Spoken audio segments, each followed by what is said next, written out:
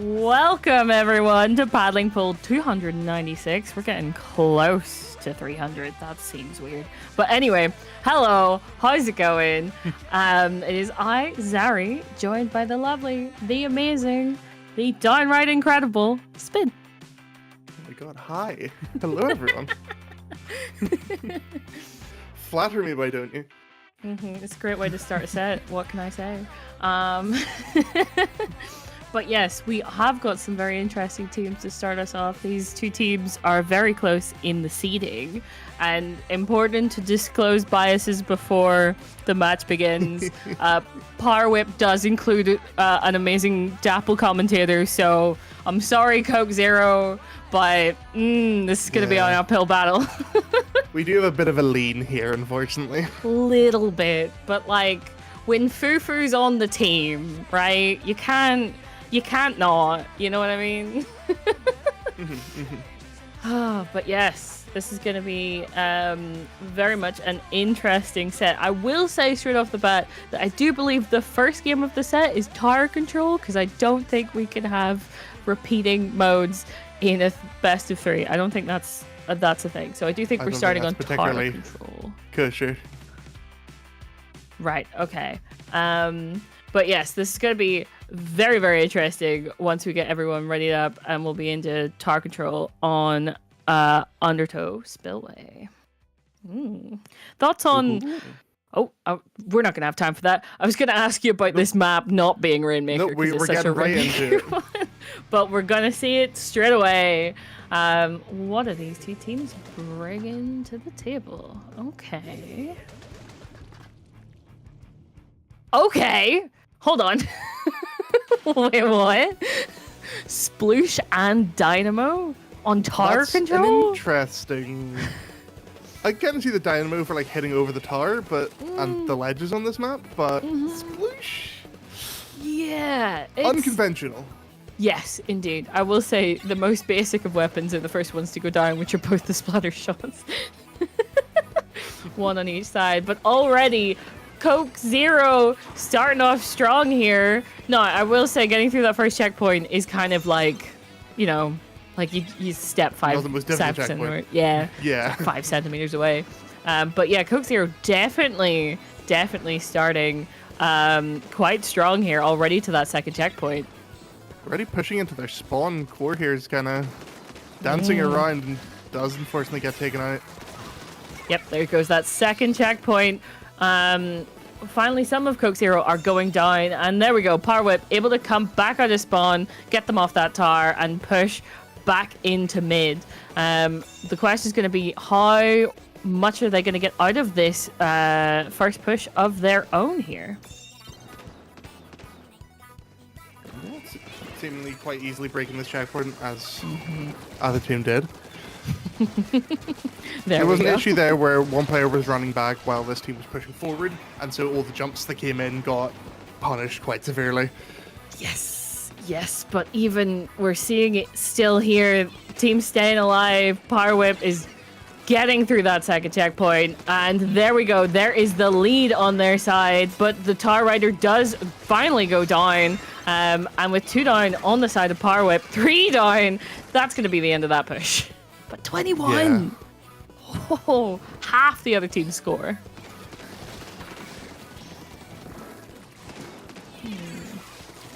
Interesting. Yet again, they're just kind of... movement here on Kuma. 2 picks there. And yeah, we were questioning that sploosh. Yeah, they seem to know what they're doing. Fair enough. Certainly a pick of all time, but you know what? If you make it work, and people aren't going to be expecting it. So sadly not able to find any utility there with that Zuka. But yeah, a lot happening in this mid right now as these teams try and get the advantage.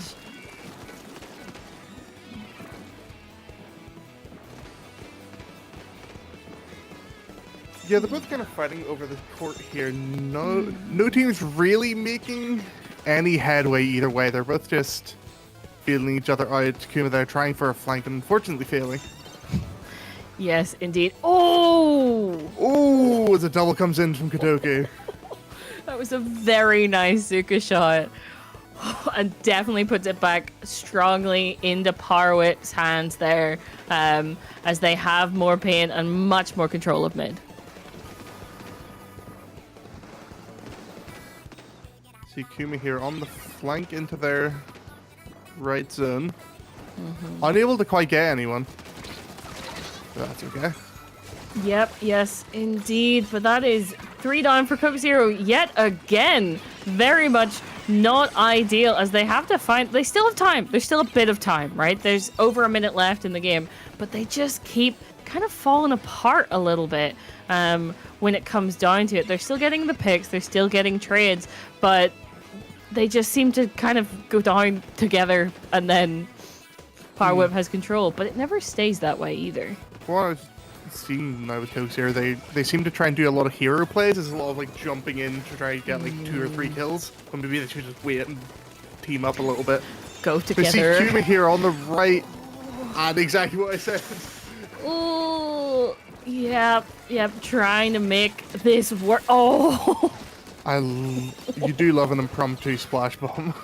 yeah, especially when it's well, not accidentally, but against kind of your own team special.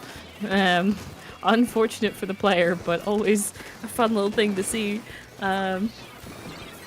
It's come down to the last 30 seconds, less than even, now, as Coke Zero needs to get something going.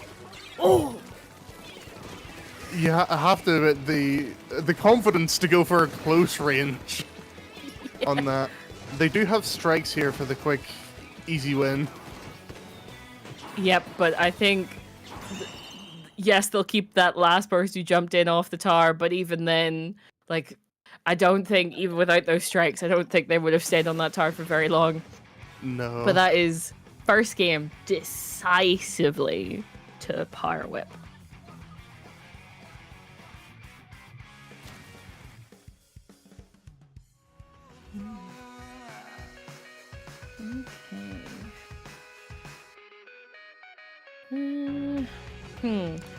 Definitely, I don't know what happened to Coke Zero, except maybe the hero play worked at the beginning and then stopped working as soon as Power Whip were like, okay. What if we when just everyone's kind of expect gunning them? in the middle and everyone's alive, like right at the start, hero plays can kind of be a bit more advantageous. Yep, but it doesn't end up working in the long run, especially once you've started figuring out how the team is playing together and what players are going to be doing that. Notably, the Splish. But yeah, that does mean going into game 2, Power Whip are at match point. Best of 3. It is that simple. Match point comes quickly. It does indeed. Should also note, if this ends up going to Coke Zero, always the tiebreaker is not decided by the teams. The teams get to like pick mostly when it comes to the rest of the maps in a set. But because obviously it wouldn't be very fair if like one team got their favorite map for the last one, that is picked out of a set of tiebreakers that don't change. So fun fact there. But yeah, what's your thoughts on Clan Blitz on museums? Good. It's one of the mammoths. I agree. That is very true information. Yeah, I don't know if they may swap off the Sploosh here. It may not be the most. This very long range map, except on, I guess, the enemy core, but even still, like under their clan basket. Yeah. But even still, ledges and a long range. I don't think a Sploosh can reach the ledge. No, I don't think I can either. Like, you maybe So- get the ground people, but not anyone that goes up any height. Yeah, it's Pretty just prominent. that high, and the Sploosh is that low range. Okay, we're seeing some changes, but the Sploosh The Sploosh and the Dynamo live on. Okay. Is that an You have to E-leader? respect the confidence. Fufu, is It that is. an E-leader? Oh my god. Apparently. Alright, fair enough. I suppose the point being that there isn't another sniper. So therefore, if you're able to get the picks, but already we see these kind of it working again for Coke Zero. They start out incredibly strong. That is pretty much a delayed wipe in essence. I do believe. But oh my god. Oh! Never mind. Kadoku here's on the one-man defense. Oh my god. But I don't think. Unable to get the park clam in time and does go down. Oh my god. What was that? Explosive right from the beginning. Yeah. Jeez. Okay. These teams. Okay. Power Whip still very much on the back foot here, but able to just about hold on. They need more paint and they need more ability to stay alive together, but that is not happening as already the two, well, I think there are 3 of them are front lines technically, but 2 of the front lines go down. And another one actually, because that was the wiper, or the decab as well. So yeah, this is not great for Power Whip. Not a pause. Crab comes out trying to hold this choke point here. Okay, that's 2 down. Helps That's get 1. Coke Zero. Okay. Dynamo One out. Skep gets a pick, gets taken down, and that should give Power Whip some breathing room finally. But I don't know how long this is gonna last whenever there's Dynamo jumping down on you. Yep, making freaking plays. So yeah, this is still kind of, we're fighting in neutral. Power Whip does have a power clamp, but not anywhere to really go with it yet. The Dynamo here doing real well to just kind of space Power Whip out. Yep. Yes, indeed. And especially because, wait, hello. Oh my. Oh. Well, they did enough. The Sploosh did enough. I was not expecting that. What was that? Did they do it? Oh my god. Well, actually, maybe that's all they're getting. That's all they're getting from that one. That's. Oh my god. I just. Huh?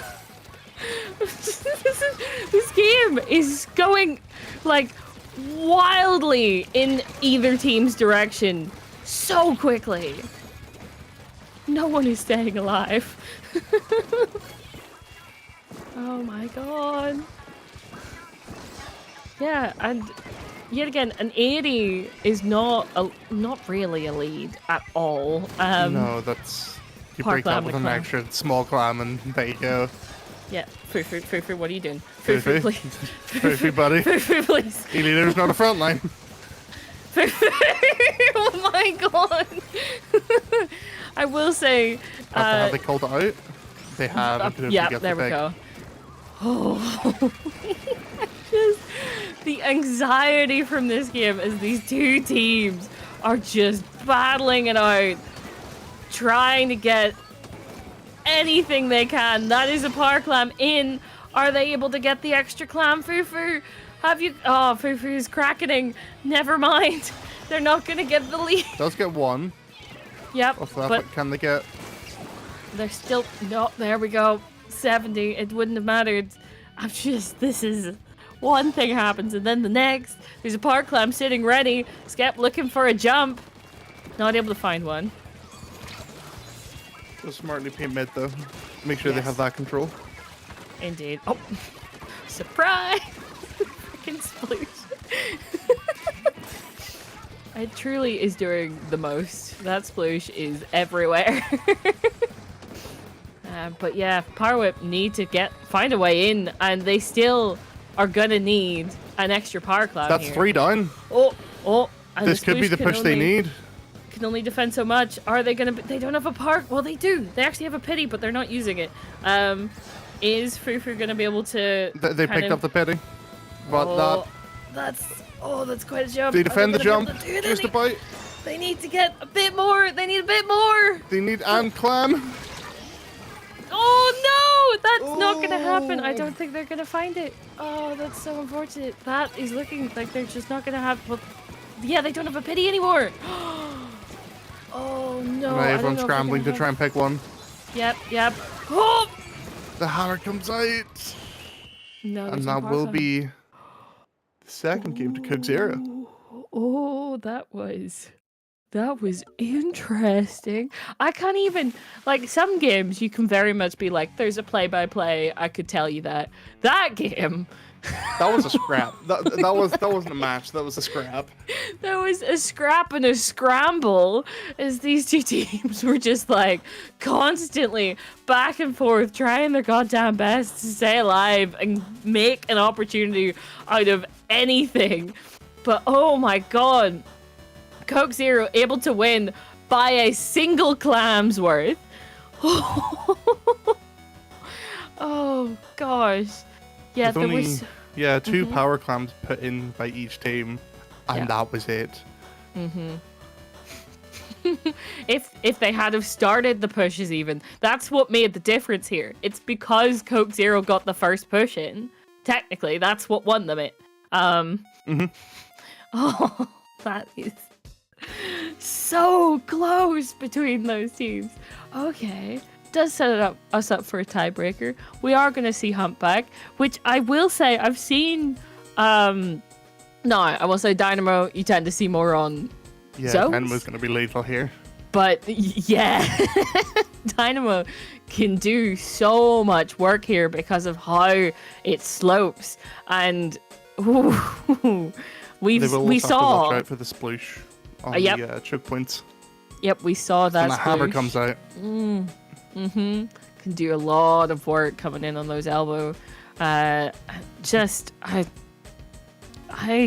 don't know what to expect here. Power might get overwhelmed by Coke Zero because this is like slightly more leaning in their way.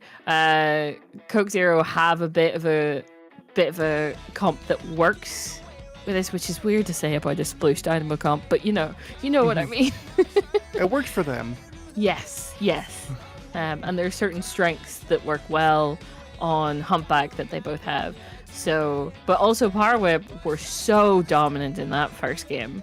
So I wonder what we're gonna see. We might see some changes coming out from Power Whip, actually, because they were okay. Yeah. Couple of changes. Yeah, just a couple. Okay. All right. Bow and 2 of the Wiper class. That's interesting. They have a hammer of their own, that means, as well. It's a great way Alright. to carry the Rainmaker forward. Because of all the pain it does. All the paint and how it kind of like I also is a c- shield, right? I also quite Moving like shield. the Wave Breaker on the bow here. Ooh, oh yeah, it can really keep people moving out your way. The sploosh, guys, the sploosh. Kill the Yeah, sploosh. you guys, friends, They buddies, got- pals. There we go. They got the sploosh, but oh my god. That sploosh was splatter hopping way out of there. Oh, the Dynamo holding that corner. But the Rainmaker still getting the... Oh, Wonderful use of the rail there. oh, Jenny, yeah, get out of there. Oh, goodness. The hammer still doing a lot of work. Kuma-sama able to get the Rainmaker out of such a precarious position. Very good choice there. But, oh my god, that is one way to open. 11! I do like the increased vision the Power Whip has here. They have the Wave Breaker, they have point sensors, which really does well to kind of counter that sploosh. Yes. If they can't flank, because you can see it, then that does nerf quite a bit of... What the sploosh can do. Absolutely. Exactly. It really can do a lot of work there.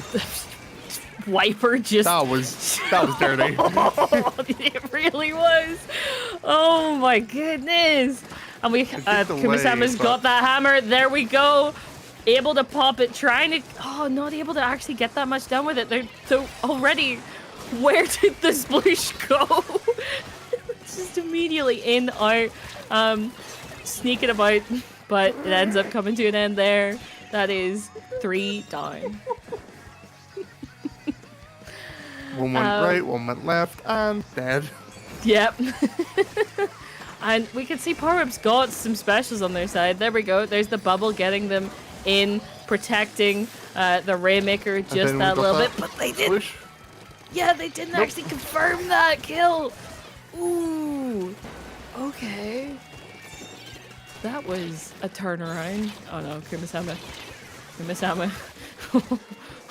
Living. Oh.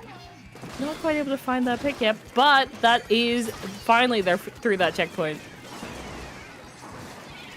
Using try strikes to try and space them out.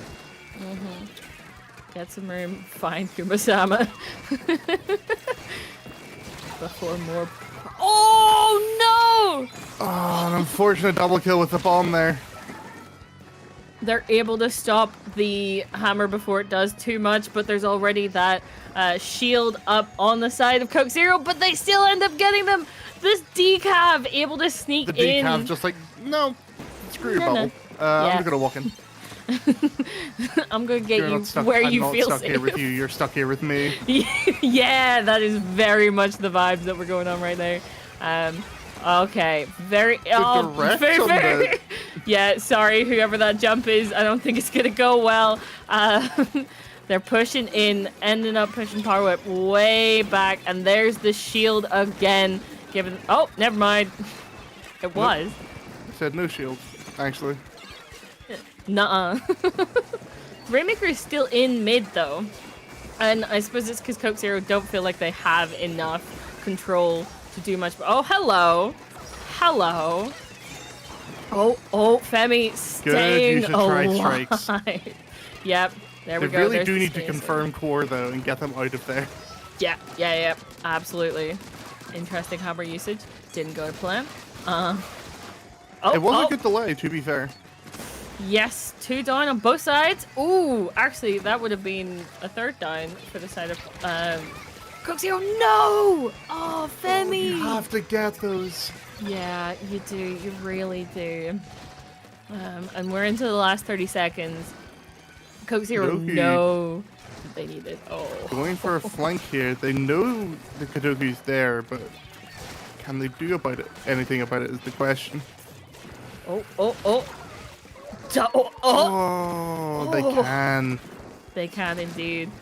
Actually, that was a very good use of the tacticooler as kind of a bit of a shield Wall there. too. Yeah. Oh.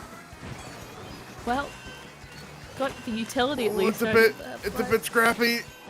Yeah. Oh, They've run out of things. Just leave them. Oh.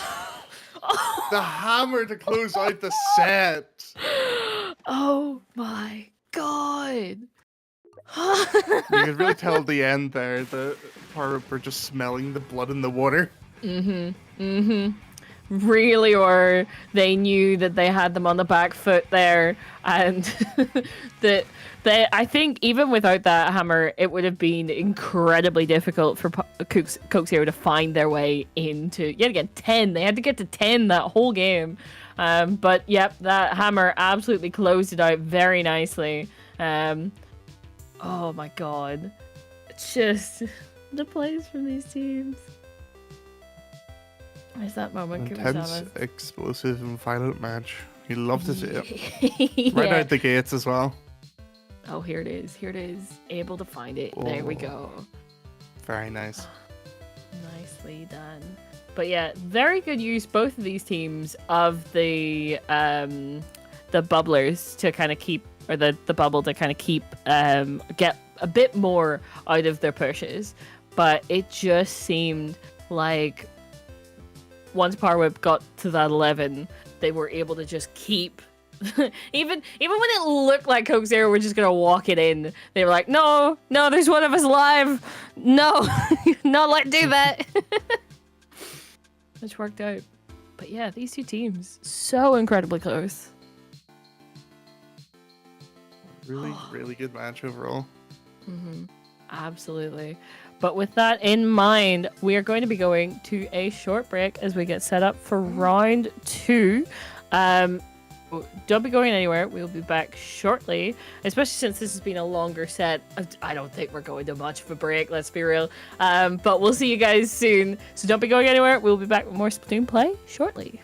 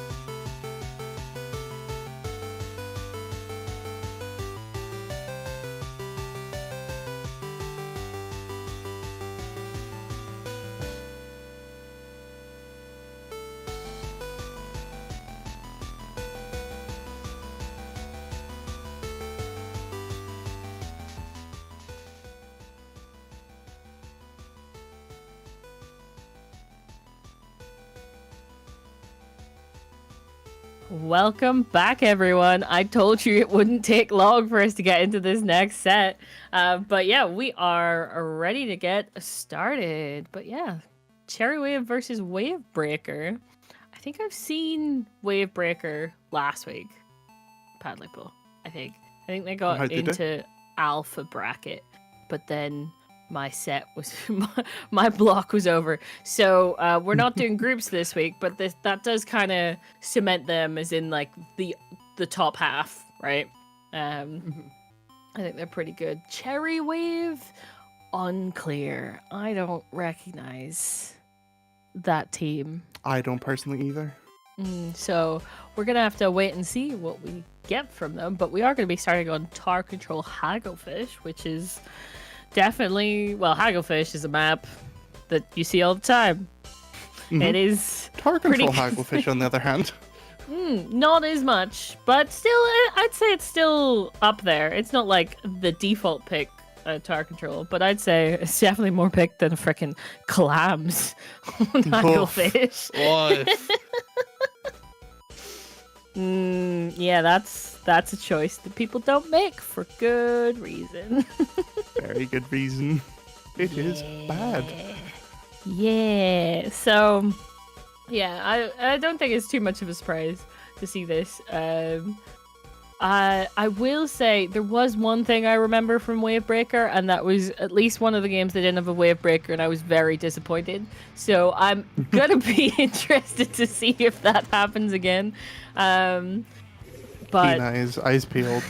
It's very important. Here we got. Okay. Wave Breaker. They don't have a Wave Breaker again. God damn it. They have one job. Yeah, it's in the name. Guys, why do you choose this name? But also, we do have an E-leader.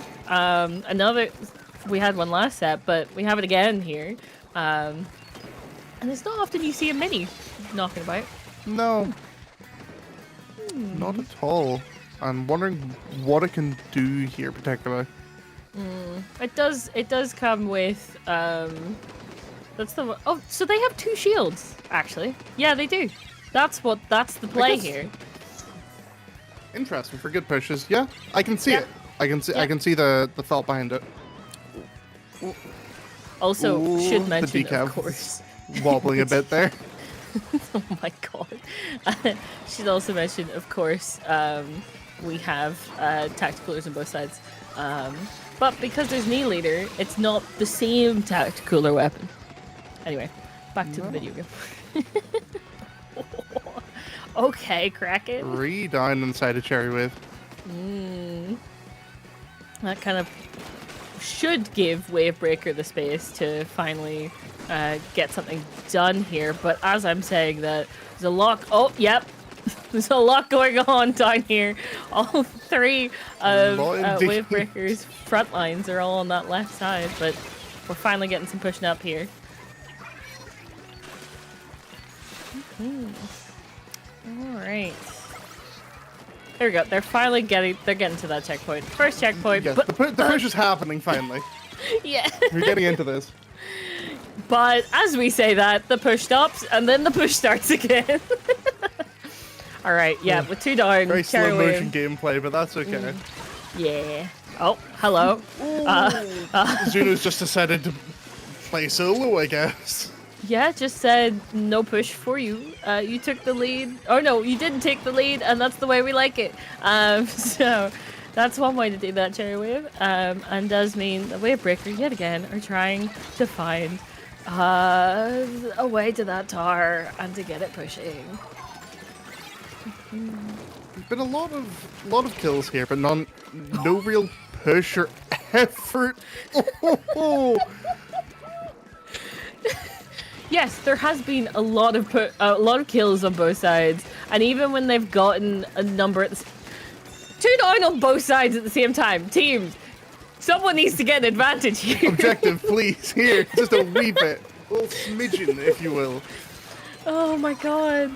But yeah, it just never lasts for either team. They're sitting around these like checkpoints. Like, given Cherry Wave have passed the checkpoint, but even then, it's not that far. Wavebreaker not giving up. Maybe back off a little bit though. 2 down. Maybe. They're starting to get mid control. I can see a push coming. Perhaps. Going right ahead? That is I can see the vision, however the execution not so much. Not quite what they might have been looking for there. Oh, Wavebreaker very much now on the back foot. And that should mean that Cherry Wave are gonna, yeah, they'll get a little bit more points on the board here. There we go. It's been so long since we've seen some point movement. And they get all the way to that second one. Yeah. Second checkpoint. Oh. Sniper sniping? Sniper doopy Technically, sniping? they're kind of being a double-edged sword. It does let them jump in, but it has made them slightly sitting ducks. They're still getting the point somehow. Yeah, just... Even though they know where they're all jumping in the one place. Yeah, put some bombs on that tower. How did they get to 18? Wavebreaker, what was that? You killed them, and then you killed them again. Right. Okay. Last chance for Wavebreaker. This is it. They need to get a push. They need to get past 2 goddamn checkpoints and to the 3rd one And to have a go chance. down. Oh no. Wavebreaker. Keeping it alive. Keeping the dream alive just about. Oh my god. Oh, they really are. They need to get rid of the... Yep, they do before I even get the chance to say it. Decaf down. They're getting through the checkpoint. Their first checkpoint of the game in overtime. GG strikes are just waiting. Oh, Coming out now yeah. finally, and that could hurt. It could. But it's... Or they were technically on it. Oh, that's heartbreaking. Oh my god. They pulled out all the stops at the end, but GG strikes and just slightly mistiming it. Ooh. Oh god. R.I.P. You really do hate to see it. Yeah. And especially since Wavebreaker had such... Like, they played very well, but they just never got the objective for all that long. Until when it finally mattered the most. I think, like, I'm almost definite in this, but if this was like a team deathmatch kind of situation, like, Wavebreaker are miles ahead. Like, I don't know if I fully saw time, except on those 2 pushes that Cherry Wave had. Yeah. Where all of Cherry Wave were up together. Yeah, where it lasted, right? Cherry Wave definitely made the most of those moments. Absolutely. Like a push to 18 in their second push. Incredible. But especially it was just like all like little tiny like jumps in the Wavebreaker weren't quite able to clear them. We did see the Kraken come out just to be like, all right, let's stop this. They just started standing on their jumps and spinning. Yeah, exactly. It's just like, oh my god. But it really came down to it, and sadly Wavebreaker didn't have that opportunity right at the end. Now, going into the second game on Splatzone's Mahi Mahi, I wouldn't be too surprised if we see a continuation of the shield, like the double shield, but also we're definitely going to see that bucket return. That bucket with the strikes. Oh, 100%. 100%. Yeah, especially for this, how small this zone is on this map. Definitely. Yeah. So that does hard counter the bubble, right? So I'm not sure if we're going to see... Also, I don't think the E-leader's not coming back. Don't bring the E-leader back. Guys, you could just don't bring the E-leader back. It won't paint the zone enough. Are they going to do it? Okay, yeah, there we go. Yeah, pencil. Very standard. Yeah, especially... Yeah, Splatoon. Just go pencil. Easy Go enough. pencil. No E-leader, you don't need it on this one. But I want to get a new Wavebreaker. I want Wavebreaker. Which you wouldn't really want to hear anyway, but, you know. I'm not saying that's why they didn't win the first one, but like, guys. You have one job. Yeah. And immediately Cherry Wave are out for blood here, like So rapidly aggressive. pushing Wavebreaker back. Oh! And also they have that shield up and ready. It doesn't keep them alive for very long, but they are... Yeah, Wavebreaker's still very much stuck. They have... I was gonna say they have Yeah, you hate to that. see those hero plays that just don't quite pan out. I do like the idea of the Dolphin to come in and just get zone, because you can at least pause it, but you do need at least one teammate to help you kind of finish the job. Yes, indeed you do. And at the moment, that is not happening for Wavebreaker. They are having to back up again, but that's another player down. Oh, they that is really three. wanted that special as well. That is 3 down, though, for Cherry Wave. Finally, Wavebreaker able to get a bit more done, but... Oh, that... Going into their spawns, it's a choice. It's a choice when they're all respawning, and immediately there comes the strikes that will just flip that zone right back. Like, yes, if Wavebreaker has the, like, person on the field advantage, they can get the zone. But that's the Definitely. only time they can get the zone so far, which doesn't bode well. Not at all. You see that Cherry Wave decavs and those strikes coming in. Wavebreaker's held zone. Oh, interestingly, they definitely And are they do still... Get they do get a pick on that bucket. Which is The important. thing about this being such a small zone, it's going to flip so easily. Yep, yes it is. And with the amount of paint output that that Cherry Wave even can get, and a lot of that has enough, like, has more range, right? Because the Julies plus that Junior, they don't have that much range in comparison to what Cherry Waves, like all of theirs, have at least more range than that. So Yeah. So they're a bit limited in terms of scope here. I'd agree. Yep. Oh. Able to get 3 down. There we go. Switches over. Get some penalty points. That's important because Cherry Wave were about to be done with theirs. So 45 more is good. But we're down to 2 minutes left now. And Wavebreaker need to hold on to zone. But those strikes will come in, and that could be zone, maybe? Yep, there it is. Yep. This Pally just kind of finishes it off there. Wavebreaker back on, in control of that zone. Sadly, the shield goes down a little bit further back. You kind of want it on the zone like that, but sometimes that's not always an option. This is switching back and forth, back and forth. Back and forth. Now no team's getting points. Ooh. Oh, the Dolphin to count the jump there. Don't know if that was fully intended, but it worked beautifully. Worked out very well, especially also that they did have Wavebreaker were able to get a lot down and a lot done there, and that has meant that they've been able to get the zone again. But still, yet again, it's the ability to keep it that they're struggling with.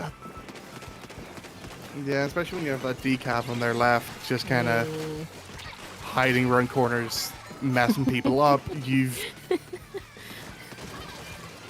It's a difficult game to Yeah, it is just not really. watch.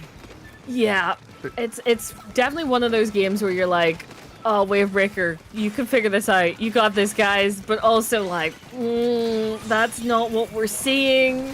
That's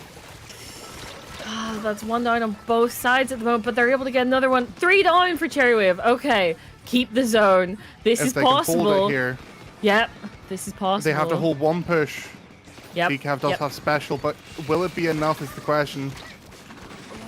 I don't think they're not. No. Oh! Oh!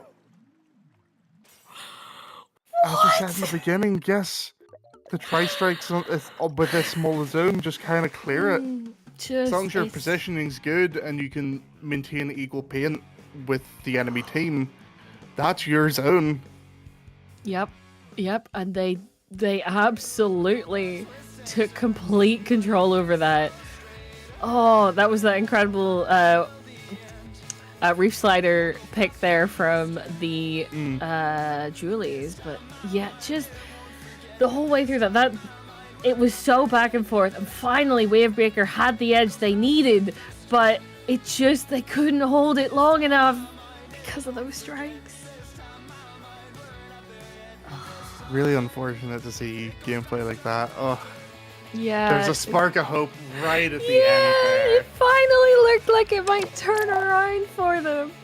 But no, we don't get the opportunity. Oh, that's so unfortunate for Wavebreaker. Yeah, it does send them down to the losers bracket. But yeah, all I'm saying, guys, Wavebreaker. Pull out the Wavebreaker. That's what you need. You need a Wavebreaker. Or even Honestly, if they had strikes. On that map, Wavebreaker is quite nice. It can work well. Once again, smaller. Yep, You just have to be careful about it being destroyed all the time. Yep. And we were talking about the strikes at the beginning of that match. It really works on Mahi. But as you can see, we are coming into round 3 shortly, which is going to be good fun. I am looking forward to a certain mango heckmick because I'm always. But that will certainly be a good one to watch for. Also interesting when we get to not this next one's still best of 3s, but no, actually it's best of 5s. Oh, hold on, it is best of 5s. Never mind. So we're now out of the best of 3 stuff, which means we at least get a game 3 like every time. Love to see that. But yeah, we're gonna. Unless anything goes insane with FaZe Clan versus Ixos. Also, what the frick? FaZe Clan? Why are you doing this, guys? It'll be interesting to see how people deal with the top seed when we get into that after this next round. So, anyway, we're going to go to a short break as everything gets set up. So, don't be going anywhere. I, for one, am really looking forward to this next one. Oh, me too. See you in a bit. We all gotta break sometime.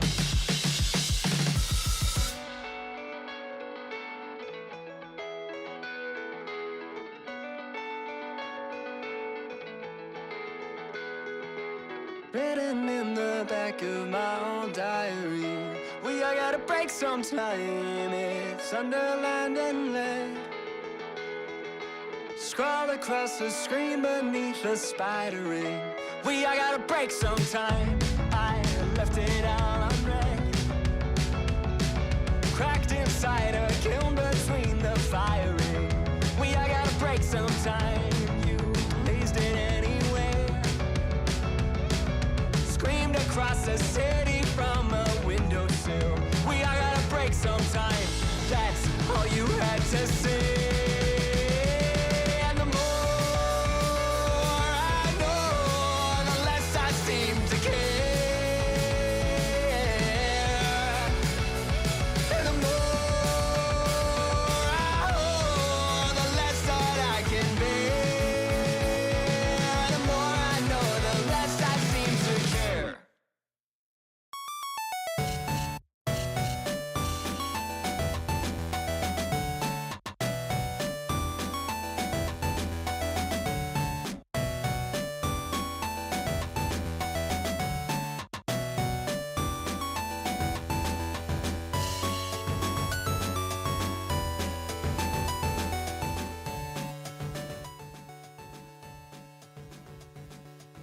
So that didn't really take very long. Nope. These teams were ready. So yeah, I always have to have a little disclaimer before I commentate Mango Heck Mag, because I will say, and most people know this, if you've been around paddling pool long enough, you should know this. I am a bit of a Mango Heck Mag fangirl. Thankfully, we do also know some of the players on the side of Hyper has run out of team name. So Spin's gonna be biased for them, so it's all good. I will unfortunately have to be.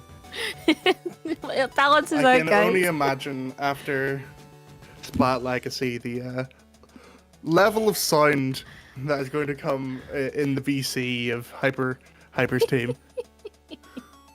We should also state that Splat Legacy was an amazing UK LAN that happened a couple weeks ago. Very good vibes. I love the UK scene. It's great. But yeah, let's just say you hear Hyperstar from anywhere within a venue. Hyperstar should definitely look into metal screaming. Like Definitely has a that voice individual for it. could make a career. Oh my goodness. But right, we are gonna be getting into this. We didn't really mention this, but we're starting Clan Blitz on Umami. So let's see what these teams have got going for them. Alright. Now go on the roller. Yep. Akira on the brush. Yep. Yep. Liking the range on Yaga there with Bucket. Interesting that Mango Hackmack are going, like, sometimes they do this, but not always. They are going for the rapid as their kind of backline anchor situation. But yeah, this is falling apart for Mango Hackmack immediately. Oh my god, Nango, please. Oh my god, Nango. Well. Does go down, but gets the basket. There's not really any follow-up that can happen there. They just start out the game with a push of their own. But yeah, yet again, ooh, unfortunate on the hammer. Very nice special cancel. Works well though. Okay. Interesting. Not able to get the utility they were probably looking for there. You shoot. I can. I don't know if that was particularly the best play in terms of like going forward. Maybe if there was a bit more team backup, I could see it. Yeah. But running forward just to your death, not the one. Not the way. Truly not it. Oh my god, so much happening at once. But definitely Hyperstar's team coming out very much with the advantage there, not losing a player to that kind of fight. But oh my god. Is this going to be another push? On the flank, unable to get his kills. Quite unfortunate. And we got Akira just kind of sending out feelers. Trying to figure out what's going on. Oh, splash time. Not able to get what they were looking for, but still able to find a kill afterwards. Mango Hackmack keeping the ball alive for now, but still not really in control of very much at the moment. They need to get some more picks here. Hyper's team very much do have control of mid. And Mango with a very nice inkjet. Never mind. Oh, and as I say that, they get a good push. They're set up. This is going to be a bit of an uphill battle for Mango here. Oh, yeah, that is not. If they can get some clams in and extend it. Yep. Hyperstar's team still keeping it alive, putting more in. They're 2 down on both sides. But Gran here trying to help. Splashdown coming in. Yep.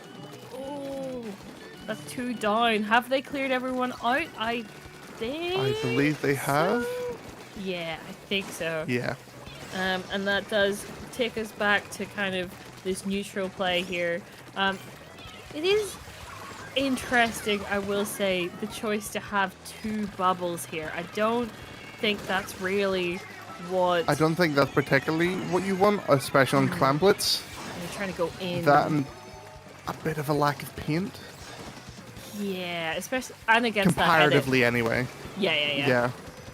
finally we're getting a little bit of a turnaround here. Mango Hekmek have more control, have definitely got some clams ready. They Usually get going the kill on in, Grin there. able to get the give jumps. That's good. That's very good. They know that there's the clams up here, sitting, waiting. Dude, they're not gonna have enough to Okay get with the inkjet. lead, though. Oh, I guess they're hoping that they can get kills and get them back. The splashdown comes in, clears them, and Kate's in a bad spot and will go down. Yeah, they are able to get the lead. Sorry, I didn't even notice that. They do get the lead, but it's not a very strong Not one comfortable. in comparison. Yes. Yes. It's a power clam and 2 little clams. That's but all with Hyper's team down need here. on the side of Hyper's team, that does mean that 2 they're down gonna have and not to much delay. time to gather specials. Yep, indeed. But they also don't have very much paint. Mango Hekmek, that is. They don't have very much coverage at the moment, which does kind of not bode all that well. But the hammer, still trying to get some utility out of it. Not able to find. Mango here needs to be very wary of not just turtling up and staying in their spawn, because a stray bomb can get 2 when everyone's bunched up like that. Yep. Oh, absolutely. Ooh. And in saying that, you could just throw a bomb and get 1, and that'll be like pretty good.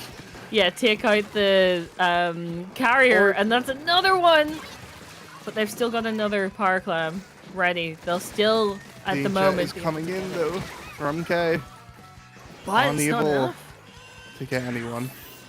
Oh, splashdown. But that's the last player. Nango, currently sharking.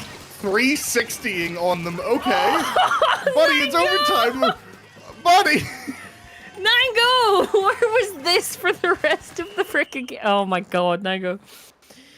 Styles of the camera and everything.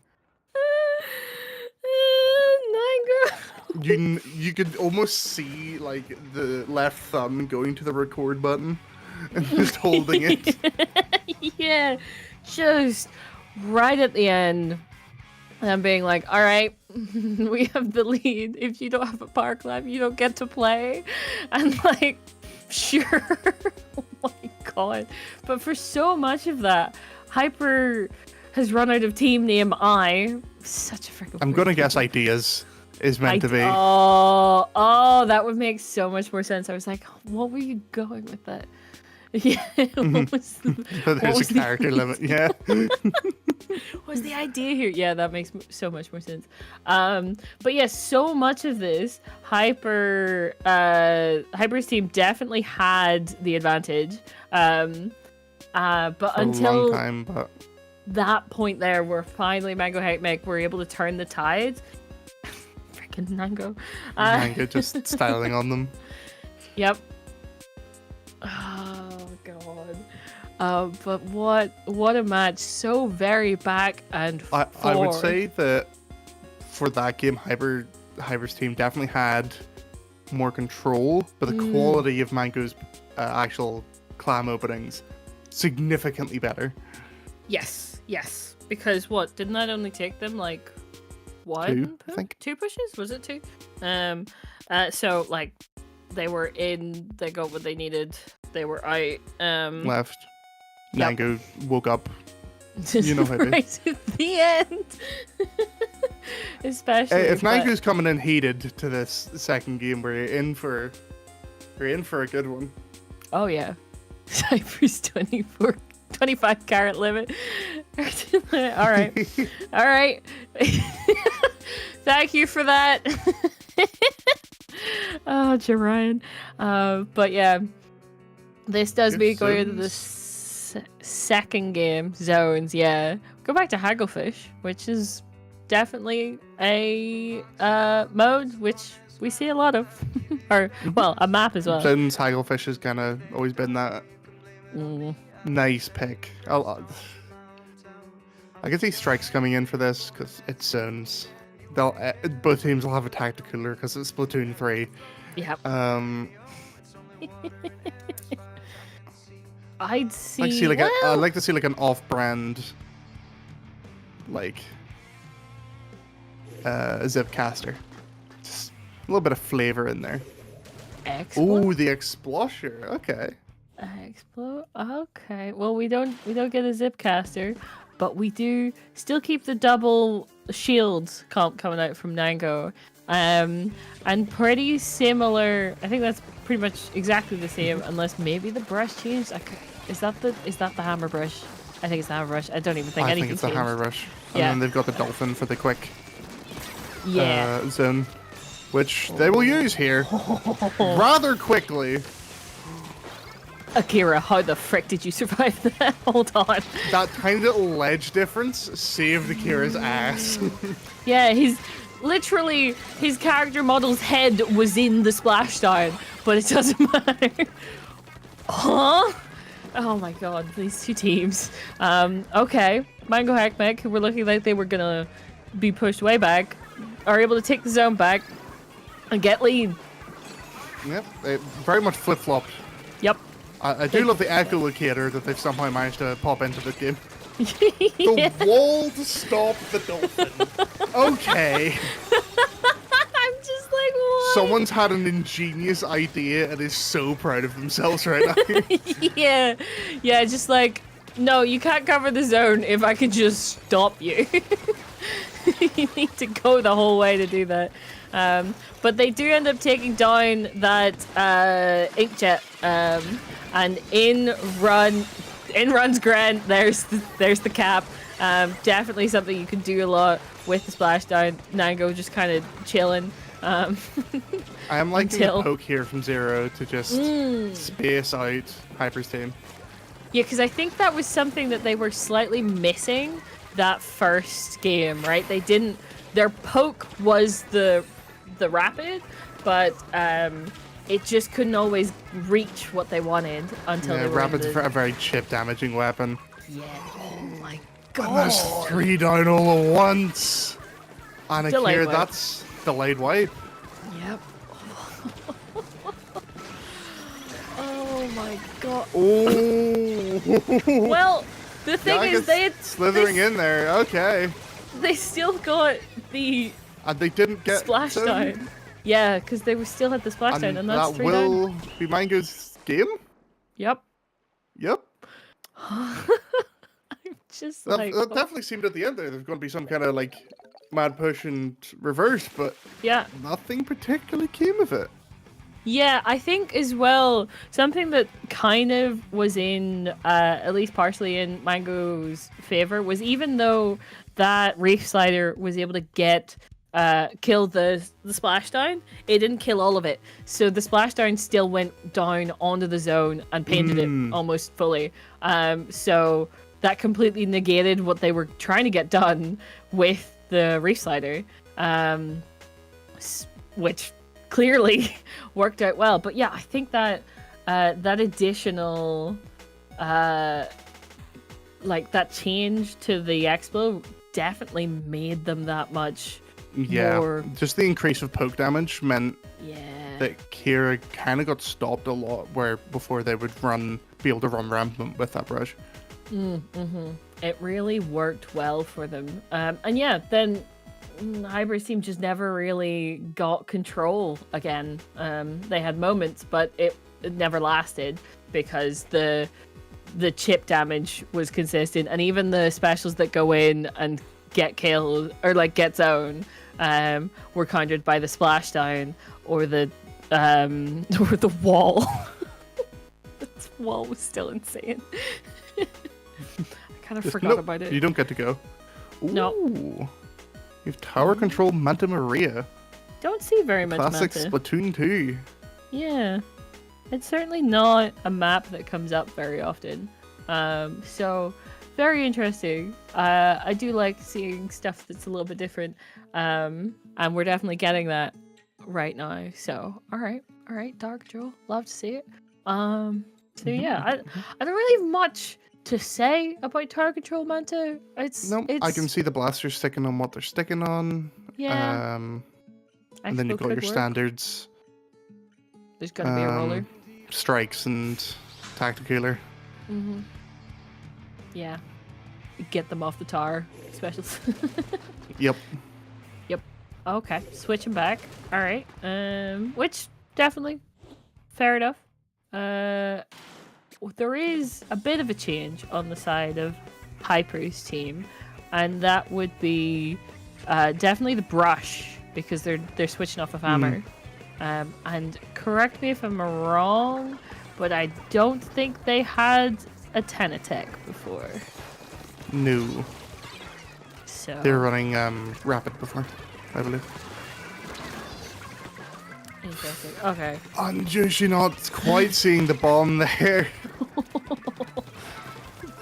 Hyper starting out strong here. Hyper's And team they're with all the ready. specials as well. Ooh, Akira camping that ledge, able to take them out before they even know what's happening. Nango, however, holding down the fort. Trying to look for people. They are point censored, so they're going to have to be a bit careful with things. Yep, that is the worst Did thing they to see the happen flank? to your roller, other than death, is if everyone knows where you are. Oh, hello, Akira. That, Akira wanted that second kill. yeah. I just was not quite able to get it,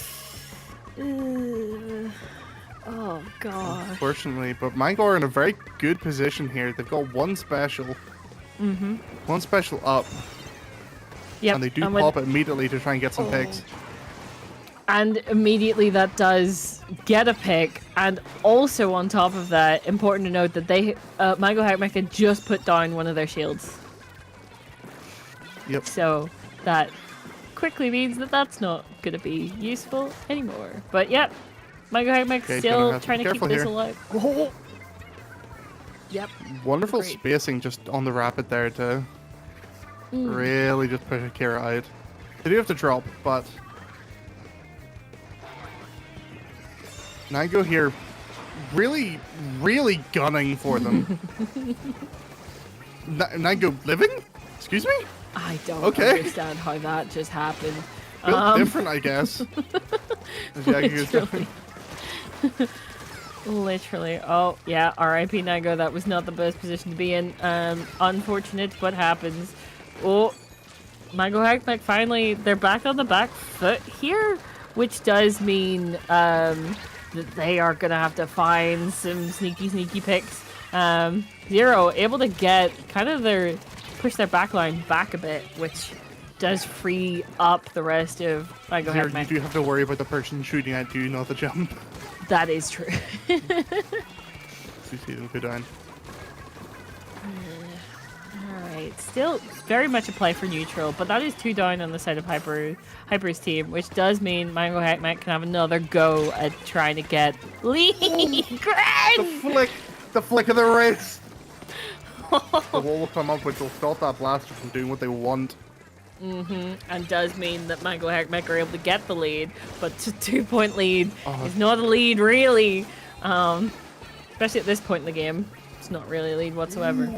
Ooh, the disgusting inkjet shot. Yeah. R.I.P. to that person. They did not know what was coming for them. Oh god, but that is them through that second checkpoint. It doesn't look like they're going to get much further than that, but that is a lot more, a lot nicer place to be I in. respect the challenge, Kay, but That's not going to happen. It's not going to work. no.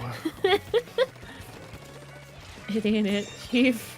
But yeah, that Mango Hackmecha back on the defensive here, as Yushi's trying to stay alive, trying their damnedest. Oh, goodbye, Akira. Akira's still behind you. I think Akira's trying to do a flank onto the right. Trying, didn't go as well. I don't think we didn't get to No. see that, but they did end up going back to spawn. The Hyper's team still trying to keep this moving.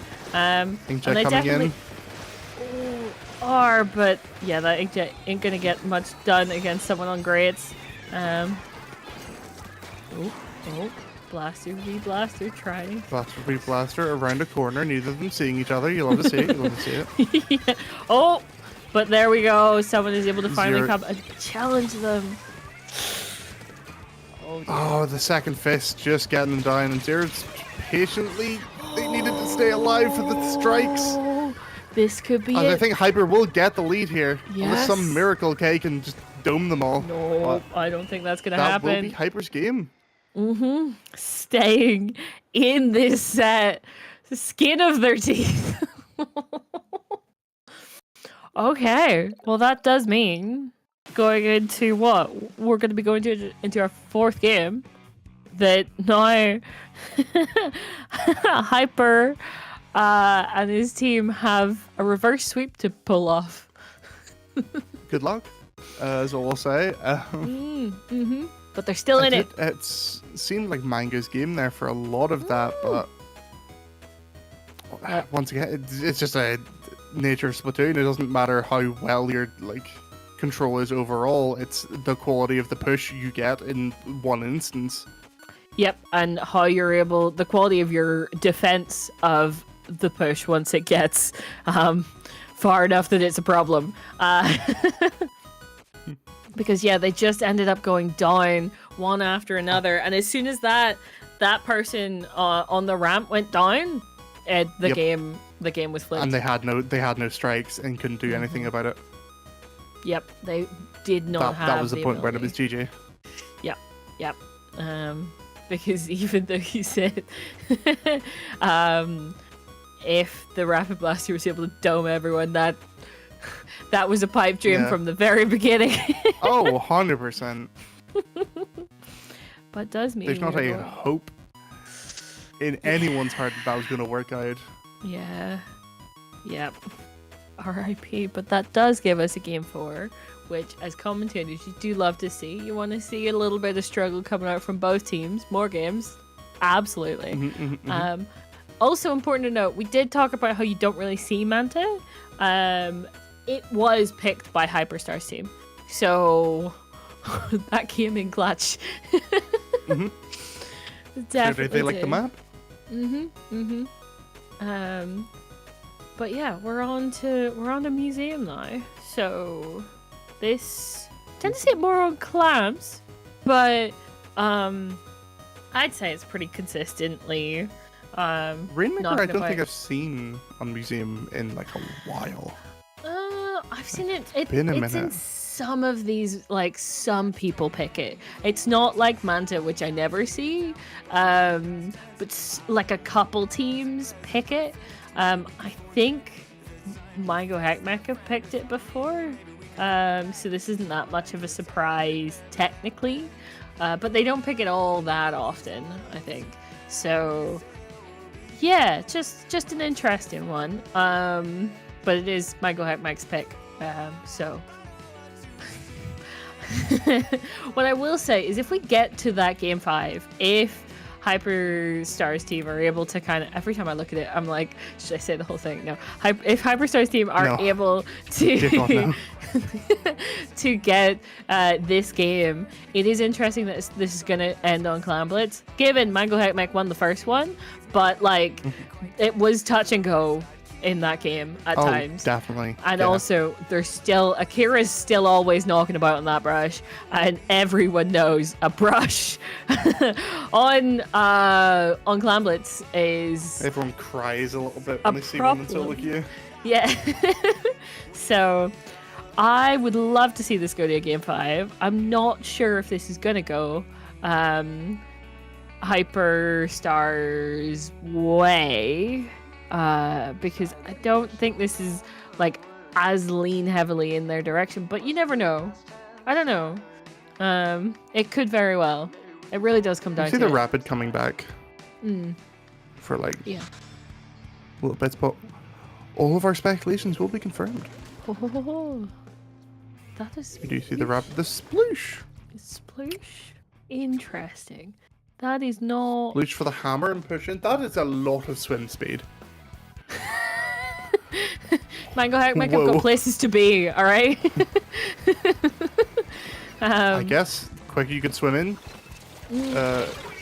Yeah, I get. What the. Oh my god. Yeet it. Why not? Yeet it. Just go. Yeah. And Hyperstar. And we'll. Figuring out the best things, probably. Oh! And my mind originally, okay, yeah, we'll yeet it. Let's go. We can do that too, guys. Oh. Oh. Yushi. Oh, interesting. Here, I Mango's think just I'm chilling. waiting for the hammer, and unfortunately, I'm not able to do anything with it. Nango? Buddy? Nego! Oh, buddy, oh, Nego? pal, what the frick? Oh my god! Okay, the trade, but that was. I don't think that was It was what... risky. It was risky. Yeah, I don't think that was quite what Nango had in mind there for that shark, but... Hello, Yushi. Yushi? Living their life. Okay, what is with these two and just being able to just like swim through just everything? Yeah, except upwards. That wall, bud.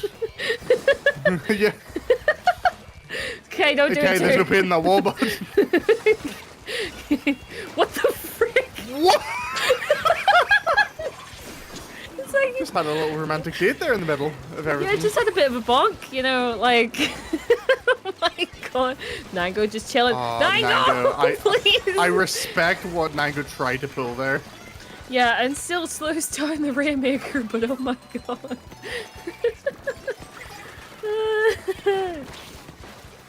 Oh, this is... Hypersteam could do a good push here. Hello, Yoshi? Yoshi. Just I- chilling. The Oh, Hyperstar. tiniest bit of ink. Oh, Hyperstar. Oh, Hyperstar. No, never mind. That looked like she was out for blood and it just didn't happen. Oh dear. Okay. That's not good for Mango Heckmeck.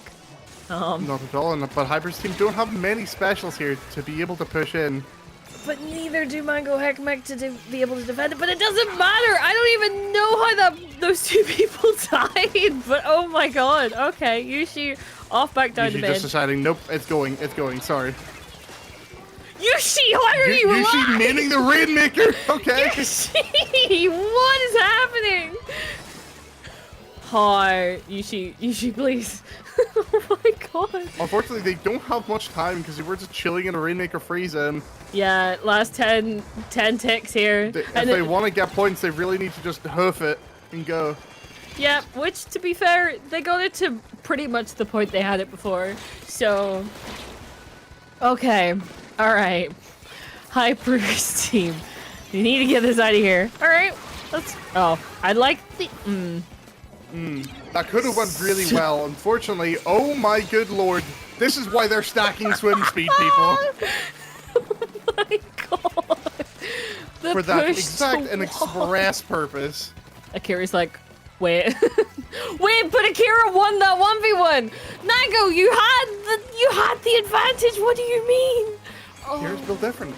Kira's just built different. They're both built very differently. It's so true. Oh my god. Yushi as well, but oh. Able to get the checkpoint here. Which Hyper's does. team does have a bit of an uphill battle, as they need to get a full knockout now. Yeah. And especially Mango Heckmeck got a couple specials on their side. Oh. Not the Branding players sneaky, though. Getting one.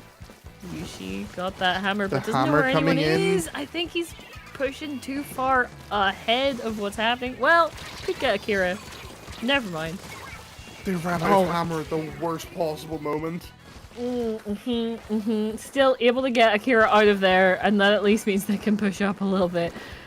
Oh my god. This is insane. Okay, here now, just trying to space, getting that poke, doing what they do. Yep. They know they're located. Try to get just a little bit of like being able to connect those shots, but that's not gonna happen for them. They're 3 down! Yeah, there's the wipe, there there's the is- wipe, but wait, the Rainmaker, they need to get the Rainmaker. Oh, you'd love to see it jump into that. They put a Yeah. shield over the Rainmaker and stop them from getting it. Huge brain maneuver. Oh no, you should not able to get the pick. They're still. Oh! What? Crispy Zuka. Crispy. Oh my god. What a way. End the set. Yeah. Yeah. I'm just like, what the frick? That looked like What it is with might- Mango and Mango's team and just like Manga Heckmag and just right at the end, just popping off when it doesn't particularly matter. Yeah, like that's an insane shot to get. An important time to get it, but also like there's also other times that would probably be even more insane to just like, especially when you're pushing. Oh my god. Right, yeah, but exactly. the pop-offs are truly, yeah, Mango Hackmack do get those kind of things. They're insane. Oh my god, but Akira just went absolutely ham that game, but they're Yeah, off. Disgusting. absolutely disgusting. But yeah, it was setting up so well for... I will also say, you said that about the shield thing. Having the shield of the Rainmaker did buy them precious time. It bought them so much time. And But it's Philly not just even something to allowed... think about. Yeah. No. Just Philly allowed Manga Heckmag to just get special. Yeah, usually you hear maining Rainmaker for a bit, which is also wild. Yeah, living life. R.I.P. to Nango. Try and... every time I see that. It's almost beautiful. But okay. Alright, that was a set, guys. Freaking hell. Well, with that in mind, we're gonna actually A very short break. Yeah, we're gonna take a very short break. So because these guys, I'm thinking they're gonna be almost ready, but we'll be back I really assume soon. they've just been waiting. Yeah. So yeah, see you guys soon. Your clothes and we're back to Montreal. Said it was colder there, it still hangs in the air. It helps you forget it all. You left an empty bookshelf that I didn't fill till fall. This is a first-rate town, you know. You just can't see it at all.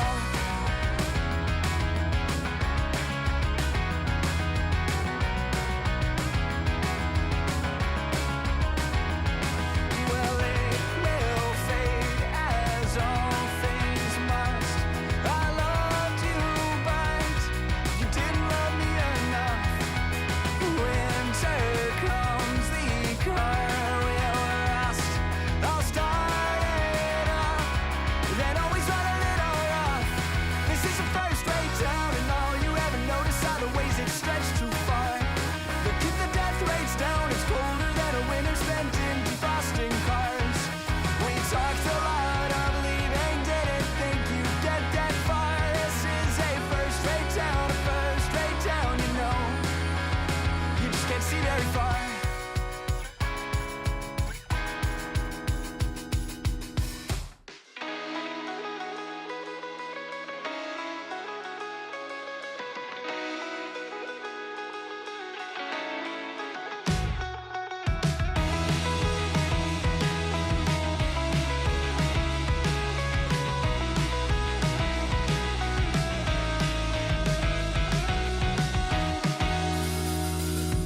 I met you in the yellow light of a sign that bore your name.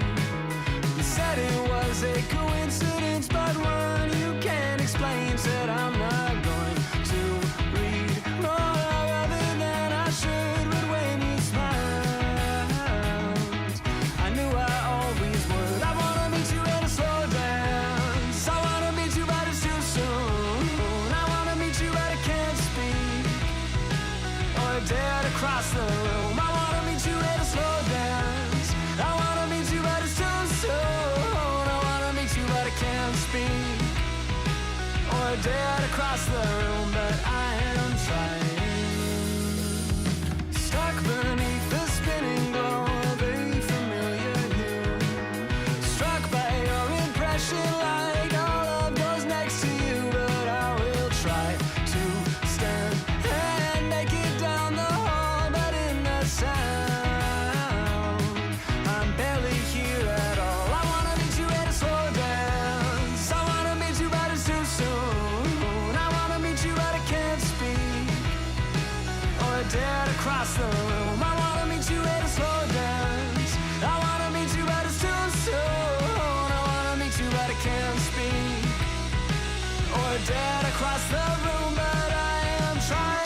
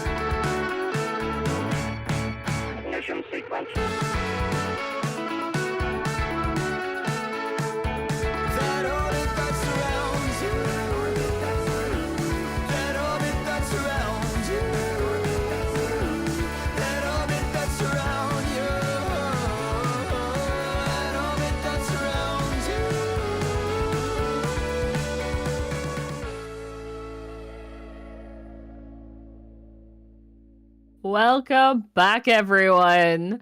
We are into semis, I do believe. Yeah, semis now. We are indeed. Oh, we're getting up there. Oh my god. And this is between FaZe Clan, who are seeded first. Mhm. God damn it. Versus Symphony, who we definitely see around here a lot. Like, Symphony plays a lot of paddling pool, so not a surprise to see them here. But yeah, You'll have a team on the ground. FaZe Clan. The Oh cease my and God. desist is imminent. Yeah. Can you imagine though? Freaking for a Splatoon tournament. They're like, don't use our name, brand, and likeness. How dare you? But okay, that does mean we're going to be starting on a Splatzone's Robo Ramen, which is a map mode that is a very nice, very nice. We do like Robo Ramen. Yeah. Yeah, Splatoon 3, pretty standard comps. Suspected. He's got strikes, he got a tacticaler. Yeah. Maybe see decav, especially with how like curvy this map can be. You can get a lot done. And with slash decal on or a this. bucket. Yeah, yeah. The bucket for the strikes, possibly even 10 attacks for strikes either. Probably snipe riders. Let's be real. We live in a meta. Yep. The rest of it, maybe a decav. Unknown. We're gonna find out. Very soon. What you guys got? There's. Mental bucket. Nova? what? Okay. Hello? I suppose it's the one with the... okay, it's the one with the inkjet, which is better. But interesting. I have not seen Nova play in paddling pool. The only person I've ever seen use it is Conroe. Yeah, I've also seen the likes of a friend of ours, Pixel, use it in these kind of situations, but it's interesting. Here comes out the inkjet. But yeah, I guess picks okay. for the inkjet. But yeah, we'll see how this plays out. As both teams very scrappily fighting for it. Yep, and there comes out the roof slider to bring the zone back into Symphony's favor, but already it's kind of switching, kind of stuck in that neutral, and are FaZe Clan gonna get it? I don't know. There we go. This is Flash are still fighting from their back end. but not overly able to get anything with it. Ooh. And I have a feeling I've discovered why they're using the Nova. I they don't really, think they're... Yeah. really want just inkjet spam to get picks on this map. To be fair, is what that is the thing that weapon can do. He's good. Oh, slasher. Very nice. It's a very good trade there, but unfortunately, not able to quite get anything from it. Yep. Symphony but hold on. The Symphony inkjet coming in once again. they're through the penalty points though. They're keeping it alive. Oh. That could have been death if that person was just a bit closer with that inkjet. Mini getting that zone back with the shield, able to kind of give them that staying potential there. And yeah, they're back to working through penalty points. FaZe Clan, they need to keep it painted, and that Sniper Rider is not going to let up. But Even the Mini's doing quite a lot to hold paint. The Dolphin comes in, and that will switch hands. it will indeed. Inkjet looking for that pick, gets a little bit of help with it, but does end up going down. There is Slasher looking for just anything, but not able to find it, as the strikes will push Symphony way back. The Mini here now just painting up, getting special, doing your standard. Standard Yep. thing is Symphony are very much wanting the same. I thought that would have killed. I also thought that would have killed, but RNG. But their Sniper Rider currently, Symphony's, is dead, which is gonna make that a little bit more difficult. But even as I'm saying that, they're staying in control. They're gonna get lead. That they are. There And it they've is. gotten it as he's gone. Trying to develop a push here. Yes, He's just there's... one pick just for the poke. Yep, there we go. And there's the pick. Oh, Do they know they're Max. all there, and will they be able to just collapse upon them? Only really the bucket here going for them. Oh, there we go. Gets a little bit of help here. That is 3 down, and the penalty point's over. And look how far up FaZe Clan are. I am not sure they're gonna get. Yeah, Oh, buddy. yeah, they're not gonna get the opportunity to get back into that zone anytime soon. They need a bit of a miracle here, because the clock is ticking. We're in below 20s here. It's going single The Viper digits. does have special. I don't know if it's gonna be What they can enough, do with that, though, they can get zone, apparently. Okay. We didn't think that was gonna happen, so we weren't even watching. But I think all FaZe Clan right. were a bit too focused on getting kills there and not keeping the zone, which would have won them the Yeah, game. the game there would and be then. over by now if they hadn't turned to look. But okay, they've got the 30 seconds left.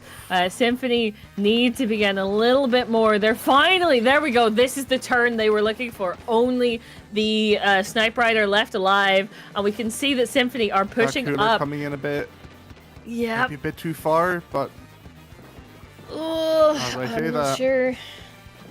Okay, but Symphony have such a long way to go, and they've already. That's one player down. One player And has the had to strikes will jump. come in.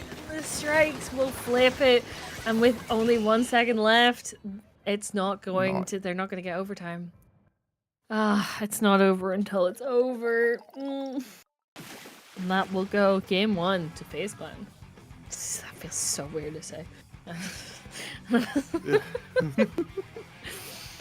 Oh my god. But yeah, alright. That starts us off, letting us know why FaZe Clan are currently top seed. And what to expect from them. But Symphony, they had their moments. They were able to pull stuff back there. But just it was not enough at the end. no. They had their moments, as you said, but FaZe Clan just had way too much pushing power to be able to get that zone in the first place. Especially that inkjet, as much as I was not chastising it, but curious about it beforehand, it worked. Yep. As you see it there, just spawn camping, which is what got them the win in the end. I would say I'd be very intrigued to know the stats of how often that player is using their weapon versus using their special, because I wouldn't be too surprised if it was a bit closer to 50-50 than every other special that everyone else was using.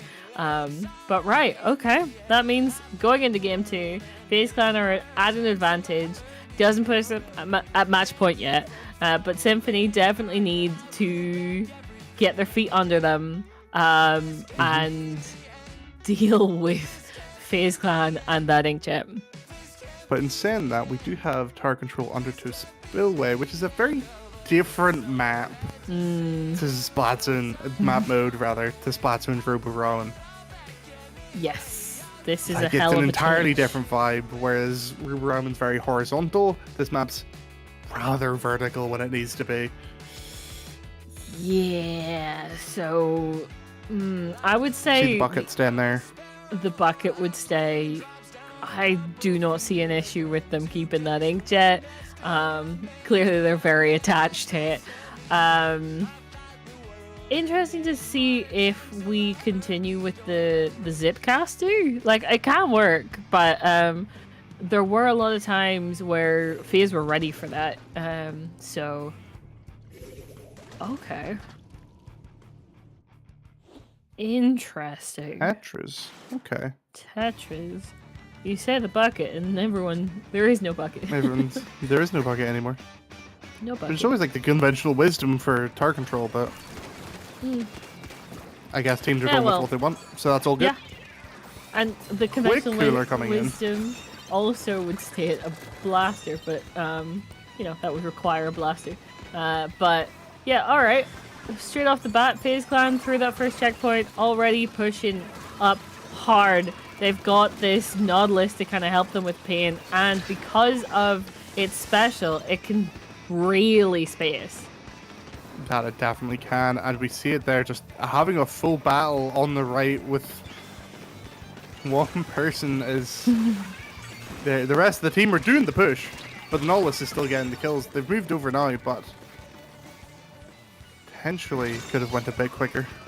Oh, And they will go down to that suction bomb. oh.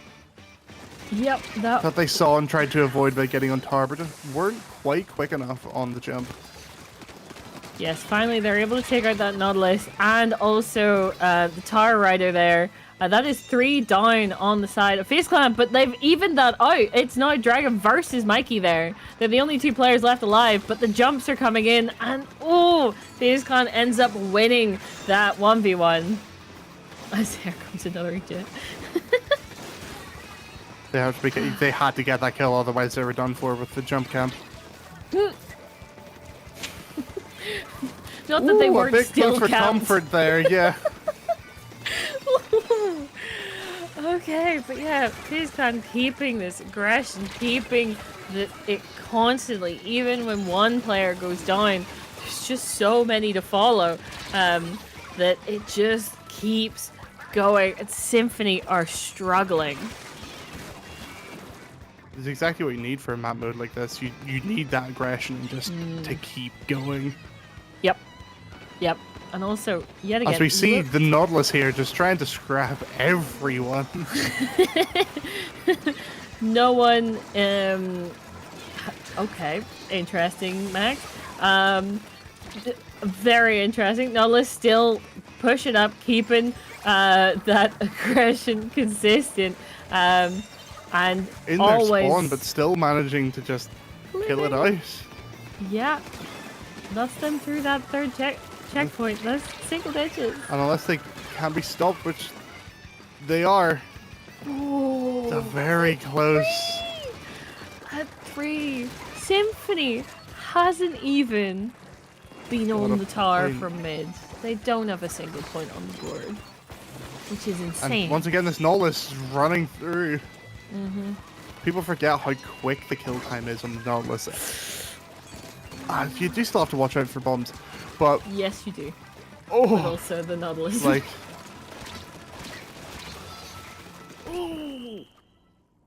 and that will be game as the Nautilus just holding back Symphony that entire time. What the frick was that? Shield coming in on that tower and just letting them ride and go. Yep. They just could not deal with it. And to be fair, you do not see that many Nautiluses. And also, with extra kind of support from like the pressure that the Nova was giving out, Definitely. it worked out for them. That was such a quick game, and there was no, like, they didn't let up. Symphony was able to kind of almost completely wipe them a couple times, but it was never all of them at once. The jumps were coming. Definitely, and very much play to their strengths. Indeed. We see right at the end there, just that Nautilus doming out and going for it. Well, I said before that it wasn't match point, but now it is. And it's match point on Rainmaker. Scorch Court. Oh, weirdly I can see them still sticking with the Nautilus just because of how well they were doing. Even though it may not be the particular best.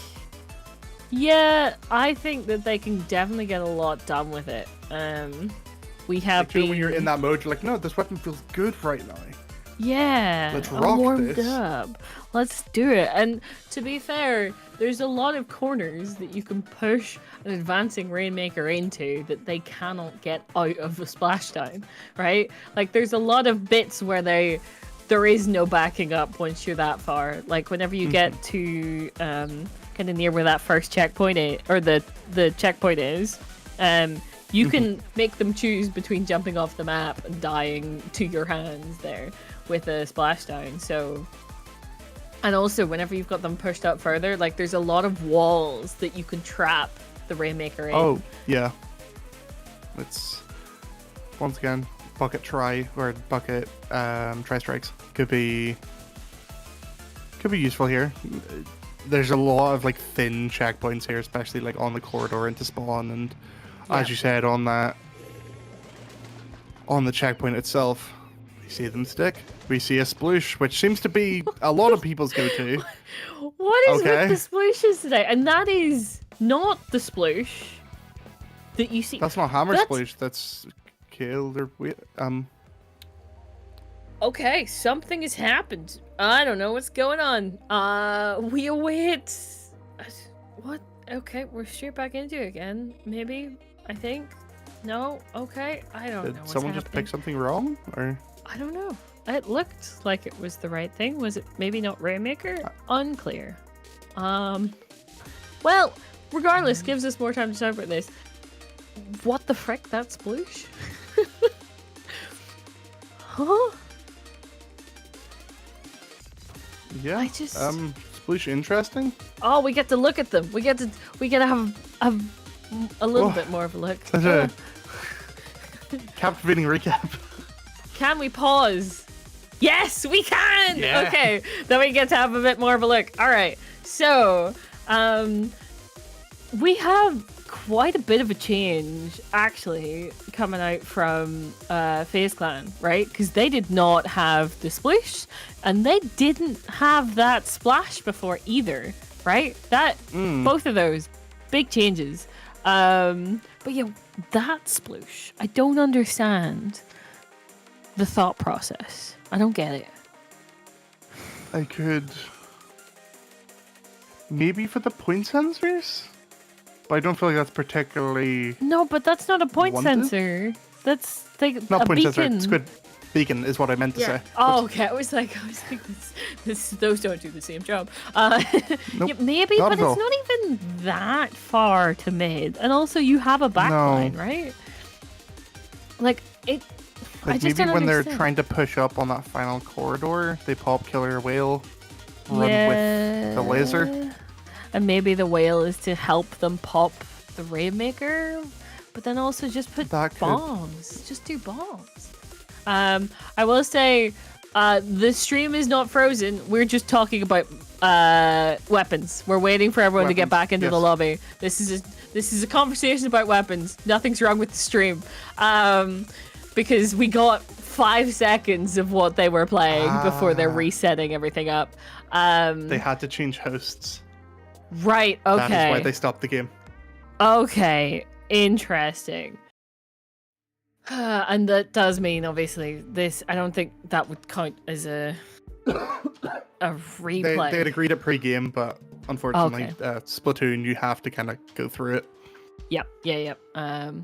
Fair enough. But yeah, as we wait for everyone to ready up to get back into this, we get to have another look and make sure that they meant to pick Sploosh. Because I'm still like, huh?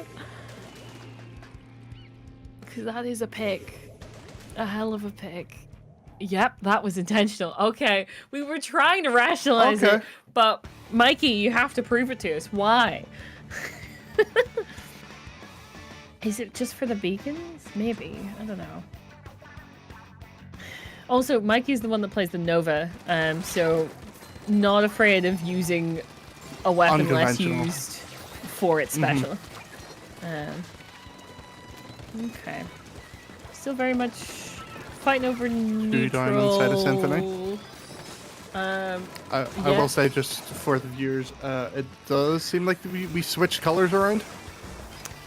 I guess with the lobby, with the change of hosts, they changed. They set themselves to alpha. Yep. Well, regardless, FaZe Clan just pushing. Oh my god. Already have pushed through that checkpoint. Got to 38. 3 down on the side of Symphony. FaZe Clan are still pushing. They bonk the wall. Get the whole way down to 23. Symphony. Oh my god. Need to find a way out of this, but they're already 2 down.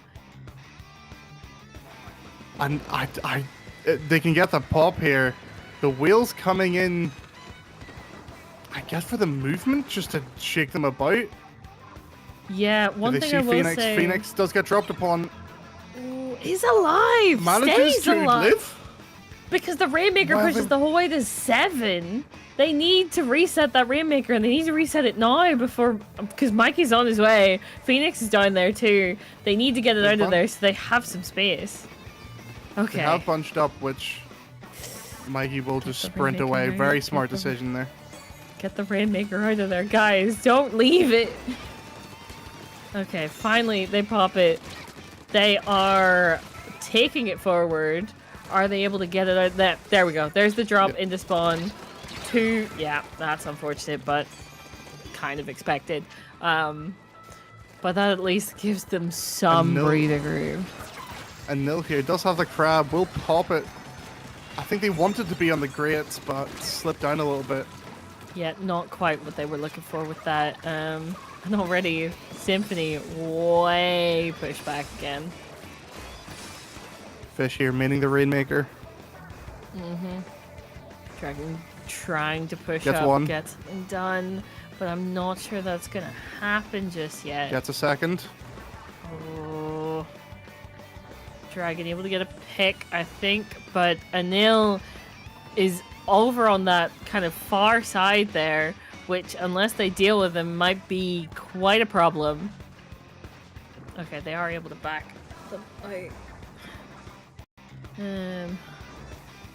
But yeah, this is mostly Fish here still just holding on to this. yeah, mostly Refusing just to a let go stall. is. They just kind of. They've got their points. They've done their dues. Yep, just trying to get some picks. Gets a trade. Fair enough. Fair. Ooh.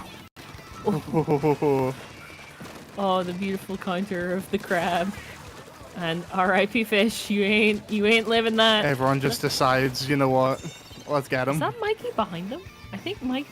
I Yeah, think it Mi- is. Holy frick. Lying in wait, but they do notice him. He's chasing after Dragon. Dragon's running for their lives.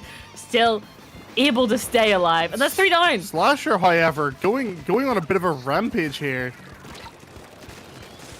Oh, but they can't get up. Not quite able to get up the corridor, and they will lose the Rainmaker for now. Yeah, that's 2 Still- down. But in come the jumps. They have the reset. They're able to get 1 pick. Can they get another one? Zuka able to pick one off. The crab is doing things. There's still Dragon Mikey above trusting his it. team. You love to Yep. see it. Oh, Dragon's trying to get Mikey, but is definitely a struggle. I thought Slash was going to fall off there. Oh my god. But Symphony yeah, does have cooler for the most part. that's 2 down for Symphony though. This doesn't help them out too much. Going for a death reset. Interesting, Mm-hmm. interesting. Is Mikey's Oh. still chilling.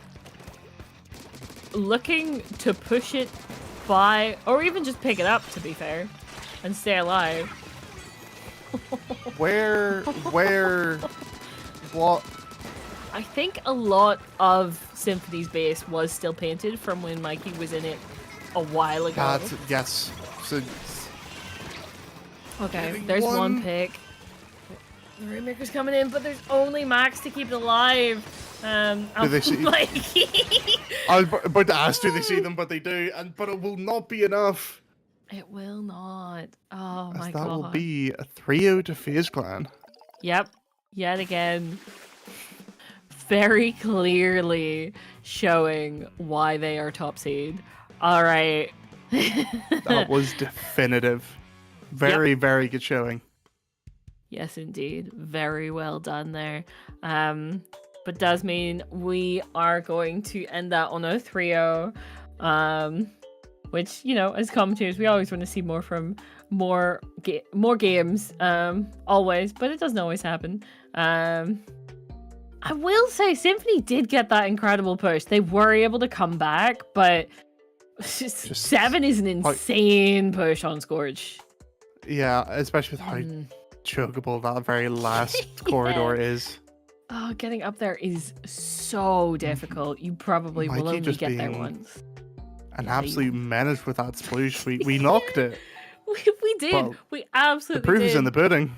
Yeah, I will say you probably could get I suppose because of the way that FaZe Clan tended to have a lot of paint, right? That did mean that Mikey had the room to move, where the other sploosh can do that for themselves, right? With the curling bomb. But if you've got a lot of support, you can still go wild with it. Absolutely. Mhm. Yeah, there's that point they bonked it, but they still got the whole way to 7. That's still insane to me. Oh my god. Rarely These happens two on this teams. map mode. Yep. These two teams. But yeah, that does mean FaZe Clan are through to winner final. It's not grand yet. It's not grand.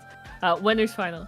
And looking like they're gonna be against Mango, but Cherry Reef have taken the game. It's not over yet. No, they're still to Still play for. juking it out. So that'll be interesting to see which of those two teams get the win and go through to finals to face FaZe Clan. But with that in mind, this is the end of our block. So that does mean we're going to be switching. Yeah. Unfortunate for us, because this has been really good. We've had some insane games and so many splooshes. What the frick is Way going too many. on? Too many. Yeah, too many splooshes. So yeah, still a bit reeling from that, to be honest. But yeah, so we're going to be finishing off here.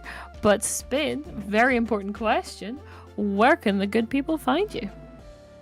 So, with Twitter being the way it is, you can find me on spin-sbl at wsky.social. And Zari, where can they find you? You can find me at zarani .bluesky.social. I'm so not used to that. Because yes, Twitter do be a hellscape.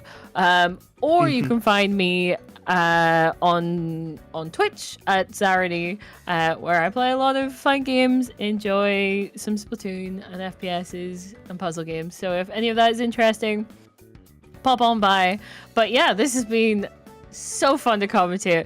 I'm so glad to have invited you to join our commentators here at Paddling Pulse Bid. This was so much fun.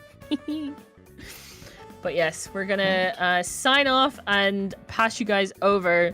I don't think it's gonna take too long for Not at all.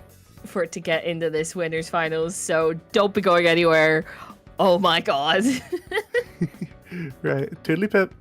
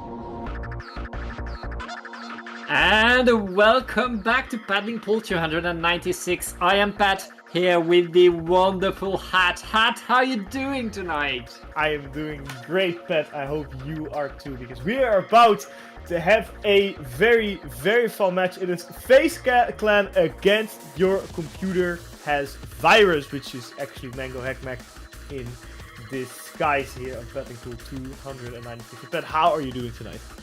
I am doing great. It's been so long, Hat, since we've casted together. And we get to do it on paddling, of course. It's been a hot minute, but of course I have to go back. Whenever I see you, if I have the time, I mean, I have to go back. It is tradition. It is tradition for the Fat Duo to be on streaming. And it started off strong, this winners finals with Clemblitz on Meikomart. Now we see Mango Hackmack time and time again in Paddling Pool. So I'm wondering if they're still going to be as aggressive as we're used to. We also just saw FaZe Clan sort of clutching that 3-0. It almost looked like it was going to be 2-1, so I'm glad they had the 3-0. So it's going to be an interesting set, because this will be seed 1 against 2. So a proper winners finals for once, according to the seeding. Yeah, both of his teams dominating their sides of the bracket. And especially FaZe Clan, who hasn't dropped a game yet. They're still completely undefeated, not a single map lost. Let's get right in the game. Let's see what these teams are bringing. FaZe Clan bringing back the Nautilus that they had in the previous set, but this time they have a Flingza roller. Mickey, what you doing? I like the Flingza roller. I really like the Flingza roller. It's a bit different. It has a bit more range on the vertical flick, but it's an interesting pick. I don't know if I would choose over the carpet myself, but it's an interesting pick. What is also interesting is that Mango Hackmack quickly gets 2 splats. And it's quick to get a lot of turf on the side of FaZe Clan, which is good because you need that turf to push into their base and into the power clamp spot. However, the basket is nowhere near now if FaZe Clan regained their composure and is really preparing for a push with enough clamps to make a power clamp here, Pat. Yeah, holding advantage on this map, every advantage is so short-lived because the map is so small. People respawn incredibly fast and can be in defensive position very fast. Right now, FaZe Clans are the ones with control over mid, forcing Computer Has Virus to defend as much as they can. And they're doing that pretty well. They dropped thanks to the bubbler and are now taking back control over the stacks. But FaZe Clan is still very much here with all the paint into mid, are forcing Mango Hackmack to really defend themselves. It's a really worth one. Yeah, this is what Mango Hackmack is struggling with right now. They just don't have any map control at all, and with their composition, which is highly reliant on having that map control, it makes it difficult because now they have to paint their way towards that pencil who can just freely damage them and freely get their tactical cooler without anyone trying to stop them. Finally, they're getting some map control, but not for long. FaZe Clan is ready. They're almost with another tactical cooler. Pencil thrown it out. Tactical cooler is like 3 players down on the side of Mango Hackmack. It is just Computer alive, but the power clamp goes into the basket. More clamps on the way. 2 power clamps has been scored, and they're still not done. There's still 4 power clamps in their hands, waiting for them to be thrown in the basket, but they're getting some more splats now just to be sure. 2 players down now on the side of FaZe Clan. Mango Hackmack doing everything on the defense, but a score of 45 is a very, very good opening push for FaZe Clan. Basket it's about to close. No one from FaZe Clan is nearby to throw in more clamps, extend that push. So a very, very good defense here for Mango Hack Mac with 45, Pat. That's a big score for your first push. That is huge indeed. And Mango Hackmack needs to get a big comeback now, and they already lost their blaster again. They are struggling to establish themselves into mid. FaZe Clan has so much pain between all of these weapons. They are controlling a lot of paint, and Mango. Oh wait, they just got 2 splats right now. All they need is a few clams, and they should be able to get a push. Yes, and I think they have the power clamp just below the basket. The basket is broken. They're gonna push it now. 2 players down on the side of FaZe Clan. 45 is the score to beat, but they're already at that point and past it as we speak. Splashdown at the ready for the blaster. Uses it, gets 2 splats with that. That push can still go on, and look at that. There's a Splashomatic with more clams. They cannot decide either to run away or throw them in. Running away is the strategy to go to save those clams. 30 is a very, very good score from Mango Hackmack. Very good retaliation against that first push. But they have to be quick as FaZe Clan is preparing themselves for another push here.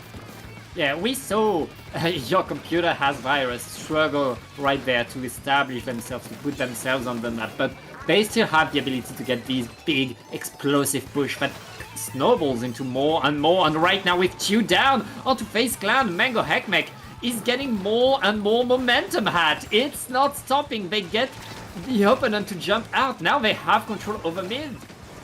Yeah, FaZe Clan took a little bit for them to regain control, but looks like they had it, but at the same time they lost it. Fighting for mid is the big battle in this set. Right now, nobody seems to be able to conquer, but the second FaZe Clan will conquer it here. They will have a ginormous push at the ready. 1 power clam in the hands of one of the members. 1 power clam on below the basket, and he goes in with the power clam. Everything thrown at them. A loose tri-strike gets to splat and force the power clam on the ground. This is huge for Mango Hackmack because they also happen to have 2 power clams on the map at the ready. We see the roller going around and flanking. They're gonna jump to that roller the second they have the chance. And this will be a huge push because every FaZe Clan is not at that basket to defend. Big score here for Mango Hackmack. Another power clam going in. 7! 3 more power clams and that will be a KO. There's still a roller inside. Can they get him in time? Yes, they can. No! The pencil cannot, as Mango Hackmack has 2 amazing pushes in a row to get a KO on Clamblitz Macomart. Now that is a way to open your winner's final set. Absolutely, Mango Hackmack right there. They were outpainted, and at the start of this game, they were outpaced. With no tactical, they were really reliant. They needed to win every fight to be able to go forward, and that's exactly what they did in that first push that they got, and then in the second push, getting the cheeky flank, getting behind the opponent, creating the surprise, and then getting the few extra clams that were enough to get the KO. Huge, huge game 1 right here by Mango Hackmack, being able to force their way into the victory despite being behind at the start of the game and looking very much behind in terms of map control. Yeah, I agree with that. What I find interesting as well is the fact that FaZe Clan was risking so much for that push because they knew the opposing team had more power clams at the ready. And I believe you could see only 3 players fighting, so I really think that it just overlooked the roller, who honestly was able to go in for free. Nobody was looking at the flanks, nobody was trying to stop them, everyone was super focused on miss, so maybe there was a bit of an oversight for FaZe Clan because that cost them so much. However, to be fair, they didn't have many options because they were behind in score anyway, so I feel like they did the best that they could do, but it's a very, very dominating push there from Mango Hackmack, and definitely set the tone for this set because I don't think that neither team can really make any mistakes after what just happened, especially not on Splatzone's Robo Ramen, where we'll do a complete 180 from Clamblitz and actually have a map where there are a hyper amount of flanks gonna happen because this is a map's flank heaven. Yeah, and one thing to note, Hat, this was FaZe Clan's first game loss of this tournament, and it was by a KO. Now, FaZe Clan, we saw them in the previous set. They've been trying weapons. They've been trying things. That Flingza was not something we could have expected, but FaZe Clan is here to try things. do they go with something a bit more known, a bit more of a known quantity, or do they stick to their guns or their like unconventional guns? But against Mango Heckmeck are probably maybe not enough. I don't think that trying more unconventional stuff now, especially if you want to get the grants quickly, is not the way to go against Mango Mac. We saw how insanely consistent they can play. I mean, they lost the first push, but look at the two other pushes. They sat there. They just thrown everything at FaceClan. There was no response from them whatsoever. So I definitely don't think that going more untraditional stuff is the way to go. However, FaceClan can always take a bit of a risk, because sometimes some unconventional weapons will work. However, everyone, we just saw more conventional stuff does go out. We see the rain coming out from the Nautilus, and we see a Jet Squelcher with the vacuum on both sides. Also On a very both interesting sides! Rapid Pro. You don't see Jet Squelcher on both sides every day, Pat, but I mean, the vacuum in this map particularly is strong from the upper side, because you can completely engulf that area with your vacuum, and there's nothing you can do about it if you're the attacking team or the defending team, really. There's nothing you can do about that, as we see FaceClan here taking the zone. First big push. They're starting to push past 70 points here, Pat. Yep, right now FaceClan holding strong. Here comes another vacuum. We're going to see a lot of vacuums in this game. The zone is being flipped, of course, by Mango, but FaceClan are still right there, ready to get a retake, preparing the next set of strikes. But their jet is down, which means Mango will hold the zone a little while and maybe get the lead now. Yeah, getting rid of the Jet Sculpture is a big priority for Mango Mac, because that vacuum can really mess up whatever you're trying to defend, because the second it gets onto the zone, yeah, you're not really going to defend. Drives are coming out, and the vacuum coming out as well. Quick push by FaceClan, and would you look at that, 56 and 55. They were so close to getting that lead, but FaceClan really said, nah, not really, not quite, and got that zone back quickly. A tiny penalty for them as well. They're almost past it. And that means they're going to start scoring more points. Trizuka coming out for Mango Mac, trying to get rid of NX, who push in and forced out of their base. But that's a very bad thing to happen for Mango Mac, because the player was in their base. More points are able to be scored for FaceClan. Vacuum coming in, taking a bit of a risk. Jet coming out as well, cannot connect to a player and gets shot out of the air. To 3v3 scenario, neutralized zone, but it will go back in favor of FaceClan here, unless Mango can do something about it very quickly. Yeah, they need to fight now, but they have 2 players down. It's going to be rough to paint the zone. FaceClan has a huge roll hold right now over the zone, and Mango Hackmack needs to get in. Just 5 ticks left with the jetpack. They're able to get in there, paint the zone, and with the strikes, they're able to take control in the nick of time. This game is not over. We're halfway through, and Mango Heckmeck needs a KO now. Yeah, they got 1 KO already, so they can get a second one as well, but only 67 ticks of penalty. I mean, it's more than half of the zone, but it will not feel like it to Mango Heckmeck, because they know every tick of penalty that FaceClan is scoring, if that FaceClan is working away, it's less time for them to get back on the zone and get that KO, which they really need right now. So we see Mango Hackmack struggling to get in. FaceClan is doing everything on top of everything just to get the defense in, just to make sure no one from Mango Hackmack is able to push. Pencil doing everything they can to get another tactical as quickly as they can, and it is now deployed and out on the field. Vacuum coming out for Mango Hackmack on the zone. Big points there, but FaceClan way too quick on the defense, way too quick to painting it again. The Zuka on the Nautilus gets 1, gets 2! The third one almost down as well. That's a Jet Squelcher. Virus coming in from the back to shoot him, but gets splattered by the Jet Squelcher instead. Zone captured by Mango Hackmack.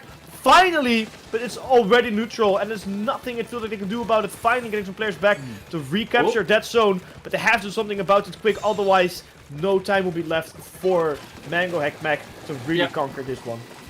Yeah, FaceClan right now are still in the lead with 1 minute left. Mango Hackmack needs to hold the zone. There's no penalty left right now. They're not that far from the lead, but okay, penalties applied again. This is so rough for Mango Hackmack. They need to hit all of their shots. They need everything to go their way right now. FaZe Clan is running circles around them, preparing another push. Yeah, look at that, Pat. That's not a vacuum. Online and out in the field. Gonna be massive bait again on that zone. Tries are coming out as well. Nah, you're not gonna defend it against that. There's way too much paint coming out. But Ooh. Mango Hackmack somehow makes sure that zone does not get captured. The penalty is not reapplied again. In fact, they captured it again. But there's only one player left to defend. And that is an effective late wipe out now.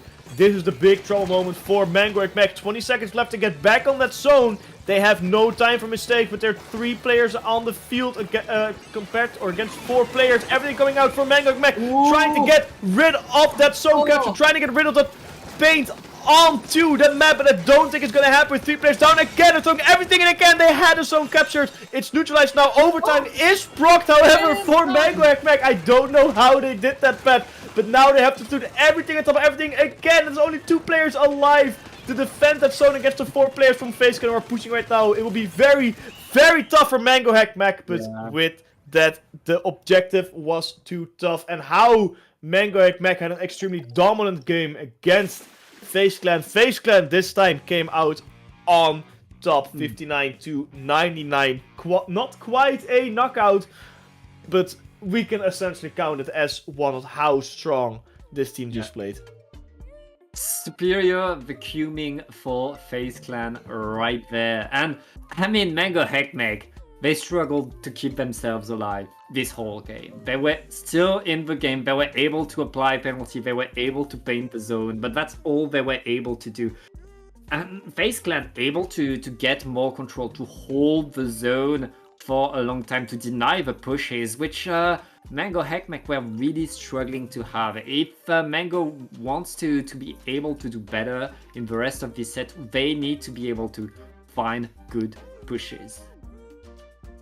Yeah, both teams are really looking at each other and trying to find those weaknesses. And I think the comp for FaZe Clan just suited this map a bit better than the composition that Mango Hackmack was running. Yes, the Jet was, the Ink Jet was a very decent special. However, I think that Rain just had so much more value, and so did the Notches as well. It was such a strong weapon in this map around all the little vertical ledges you can hide behind, around all the little corners you can sneak yourself onto. You can just jump out and have a very, very hard-hitting Splatling added already in your face. It's something that Mango Hackmack was struggling with a lot. But we're going from a very tiny objective to possibly the biggest objective in Splatoon, Rainmaker on Museum del Foncino. One of my personal favorite combinations from Splatoon 1. I'm so happy that it is back. I will say that every single time, and I'm hoping we're gonna have a great match, because both teams shown now they can fight in close quarters on Mako Mart, and they can also fight in big open spaces such as Robo Ramen. But now they have to combine that, because they have an objective size of Clan Blitz with a map size of Robo Ramen. So I'm very interested in the paths that these players are going to take here on Rainmaker. Yeah, I mean, Rainmaker, it's a much faster mode, and I believe this map mode was chosen by Mango Hackmack. Yes, so they really like this Rainmaker map, because Mango Hackmack, they like to have that one short, fast and decisive push, and that's on this map what you can get. You just jump your way through the checkpoint, and then from the checkpoint you simply run forward once with a curling bomb. And that's what has been working for Mango Hackmack so well against so many different teams. We'll see if FaZe Clan is ready for that. And FaZe Clan are bringing a roller of their own to counter Mango Hackmacks. I do want to point out that they're also bringing a bathtub. They're bringing a Blobber Deco. I have not seen that thing in ages, not even in regular ranked.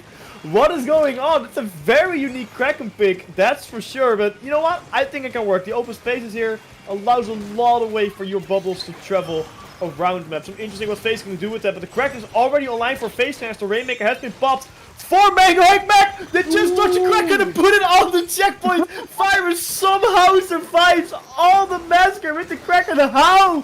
I don't even want to know, but they somehow did Bubbler onto the Rainmaker pedestal. But there's nobody there from Mango Mac to continue that push. But within a minute, Pat, the checkpoint has been broken for Mango. Yeah, it's Mango Hackmack way. They getting fast. They get the point, they get the push, that matters. Right there, all they did was get the checkpoint. They didn't get anything else, but that's what they wanted. And right now, with one extra splat and with a bit more, Mango Hackmack were so close to pushing forward. That crab tank stopped everything from FaZe Clan. That's going to allow the team to come back in there. FaZe Clan just dodged a bullet thanks to that crab. Yeah, FaZe Clan is running a more defensive comp than Mango Mac is here, which is good for them right now. But I want to see how that works out in the long run, because we see FaZe Clan so far has not able to make a good effort on starting to push, as Mango Mac has been made multiple at this point. 2 attempts where they're actually holding the Rainmaker, and 1/3 attempt where they were trying to get it off the pedestal. So looks like that's the team that is way more aggressive now compared to last game where it was FaZe Clan. Now FaZe Clan now are preparing for a big push of their own. 1 player down on the side of Mango Mac. And they have a full setup to get the Rainmaker onto the pedestal, and it is on 59 to 58. It is non-equal score because you cannot have equal scores in this game. Let's see if they can continue this push with 2 players down on the side of Mango Mac. Kraken coming out. This is not looking too hot for Mango, but risking your life to get the Rainmaker is a very decent strategy, as now Mango Mac still has some breathing room to get that Rainmaker out of here, Pat. Yeah, that splat on the Rainmaker was so important. Mango Hackmack gets to save a little bit of room. Their next push will have a much easier time getting a potential lead. Now the Rainmaker is reset, and thanks to the strikes, Mango Hackmack are already in there with a jetpack, forcing their way forward. They get splatted, but they still have some momentum. With 2 players down, Mango Hackmack are able to get in. Huge big bubbler right there. That could allow them to get the lead, and that's exactly what they get. 31 is now the score. They are in, they are strong, and FaZe Clan needs to play catch up again. But oh, look at Mango extending by 1 extra point and forcing FaZe Clan to delay their next push. Yeah, very interesting way to get a point down, but if you're in there, you can do much else anymore. You know, why not? 30 is a pretty decent lead now. I think from this point onward, it will be tougher and tougher to get that lead. And look at that splat bomb into a bubbler is an instant KO. It's been like that since Splatoon 1, and it will always remain like that. One of my favorite ways to get someone off the map quickly is to use their own stuff against them. Yeah. Now, both teams are preparing for a big push, as FaZe is preparing for a big defense, and Mango is trying to get a push in. Kraken activated, but gets splattered before it was fully transformed in a big advantage for Mango. But Mango struggling to get the splats. The rotor could not find any, could not find connecting hits, and now it is FaZe Clan who's holding on to the Rainmaker. FaZe Clan preparing for their push. They have 55 seconds left to get to 29, but they have a lot of specials ready. But it is the Pencil who now holds onto the Rainmaker. That means they cannot charge another Tacticooler. Bubbler was used quite early, so they have to wait for that to be on the map too. But there's almost a clear path. Mango Mac preparing a defense. Big inkjet shot against the Rainmaker. Tri-strikes to quickly paint all over that area. And now it is FaZe Clan whose push has been stopped. Graptic in the middle is not going to help all too much as Mango Mac can just defend their pet. And with 20 seconds left, FaZe Clan has to go in, and they have to go in quick. Yeah, the Rainmaker is just reset right now. FaZe has one last chance at a push, but Mango Hackmack is incredibly strong. They have the specials, they're just waiting. Mango Hackmack knows that as long as they activate the specials to prevent the overtime, that's all they do. Fast strikes are enough to deny the overtime right there. That's going to be 2-1 for Mango Hackmack, and FaZe Clan, after dominating their side of the bracket, are now back to the wall and threaten to go to loser's bracket. Yeah, FaZe Clan is definitely facing someone that did not expect to be this strong. You don't mess with the Titans of Battling Pool. If there's any more iconic team the Mango Hack Mac in Petting Pool. And please tell me, because they are currently the icons. See here, the big push avoiding the Crackdown somehow.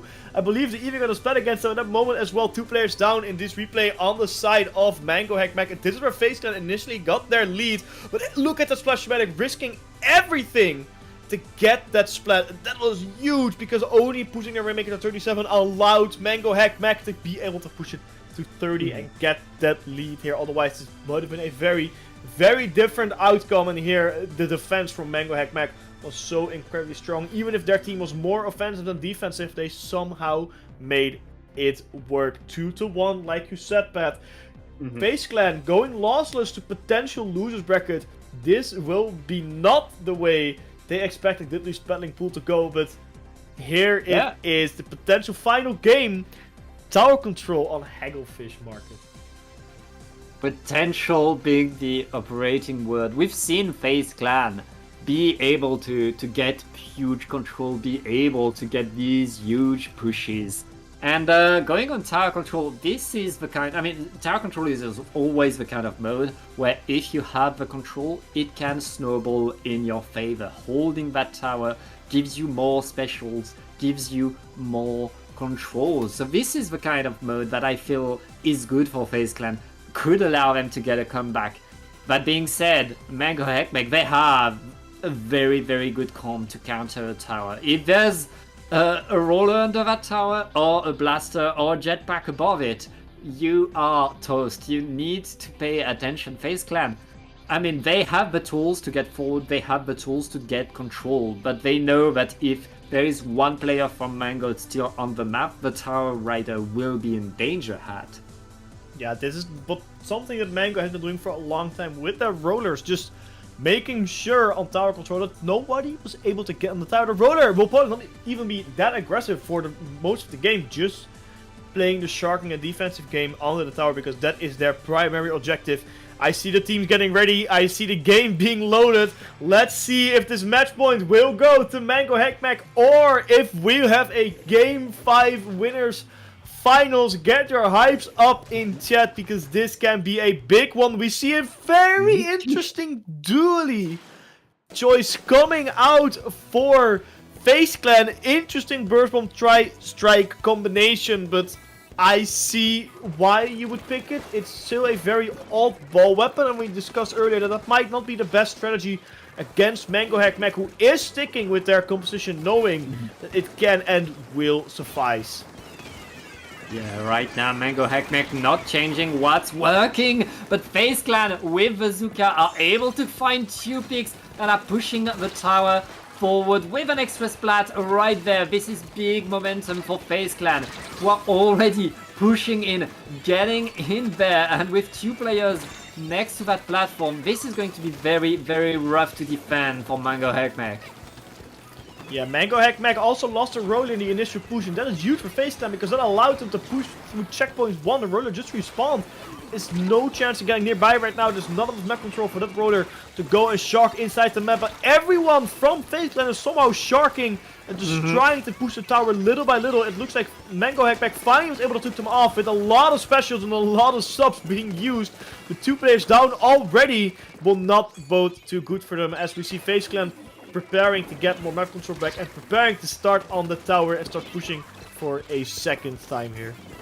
Yeah, right now FaZe Clan, but the tower is moving back, but FaZe Clan is still in control of the whole map. Is still forcing Mango Hack Mac to wait for an opportunity to try to get in. The strikes are not going to find anything. Both teams simply looking at each other as the tower stays on the same side of the map hat. And right now Mickey activating the strikes, trying to find an opening. It's not working. It looks like Mango Hack Mac are finally back into mid, pushing forward, and we know what happens when Mango Hack Mac has momentum.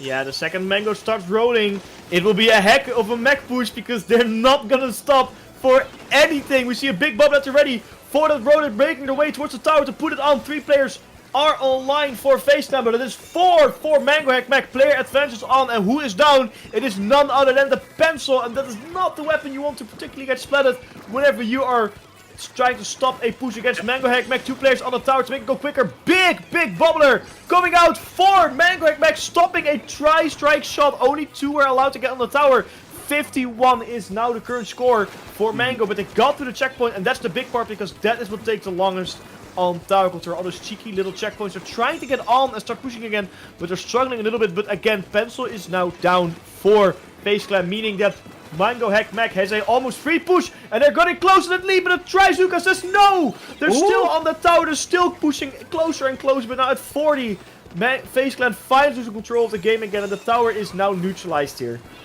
It's neutralized, but it's not over. Mango Hack Mac is on that checkpoint, 2 points behind, and they're dancing on the tower. The bubbler will allow them to get the lead, and not only the lead, the checkpoint. Mango Hack Mac is ahead, and on that platform, final checkpoint for Mango Hack Mac. If they get this, they get the game. They are dancing around, and they get that checkpoint. That is huge. Right now, the blaster is going to be sent back to spawn. This is now delayed wipe by the FaZe Clan. Mango Hack Mac need to defend, and they have a minute and a half to hold their monster lead now. Yeah, that is a very good push for Mango Hack Mac. Like you said there, Pat, the second they get on, they're not gonna stop. It is well demonstrated here. They were not giving up for anything, though I have to say, big shout-outs for those bros. They're getting some clutch bubblers in. Now, it is FaZe Clan's turn to start pushing again. They have 2 checkpoints to beat, but the second they get through to the third checkpoint, to the last one, they'll essentially have to leave because Mango Hack Mac didn't push that much further from that last checkpoint. They're getting closer and closer towards the middle checkpoint. Can they stay on the tower and can they hold on? They try to get rid of the Splash-O-Matic, but they jump back in time and survives. The second checkpoint has been touched, but it has not yet been broken, and the tower gets back in time. Pencil is on it right now, but 2 other players are down for FaZe Clan. There were 2 very aggressive players as well. Your Nautilus and your Special. Now the Pencil goes down, meaning nobody is on that tower trying to attack. Only a Nautilus who is somewhere. I don't reckon they're close to that tower. And now Mango again. You're gonna pat here. They're going for another defensive run here. Yeah, I mean, Mango Hack Mac no, but there's only 15 seconds left in the game, and they have a triple link strike ready. They are so prudent with their specials right now. They're simply waiting for the opportunity as FaZe Clan is getting a lot of room right there. Mickey is up there with the strikes of their own, pushing Mango, but it's not enough. It's too late. That's Mango getting all of their players on the tower to end this game. I don't know how or what happened. Look at the map. Everything is purple, but Mango Hack Mac, being Mango Hack Mac, found a way to get on that tower and found a way to get the team who hadn't lost a single game yet knocked down into the losers bracket. There is a reason they are the legendary team of Battling Pool, and legends indeed they are. They're moving on to the grand finals, while FaZe Clan has some more work cut out for them because they thought this would be an easy run to the grand finals, but no. Mango had something to say about that as we're looking at our losers bracket. Matches are underway, but this was such an intense game. I don't know how or why they were allowed to get past this checkpoint with the big bubbler. That was a bit obvious one. If we get to that second checkpoint here, the last one, the fact that this rotor survived on that tower for so long is absolutely stunning. It is insane how they were able to survive, and not just by the fact that FaZe Clan wasn't able to shoot him, the fact that he avoided so much pressure there. Yeah, incredible game by Mango Hack Mac. They are now in grand finals. It's not over for FaZe Clan. We'll see them in losers finals very soon. But right now we're going to take a break as we wait for losers bracket to advance, and we'll see you in minutes. Don't go anywhere.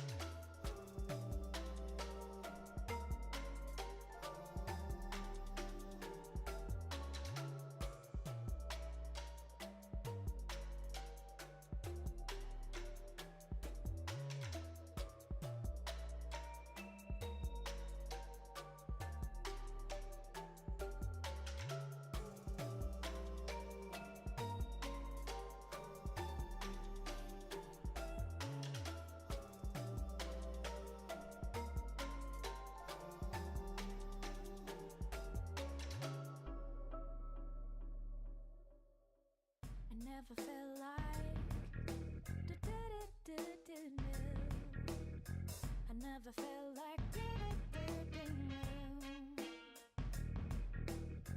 baby, stay with me. You gotta tell now. I never felt like I never felt like baby, stay with me. You gotta tell now. I never felt like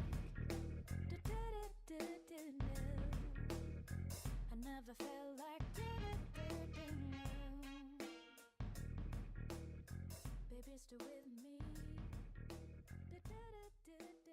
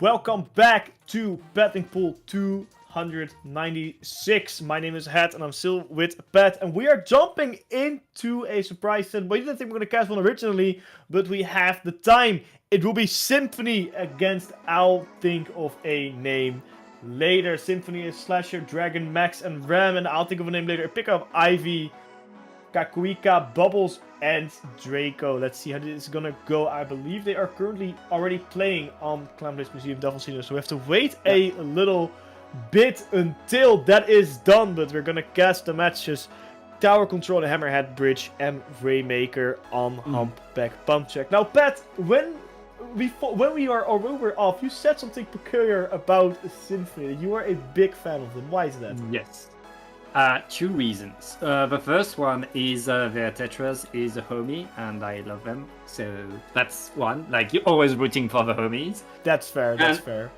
The second reason is, even if they were not a homie, Symphony is that kind of team that is right now where Mango Heckmech was like 6 months ago. You know that, I mean, not Mango Heckmech has been much more established, but Symphony is that team on the grind, that team on the rise, that team that is getting better and better, coming to as many tournaments as they can and getting results. Honestly, they're still very uncertain in what they do, because sometimes they beat a top seed and sometimes they lose to the bottom seed of the tournament. They're still looking to find to work out all the kinks and get very regular in their performances, but they're always fun to watch because they like to get in and get into the fight. As I say that, they just lost game one. I'm still a fan of theirs. I'm completely partial as a caster. I don't care.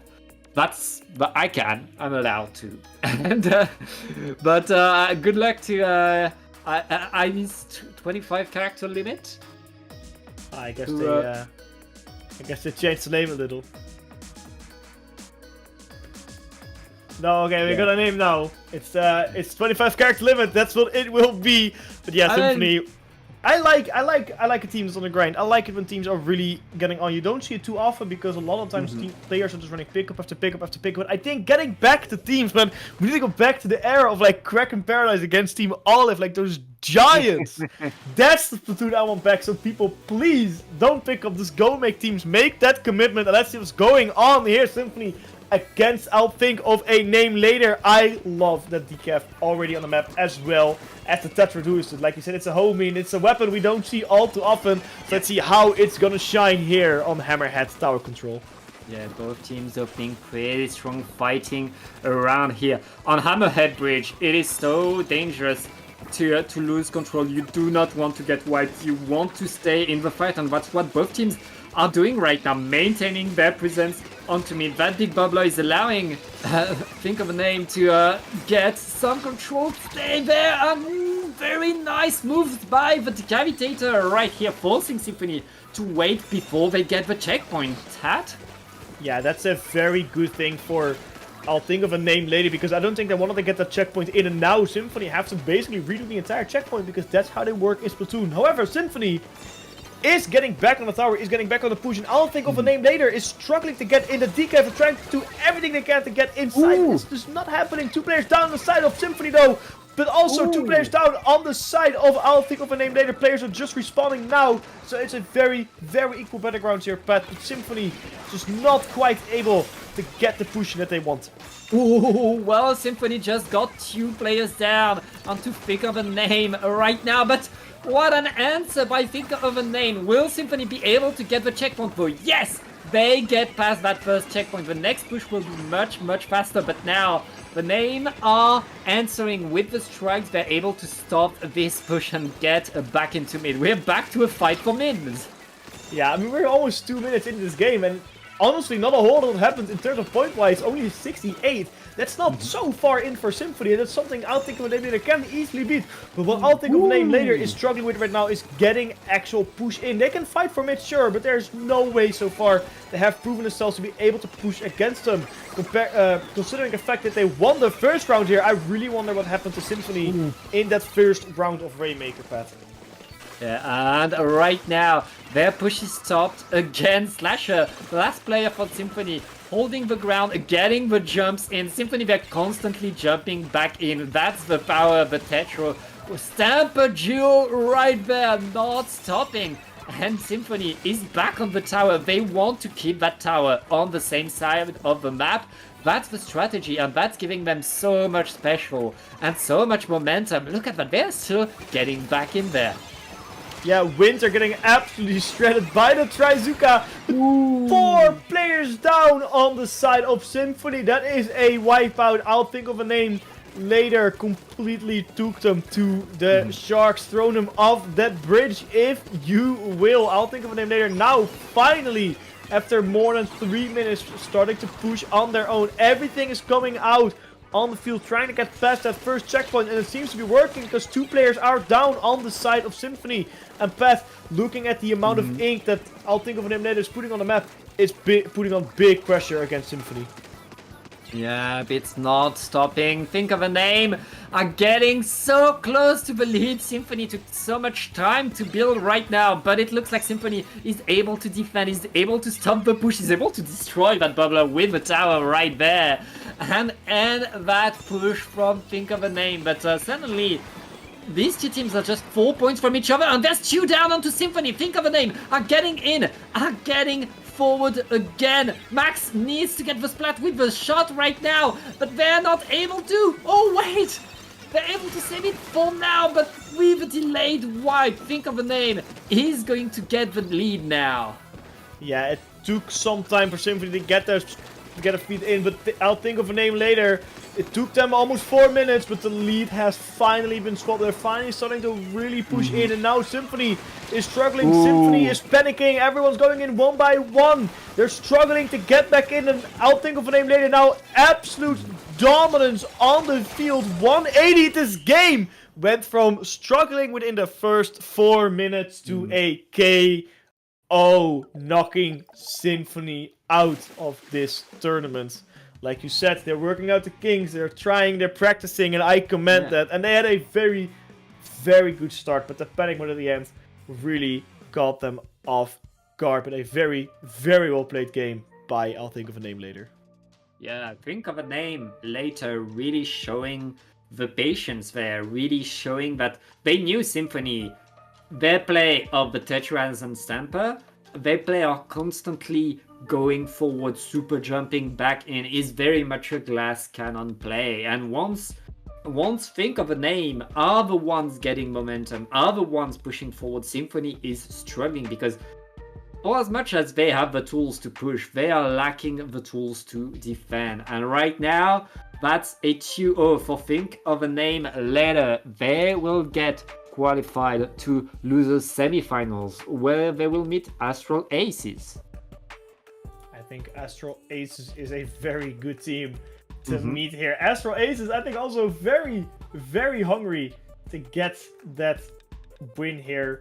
But there's one team still waiting at the end there. And that is FaZe Clan.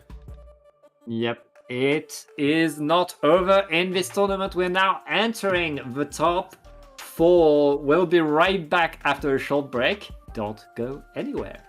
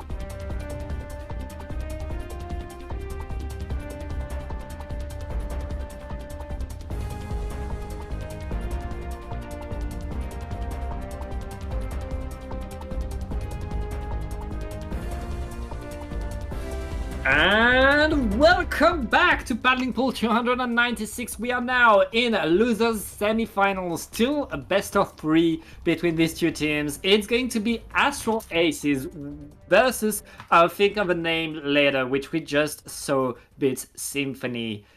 I mean, two good teams that want to get into losers finals. They have 3 games to do so, Hat. Yeah, we are going to have some crazy final matches.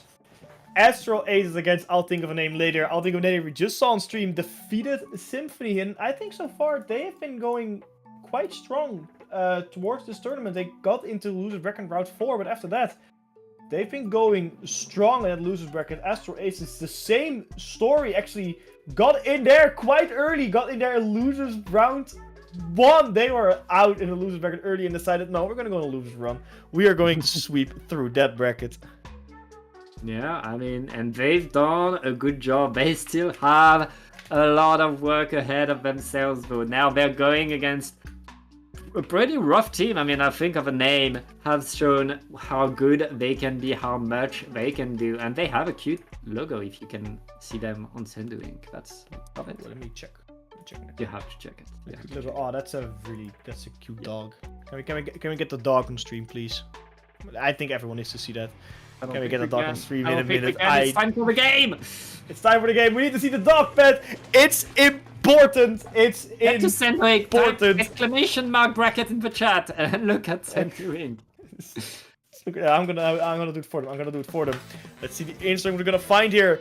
Nautilus 47, I believe that's I would like to call it a custom Nautilus, but everything looks very normal. 52 gal, also one of those weapons you don't see quite often there, Pat. Well, we're not going to see this game yet. I guess we had a bit of I don't know, but looks like it wasn't the right something. I didn't have time to see if that was the wrong mode or if the teams were mismatched. But yeah, looks like we get a reset. You know what? I like that. I think that's good. Hey, just warm up. I can see teams are already back in there readying up, so we'll get back there very soon. I do wonder what was wrong. I think it was a team mix-up. I do wonder how does it happen? I mean, at this point, so far in the tournament, you should know your own teammates. So yeah, that should be a thing. Okay, we have the Gold Nautilus. And on the other side, Decavitator plus Carbon. That's going to be an incredibly aggro team from, I'll think of a name later again. I mean, I feel like Astral Aces, they have the tools to really stop the team in their track to defend as much. While I'll think of an... Oh wait, am I mixed up? No, Yeah, no, Astral Ace is the one who has the interesting combo. I think of a name has the defense indeed, yeah. Okay. They have the tools. Okay, right now we see Astral Ace is in... So there were ones in yellow? Yeah. So yeah, Astral Ace is in yellow. I need to stop confusing myself. Are defending well. I think of a name. Are simply getting forward, getting the first checkpoint, and with 2 down and counting onto the aces. This is huge for Think of a Name. They're simply getting more and more momentum. They're in there, and now we're getting to the point where a lot of good points are made. 45 for the first push, for the first minute. That's pretty nice. Yeah, Astral Ace is struggling here to the defense, struggling to get people from I'll Think of a Name out of their base. Finally, we're able to do so, and now are pushing for mid, pushing for that map control. They picked up the Rainmaker and trying to make a path to quickly move to the Rainmaker from the middle towards the enemy checkpoint. However, there is a pencil on their defense. 2 players down on a set of I'll Take a Name though. That might just help make that 3. Only the pencil is alive. There's nobody gonna get that checkpoint. And look at that. Pencil is gone as well. A delayed wipe. This is your pet as Astral Ace again picks up the Rainmaker and gets the lead just like that. Oh, more than the lead. They get to 23. Going up that ramp is so important, especially with a repop. They could get more, but the huge lead. But oh, what? The splashdown! That splashdown allowed Astral Aces to get to 99 points, 1 point away from a KO. Think of a name now. They're going to need a bigger push. They're going to need to be even more aggro because they need a KO hat. I don't know how or why that splashdown was allowed to be there, but it was in the nick of time for Astral Aces. One is basically a KO, but it's still something I'll think of a name later, can do something about that, but that does not have to be later. That response have to be here now. There's no time to think of your name. It's time for them to think about a winning strategy. Yeah, well, right now it's a wipeout by Astral Aces, who are they're answering what Think of a Name is doing all the time, and now they're pushing forward again. They're putting themselves, they're forcing Think of a Name to claw their way back into mid. It's very, very rough. Astral Aces, with that lead that they have, and 2 minutes left, all they need to do is just keep the fight on. And this splashdown. Oh. These splashdowns from this Nautilus are honestly insane. Oh, look at that! Splashdown from the blaster coming into the air. I haven't seen it in a long time. I keep forgetting you can do that. I keep forgetting it was something you did a lot of Splatoon because the splashdown was more prominent here. It's not, or prominent there. It's not as prominent in this game, but you can still utilize some crazy stuff. Astral Ace is currently on a roll and a very good defensive streak. I'll think of a name later, is trying to push in, but they have only 3 players live on the field, where Astral Ace has 4 on the defense right now. Last player is respawning. Blaster gets a very good pick on the splatter shot. That's a big part of your painting game gone. They got rid of 2 players on Astral Aces though, but it's not that pencils dead. They are dead now, 3 players down, and this is where I can think of a name later. Can make big strides. Blaster goes down as well, their path. This looks like there's nothing Astral Aces can do here. Yeah, it's a delayed wipe with no cooler. Astral Aces need to defend with their subs and main weapon. Think of a name, preparing the push. They know they need to use their time well because Astral Aces are coming back, activating this huge splashdowns. Huge patience right there by Think of a Name, but their clock is ticking. There's only 10 seconds left on that Rainmaker, and Think of a Name needs to run in, needs to get in there. They activate the bubbler right there. It is certainly not over. They will be maybe able to stay. And with Bazooka, they get 2 down. They're still in. They could get in there. They're clawing their way. 14 is huge, but it's just not enough. They're still jumping in as well. We just saw Astral Aces getting 1 player to get the remaining to 1, so it might have just happened. 14 was so close. Such a good attempt from, I'll think of a name later, but the attempt was not just good enough. If they can get that Rainmaker again, they can have another push, and they have it popped. They have it on the ground. You just need to pop it open and start picking it up. There's only 1 second left for them to really pick it up. Overtime has been procced. Is there one opportunity? They have to pick it up before overtime ends. Don't make it so close. Don't bring my heart rate that up. I'm already getting old. But no, a splatter shot or a splat on that Rainmaker will end this game in favor of Astral Aces with a commanding 99 lead. Not just a KO, but essentially a KO. Yeah, huge 1 push that decided it all by Astral Ace. And think of a name later. They got a huge push. A push to 14 on this map mode is supposed to win the game. It's supposed to be incredibly strong, but I mean, that splashdown right by the Rainmaker allowed Astral Ace to just get a bit more, and I mean, that's how you get it. That's how you get the extra splats. And Astral Aces just showed how to get game number 1. Certainly not over though. Outside of that monster push, that monster surprise splashdown, these 2 teams were incredibly even. And Think of a Name later will have the opportunity to come back as long as they stay coordinated going into Clamblitz. Clamblitz Umai Ruins, that's a map mode you don't see too often. It was picked by I'll think of a name later, so they have to fight on their turf now on the map mode that they have picked, and it will be interesting. We saw how aggressive Astral Aces can play. I'll think of a name later can also play aggressive, but not as aggressive as Astral Aces. And in Clamblitz, aggression is key. Coordination with those pushes is key. However, I don't think making those panic pushes like they did with our Rainmaker Splashdown is as viable, because if you dump your Splashdown on the ground, I believe you do lose your clams. So Astral Ace have to think smart here, because I'll think of a name later. Might be able to surprise with something. However, match point status is here in this best of 3 scenario. So there is no room for mistakes on the side of I'll think of a name later here, Pat. Yep, let's see how it goes. We're back to the other Nautilus. These rain can give you soft power, can give you a lot of map control for a sustained amount of time. And in Clam Blitz, that can be very, very nice if you're able to get the push in. That could be very good for Astral Aces, but right now we need to see what the neutral does for both of these teams, who are, again, waiting for the opportunity, waiting to get the better edge. But right now, with 2 down, 3 down, on to think of a name, Astral Aces are getting in there, already on the basket. All they need is a Super Clam. Yeah, they are a bit slow on getting a Super Clam. In fact, they are very slow on getting a Super Clam, because everything from everyone from I'll think of a name later is already respawning. They're throwing some clams around, trying to get the power clam in, but it's too late already. I'll think of a name later has been fully respawned and fully on the defense mode.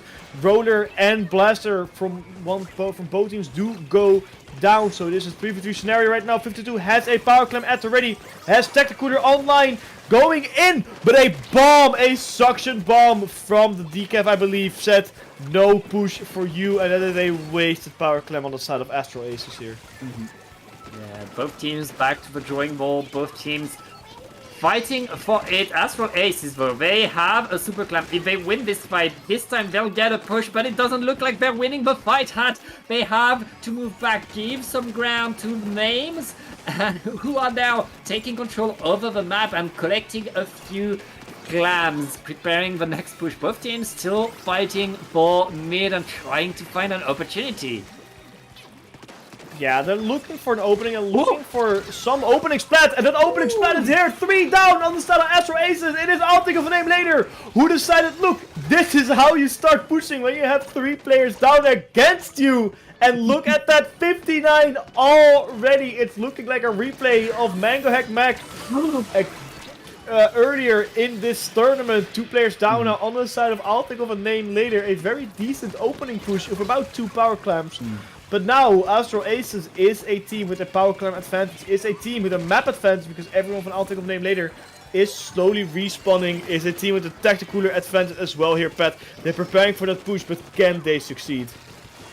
Yeah, both teams still fighting for that control. It looks like Astral Aces are getting splat after splat, and 2 super clams right there. That could be a lead swap, but Ivy able to deny thanks to the carbon. It's, oh, they're not able to get the clam in there. Oh yes, they are. That's lead for Astral Aces. They grab the pity clam, but it's too late. They won't be able to get much out of this pity clam. That's the end of that push with 2 minutes left. These 2 teams stay incredibly close to each other, Hat.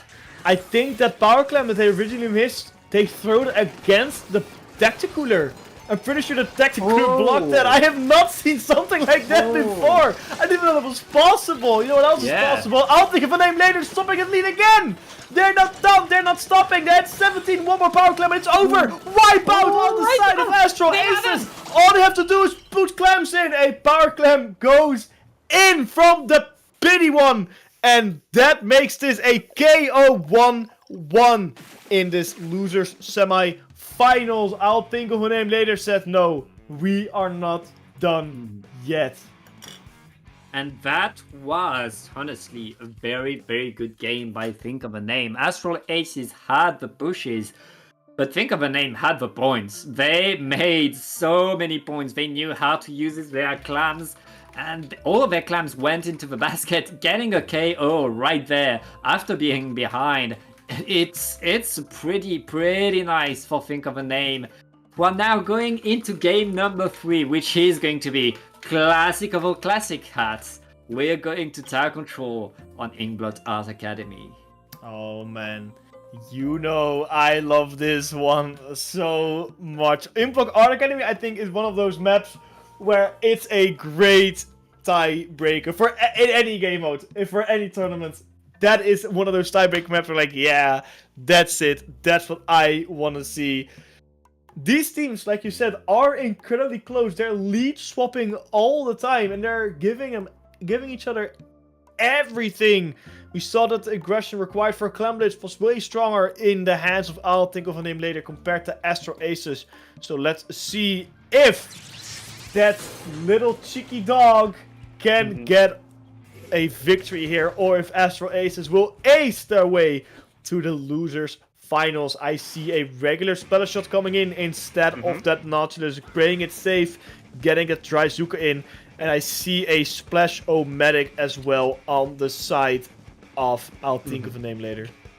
Yeah, Astral Ace especially, between the rain and the splashdown, they lacked the tools to really go forward, get in. They had good tools to... Oh, wait. Do we have a connection issue?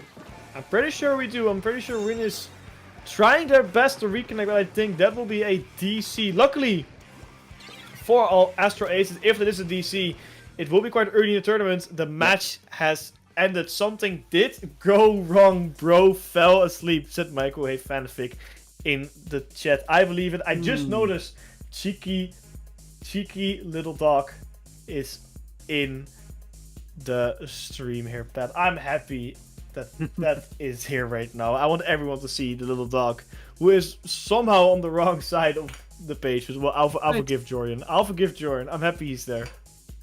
Yeah, it's a cute doggo. We have it. We love it. I mean, we saw both of these teams kind of change their combi, ready to go more forward again. On this map, on tower control, it's about your ability to get in, to get on top of that enemy platform so that you can secure the path for the tower. And bring a splatter shot and bring some strikes to the mix is going to allow both of these teams to do exactly that, Hat.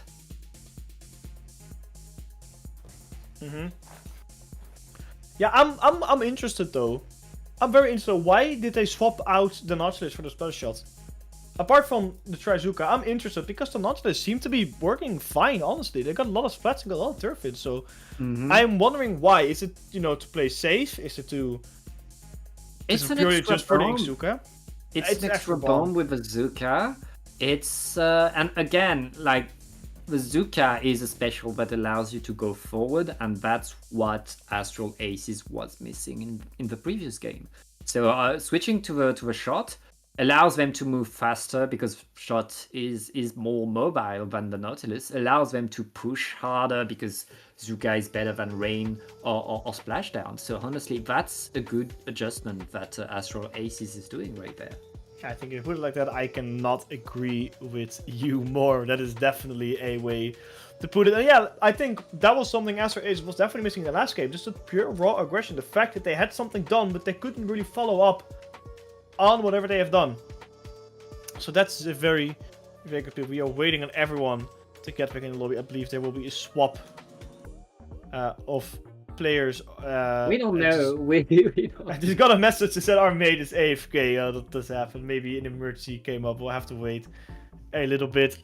Do you get? Yep. Will that be your replay for the tournament? Would that be you stop there? I mean that has to be a replay, of course. That counts as a replay, and they need to get their teammates back fast because otherwise, they could forfeit this game. I don't want to see this game end with a forfeit. Please give us a game. Yeah, that thing. If it was any other map, I'm like, it's not too bad. But come on, this is our Inkblade Art Academy. It is the map. It is one of the best. It's not quite Mako Mark, okay, but it's still the map. Come on. Don't give me this. I see everyone is ready though. I see everyone is ready here, Pat. Look at that. Look at the other screen. Everyone is ready. What you in chat cannot see is something that we can see here. Everyone is readying up, preparing for this final game, preparing for Tower Control Inkblade Art Academy. We saw how aggressive these teams were in the initial opening of this set, and let's see if they can get it on here again. Let's see if these teams can still be as aggressive as they were the first time they had them to go on this map. Yep, it is tiebreaker time. And again, these two teams bringing the weapons that we saw earlier. And I just noticed that that shot has opening gambit. It's going to get in and try to get into the fight fast, I guess.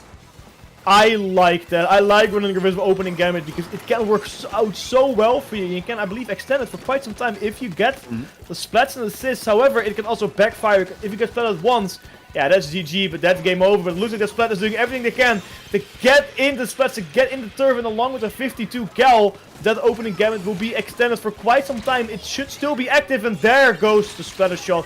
There's the splatted. I don't think it's gonna be active anymore after they respawn, but that's a very, very good try. But it is, it is the other team that is now is green. I'll think of it later. Who is active on the tower here, Pat?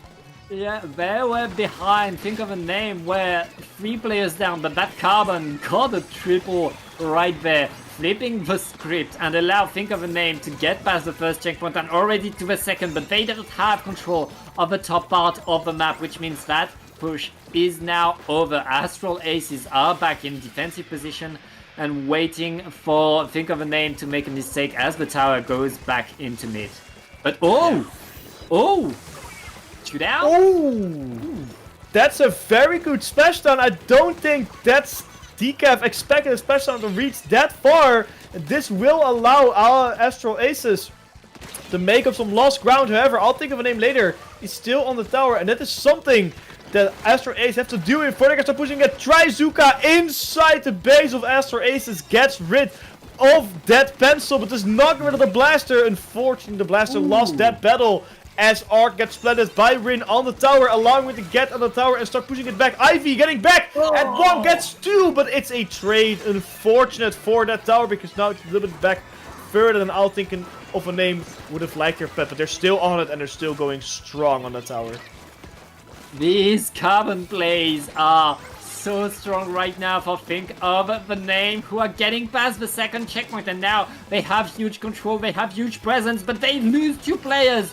Astral Ace is still able to defend. Now they've gotten back control of their platform. They need to drop onto mid. They need to paint the map. They need to go forward, Hat. Yeah, they need to push in and need to do something quick. However, Astral Aces is not looking too good, as I'll think of a name later. Already on the big defense. 2 players down on both sides of the map. But it is, I'll think of a name later. We have more defensive players alive. There's not a lot of offense coming out from Astral Aces. They're slowly respawning. They have Tactical online. It's on the tower. People are picking it up. Rin now holds onto it. Remember, that Splatter Shot has opening gambit. So effectively, they have one main ability less. Is that opening gambit is not in use anymore. And that can haunt them so much. Just getting splatted here. Tries splash down coming out. Gets a splat. And it is again Astral Aces now on the full aggression. As I'll think of a name later. Cannot seem to find an answer to this pusher, Pat. Yeah, Astral Ace is right now very solid. Good control, holding the line. They have the lead and they still have numbers advantage right now. They keep pushing. Okay, well, they're dead now. Yeah, that's the end of that push. But with 1 minute and a half, Hat, 29 is pretty nice. That being said, I think he got struck by a good dose of commentator's curse. That's my personal favorite with one. Yep. Yeah, we're getting it. They're doing it. Oh, never mind. They're all gone. They're all gone. Just like Astral Aces. Yeah, they got lead. They got lead. It's 29 as well, so that's not even that bad. However, there's no checkpoint in between that score of I'll think of a name later and that lead, so it might swap very quickly, and both teams are now on full offensive mode. Blaster coming out, pops that Arc player right before the bubbler could be deployed. That might be used, but the blaster gets splattered there now. Carmroder is down, Blaster is down, Splash is down, Splashuanic is down. Everyone getting splattered left and right. Nobody has the opportunity to stay alive, and this is where Astral Aces can shine. This is where they need to shine. They only have 30 seconds left to defend. There's not a whole lot of time left for I'll think of a name later to really commit to a push, commit to a strategy. They have to pick something and roll with it. 52 gets splattered though right after they use their killer wheel. This is huge for the offense of Astral Aces, or for if I'll think of later. Sorry, but a splashdown wipes out I'll think of a name later, and I think that will seal the deal. It's 1 last push for I'll think of a name later if they can get on the tower, but I don't think this will be the case. No, that's not. No, possible. Okay, no, there's that's no not way. happening. There's no Yeah, way. just- No, that they're done. They're done. Yeah.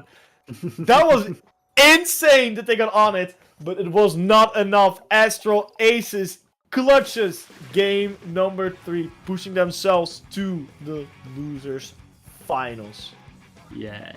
That was an incredible set by these two teams, coming back and forth and ending things right there with a monster splashdown. And I mean, I think of a name later, they showed us good games, but in the end, Astral Ace is a bit more solid, a bit more ready, and a bit more organized, able to sustain their push a little bit longer. They're now qualified for the losers finals. They're going to go against FaZe Clan, and we've seen FaZe Clan. They're strong, they're dangerous. It's going to be a rough one, and we'll watch that right after the break.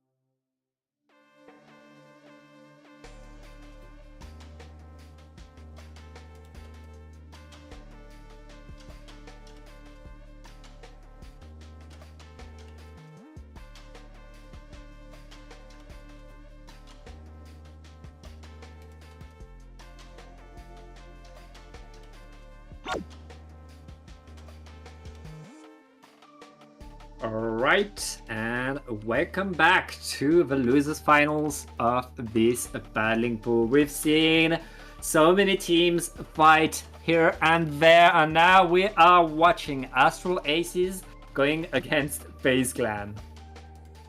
Yes, our first best of 5 inside the losers bracket. And Astral Aces just came from an enormous, very, very tough victory against, I'll think of a name later, but FaZe Clan has come from a devastating loss, in their eyes at least, against Mango Hack Mac, and they are fired up for revenge. They are fired up to get rid of the legendary battling pool team and get themselves a victory, a crown in this championship. But there's still one more obstacle, and that is Astral Aces, the team that they have to beat now. And I think for Astral Aces, looking at how both teams played, I think this will be a little bit of a tough battle. Yeah, I mean, FaZe Clan are very much Austin #1, the favorite to win this. But Astral Aces are coming from a victory. FaZe Clan, they're coming from a defeat, and momentum does so much in Splatoon. Now, going on to Hagglefish zones, we're going to see right away how these teams play against each other. This is the classic map. This is the map where you can know exactly what these teams are about, because so many different strategies can be put in, and we'll know very, very fast what kind of dynamic we'll have in this set.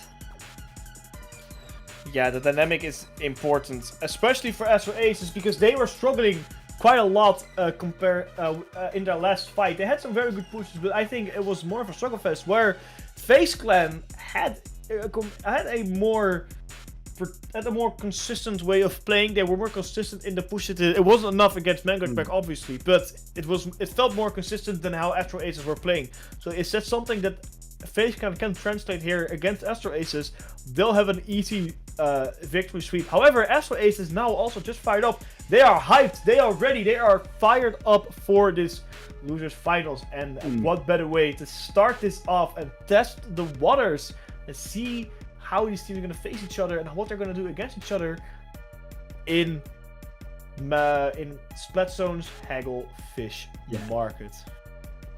Yeah, Zones on Hagglefish, very much a classic. And one thing to note from FaZe Clan is that Mickey, who is usually more of a slayer, was playing pretty much every weapon under the sun. We saw a Flingza, we saw a Sploosh Neo, we saw a vanilla Jet Squelcher as well.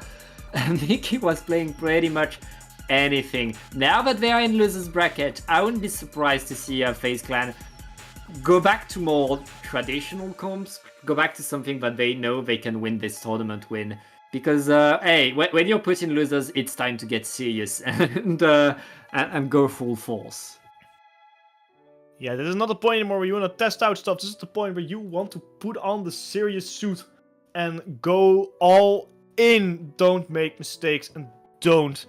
Just play it safe. I think that's the way to go. Unless you have some very, very risky strategy where it will either be a devastating loss or an amazing victory.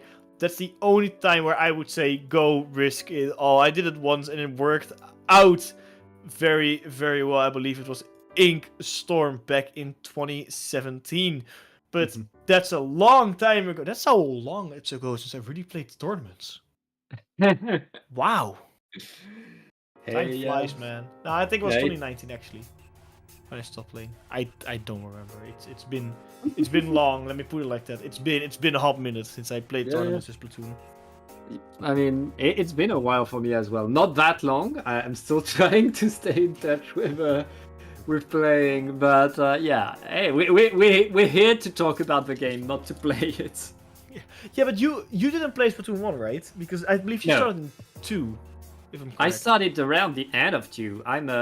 I'm way older than you, but in Splatoon years, I'm a youngling. I mean, to be fair, I started late in 1 as well. I think I started mid 1, because back then my Wii U couldn't properly connect to our internet, so I couldn't play Splatoon. And 1, I had way too much time, man. It was unhealthy the amount of time. I think it took me like 1 month from downloading Splatoon on my Wii U to getting S+. I don't want to talk about that anymore. But we've gone past those days. I honestly, I would love to get back into it, but it's so time consuming. I think on the mic is way more fun nowadays, so I love seeing people achieve stuff where I could not even think that was able to achieve in this game years ago, and now some of the stuff which I thought was unachievable in terms of skill is just the skills we see in our weekly tournaments. Like, even if Splatoon is not in the strongest competitive form right now, and viewership is a bit declining, I think that still players are finding ways to push the boundaries further and further, and what was top play a little while ago is now just weekly Splatoon tournaments. Hey, I mean, I think Splatoon is the strongest that it has ever been. We have an active community. Nintendo is no longer pushing updates. We're still here. We're still playing the game. We're still loving the game. We still have cool players and cool teams on the grind, right, climbing up the ranks and changing the story all the time. And honestly, this is the time to play Splatoon. This is when you're sure that the people who are still playing are here because they want to, are here because they are having fun, because we love this weird game of cartoon characters throwing ink at each other. And to think that these cute little ink fishes and octopuses would have almost been blocks of tofus or bunnies. Yeah. Yeah, but like you said, it's still very strong. I don't think it's as strong as it used to be, but it's still a very, very strong, loving, and caring community. And you said Nintendo stopped pushing updates, but I mean, let's be real. They said that in Splatoon 2, and then after a year, they were like, yeah, you know what? Have some more updates, have some more content. So maybe, hopefully, potentially, we are getting some freebies later. Yeah. I'll still pray for that, obviously. I'll still pray for some extra weapon variations, because you Yeah. cannot go wrong with extra Fact. weapon variations. Right now, it's on us to organize things. It's on us to push this community. And there's a way we can do that. We have a Ko-Fi page, and you can help us improve our production value, make more events, make more tournaments. So big shout outs to Squidaddle and Joel Marmalade, who are helping us over and over reach our goals, improve our quality, and make better things coming. And thank you so much for helping us have Zappo Productions keep doing more and more. We're about to get to Battling Pool 300, and I mean, it's thanks to you. Dude, 300, that's honestly such an insane number. Mm-hmm. Like think about it, 100 to 300. We already celebrated big at 100. We celebrated big earlier this year, I believe, with 5 years of Battling Pool with edition 250, and now Was a year ago, Pat. 100. That's a year ago? Oh my man. Yeah, 50 weeks is almost a year, Pat. It's not a year. It's not a year. So technically, it is still this year. It's still earlier this year. So I'm not wrong. Sure. I'm not wrong on that front. Sure. Well, we have all of our players in the lobby right now. They're choosing weapons. So let's get back onto talking about the game. We're going to start with Splat Zones on Hagglefish Market. It's a classic. And again, it's good for range, it's good for Bubbler, it's good for Zuka and Crab. It's good for the things that have been reliable and good throughout this game. So I can't wait to see what these teams are bringing and what they're going to do against each other. Yeah, I love the way FaZe Clan was playing earlier this game. I loved the strategies that Astro Aces was also putting in FaZe Clan. They were trying out a lot of stuff. So I'm hoping they're gonna try out some more stuff here. Do something odd, even though I don't recommend it. I love seeing some odd ball picks, and it looks like Astro Aces is doing something very safe, but Mickey picking up the custom range blaster, going for that Kraken again. A very interesting choice for Splat Zones Hagglefish Market. I'd expected earlier on Remaker or Tower Control, but here we have it on two Splat Zones, and it looks like it will be working because FaZe Clan is very, very quick on that zone capture. Yeah, well, right now, FaZe Clan going in incredibly strong, pushing hard right now. That everybody is falling left and right. FaZe Clan getting a good control, but Astro Aces are already responding, already getting back there with the well. They're able to call out everybody and push their way back onto the zone. They need to paint though, because FaZe Clan are making the points. Yeah, FaZe Clan had a very decent push to 60, but it looks like Astro Aces is now really going in deep on that zone and started painting it. 3 players are alive compared to 4 of FaZe Clan, but with 3 players they somehow managed to get that paint in. Now, however, as quick as they got in, that's how quick they lost it as well. FaZe Clan just full on head bombing, diving against Astro Aces. A very decent try from that splatter shot to get some splats against FaZe Clan, but unfortunately it didn't work out. Now 3 players down here, Pat, on the side of Astro Aces. It's not looking good. Yeah, FaZe Clan back in control. They had a bit of a hiccup because of the flank, but they completely locked the whole map now, and Astro Aces need to find a way in, needs to prepare their push right now. There's a few down. Mickey with that blaster, absolutely threatening everything, but all 3 players down. Astro Aces are still alive in this game. They're able to paint the zone, they're able to get back in. Now they need to make good points, Hat. Yeah, this is where they need to shine. They have a score of 17 to beat, but there's no one from FaZe Clan at the center to fight them. They're finally starting to roll in, but 2 players are down for Astro Aces. This is not the way I want to fight. Make that 3. It's Oda the Pencil alive, trying to find an escape, and escaping they do. They have saved their special points as well, meaning they get a tactical very early on, but it's only a couple points scored for Astro Aces, as FaZe Clan is just too strong and too fast for Astro Aces to deal with.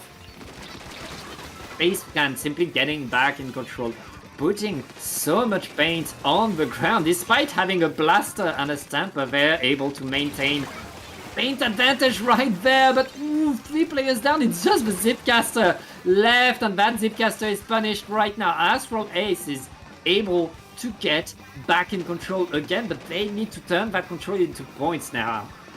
Yeah, and the more times they lose control, the more penalty will be applied to them as well. And the penalty is just time for FaZe Clan to respawn. 2 players down, 3 players down on the side of Astral Aces. Again, they held onto the zone, but the second FaZe Clan respawns.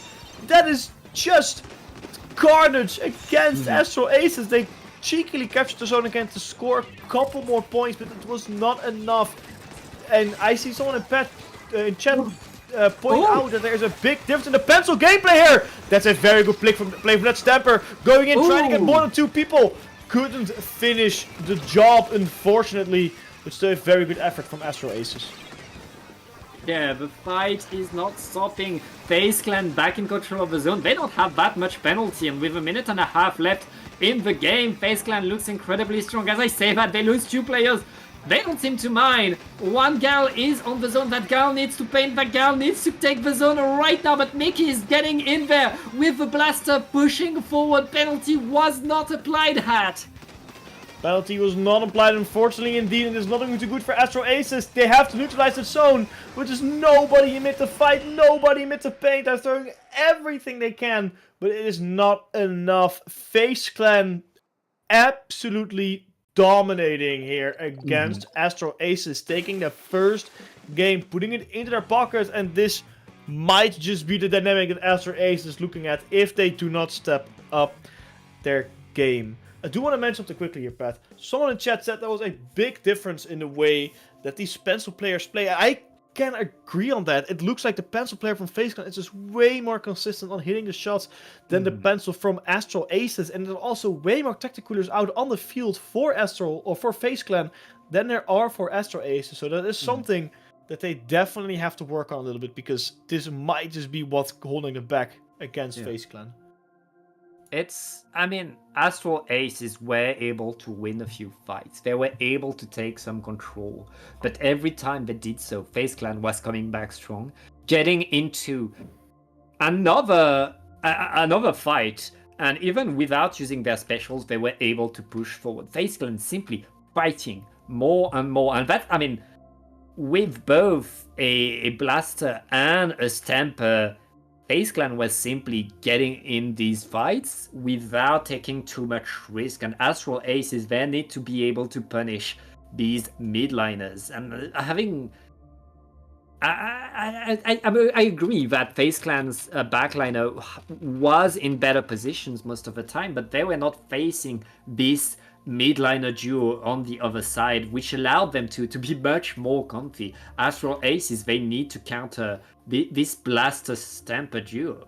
Yeah, but that's exactly the job of the pencil. They need to fight off the midliners so that their frontliners can succeed, because that is something that Astral Aces was struggling with. The pencil just could not find a way to get rid of the midliners who was threatening them, because the midliners can and will threaten the backline of their frontline, but the second that frontline is gone, they'll completely shift their focus towards the backline, and if you cannot fight them off as a backline, then you're gonna struggle, and that is exactly what Astral Aces was struggling with. Like you said, they could not find the splat required in order to get their pencil in position. So let's see if that pencil now can find that splat. Let's see if Astral Aces now here on Clemblitz can find more openings that they were able to find earlier in splat zones here, Pat. Yeah, and right now it looks like the momentum is for FaZe Clan. They're getting in there, almost getting a wipeout, but the pencil is able to run away in time, save that tacticular for the defense. And FaZe Clan didn't have enough clams to get the basket open, which means Astral Aces get to breathe a little bit, get a few splats, and it's their turn to push now. Yeah, it is a FaZe Clan also technically of their own, but it was not enough. It is indeed Astral Aces' turn to start pushing. They only have enough clams for 1 power clam, and it looks like there's none active on the map right now. It gives FaZe Clan time to respawn and to regroup. 2 players down again On the side of Astral Aces, they just cannot find some good ground to stand on. It's always wobbly, it's always insecure. There's not really confidence in the strategy. They're pulling off 3 players down on the side of FaZe Clan though. Will this be the opener for Astral Aces? Will they be able to find enough clams to make a power clam? It does not look like it. They have enough on hand, but they're just not spread out evenly. Now, it's finally out and about. They finally open the basket, but can they follow up on it, or will it just be an opening push without any follow-up? The back and forth is too fast. These two teams get into fights incredibly quickly, which means nobody has the time to pick up clams. Nobody has the time to create a big push. Right now though, Phoenix is on the platform dancing around, maintaining control, and with 2 players down, FaZe Clan has the time to get more clams. They need to make a super clam under the basket, but they have 7 clams on their backline and nobody's grabbing the pity. They're gonna be pushed back without opening the basket, despite being under there for so long. Yeah, I'm actually surprised about that as well. It looks like Astral Aces here is just doing a very good job holding FaZe Clan back, but FaZe Clan has 2 players down on the side of Astral Aces. They're going in with the power clam. They could not find the opening, and it's 2 players down on the side of Astral Aces. So is it on FaZe Clan. They have to make sure that this power clam goes in as well. They could have saved the original one. They can't save the second one. It does go in, but barely and only barely. Can they find a follow-up this time though? It does not look like it. There's no one from FaZe Clan nearby in this power clam. Won't even get them the lead. Not getting lead right there is bad. It's pretty rough for FaZe Clan, but they get 3 down onto Astral Aces again. Rin is the last standing right there. They're gonna be too late. The lead is going to swap this time, and the FaZe Clan is looking to get in to get good points now. Yeah, unfortunately, not getting good points is not meaning you get splattered under the basket with a bunch of clams in your hands. But it's exactly what happened to one of the players from FaZe Clan, but they're not done yet. Right in the second it was about to close, they score more points in. They're getting it at 56 now, Pat. Yeah, that's this time we have a push. We have an actual push by the FaZe Clan, and with a minute and 40 seconds left, Astral Aces now they need to get a good push of their own if they want to come back in there, but it's not working. 2 players down, and FaZe Clan are still preparing more. Phoenix right there with the wall is simply threatening over and over. Yeah, FaZe Clan is absolutely stomping on Astral Aces right now, not giving them a single opportunity, not a single opening for them to go in there. The blaster did just get splattered, so maybe Astral Aces can find an opportunity in there. As they're throwing every single special that they have available against FaZe Clan. And with 2 players down, 3 players down, I believe there might just be a delayed wipe. They can get some points on the board. They have an opening on the basket. The power clam is inside, and they have no penalty to speak of. However, again, nobody is nearby with clams. Nobody's able to get a follow-up in. They opened the basket only for 10 points, and again another 10-point penalty on the board here, Pat. Getting before the flu is a different story for both of these teams right now. And FaZe Clan reopens the basket right away, gets rid of their penalty, gets more points in. We're at 44 right now. Astral Ace doesn't want to be defending less than 30 seconds in the game. And just a few more points could seal the deal right now. Yeah, it's only a couple clams left for FaZe Clan to get that KO in. But it does not look like Astral Ace is allowing them to get those clams in. Astral Ace is definitely playing way stronger than they were in the first game. With a couple seconds left and nowhere near a power clam other than the pity. This is going to be a tough one. The pity will activate overtime. They have to make this push work. It's the last chance they got. Tactical is out and about. Power clams at the ready. Stamper will use their Zipcaster as well. The power clam will go in for Astral Aces. Can they score enough points for Pat? The power clam is inside. Second one goes in as well.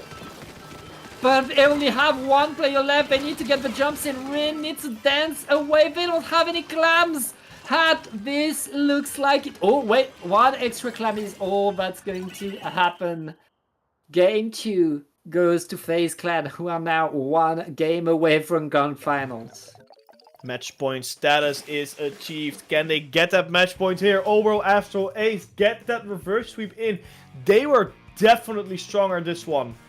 Definitely way stronger this game than they were in the first game. and I'm wondering if they can convert everything they learned so far into another victory. But FaZe Clan here is showing their dominance, showing their strength, and how they can adapt to any circumstance that is throwing at them. Every single scenario they seem like they are prepared for and know how to respond. But Astro Ace is also quickly learning, and you can see they're adapting whatever FaZe Clan is throwing at them as well. So, Pat, I'm interested for this next game to come out. I'm interested if Astro Aces can find at least a game off FaZe Clan here. Hey, it's possible. It could happen right now. It's on these teams to show us, and especially going on to Rainmaker. Rainmaker is the mode for upsets. It's the mode where you get one good push, one few good splats, and you get forward. Astral Aces have a good chance to reverse momentum on here, but they need to get that one big push that puts FaZe Clan off balance, and that's all they need right there. Going on to Museum. Yeah, Museum Delfonsino is one of those maps where it can shake up, and it's one of those maps where you can have a surprise fast push in. However, FaZe Clan can also very, very quickly push, especially with the help of that Kraken, which is now back in contention. 52 gets spotted super early by FaZe Clan. So does the Spanish shot, already 2 players down at the beginning of the match. We haven't even gone 15 seconds in. A quick pop and 2 more players down on the side of Astro Aces will translate into a very, very quick capture of the pedestal, but no, it will not. Yeah, I mean, both teams still fighting. FaZe Clan a bit too eager to get in there, and could have been a bit more prudent, but right now, with a Zipcaster right there, they're looking to get more. That splat on the pencil is huge. That is more momentum for FaZe Clan, who got the checkpoint and were now already trying to push even more forward. Yeah, the checkpoint is big, but it can be bigger, it can be more. Scores are always meant to be pushed further, to be higher. FaZe Clan has a Rainmaker again. They waited a little bit longer than I would have felt comfortable with. They picked it up and are looking for an opening. But there's no supporting specials out there on the field to push that Rainmaker further here, Pat. Yeah, game is not over right now. Astral Aces able to end that push. 58 is a good start, but it's certainly not over in this game. Both teams are now back to fighting for mid. Astral Aces this time seems like they're able to at least get the fight on. Yeah, they're trying their best. 3 players down on the side of FaZe Clan. This is what Astro Aces wanted. This is what Astro Aces needed. A quick push towards that pedestal, towards the checkpoint, allowing them to prepare themselves for a lead swap. And I think that will be the first time this entire set they will get the lead if they switch it up right now. And they do. It's only a blaster and a pencil to stop them. 33. It's a very respectable push. It could be bigger and it could be massive. And massive is what this is. FaZe Clan has some work to do now. Yep, right now FaZe Clan preparing to drop Rainmaker. They lost a few good players, but so did Astral Aces. They are going in and preparing their way forward. Ooh, FaZe Clan are already pushing, are already on that platform, but already punished by the shot, who is dancing around trading. I mean, both teams are so evenly matched right now. It's really a matter of who gets to throw themselves forward a bit further in. Yeah, it is now a contest of bodies, and that body contest is looking like it will be going to the side of Astral Aces. FaZe Clan is slowly but surely nudging themselves deeper and deeper into the base of Astral Aces, but will it be enough? Tacticooler goes out on the side of FaZe Clan. They're throwing it into their base so every team member who's respawning can take advantage of it. Will it be enough though to pick up the Rainmaker? Because the Rainmaker is heavily guarded by Astro Aces. 2 players down though, Pat. 3 players down though might definitely change this scenario up.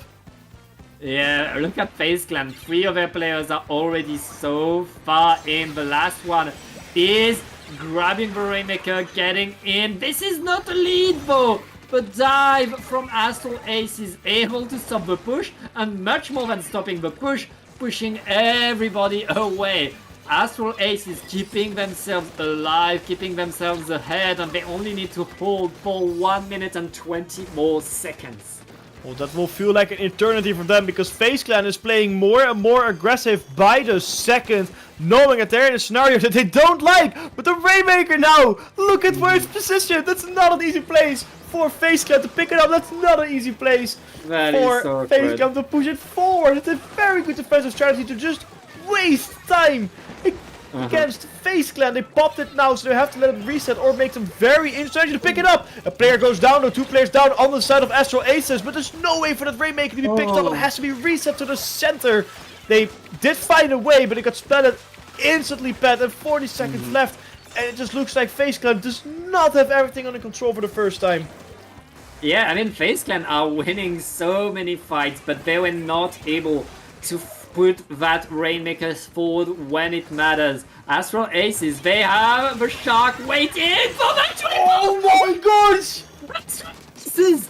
Wow!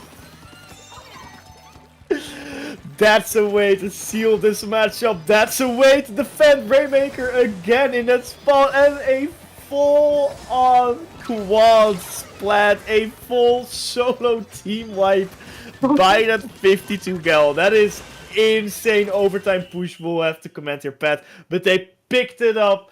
They said no. We learned to adapt. We learned to overcome. And it will be Game 3 that will be going to Astral Aces as they're not out of this tournament just yet. We talked about it. Rainmaker is the game mode of surprises. Is the game mode of going in and making me scream.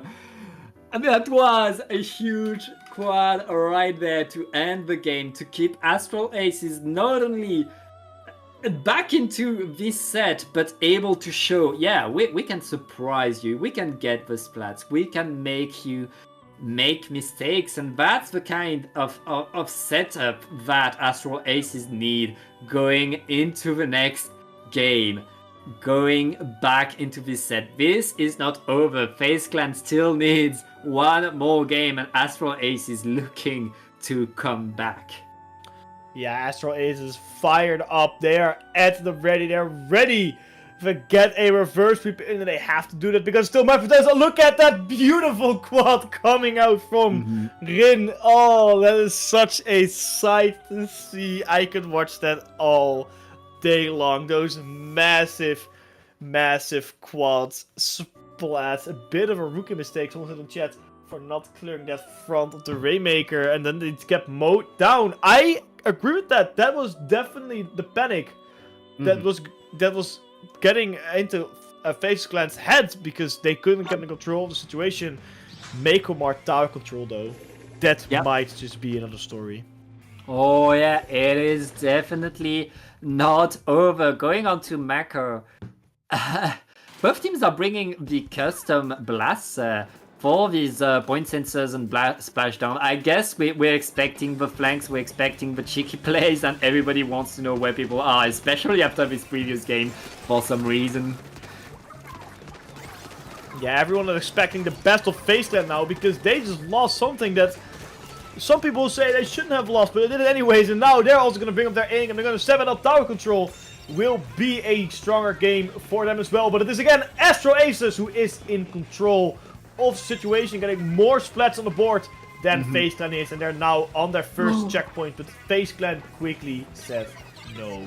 Yeah, FaZe Clan got a delayed wipe right there. They'll get back on the tower. They'll get their own momentum. Let's see how Astral Ace is able... Oh, wait, Astral Ace is 3 down. Again, this is so rough. FaZe Clan is coming in incredibly strong, and they're already in there waiting for the mistake. Mickey getting the splashdown, getting one player down. It looks like FaZe Clan, without much trouble, are already at checkpoint number 2, Hat.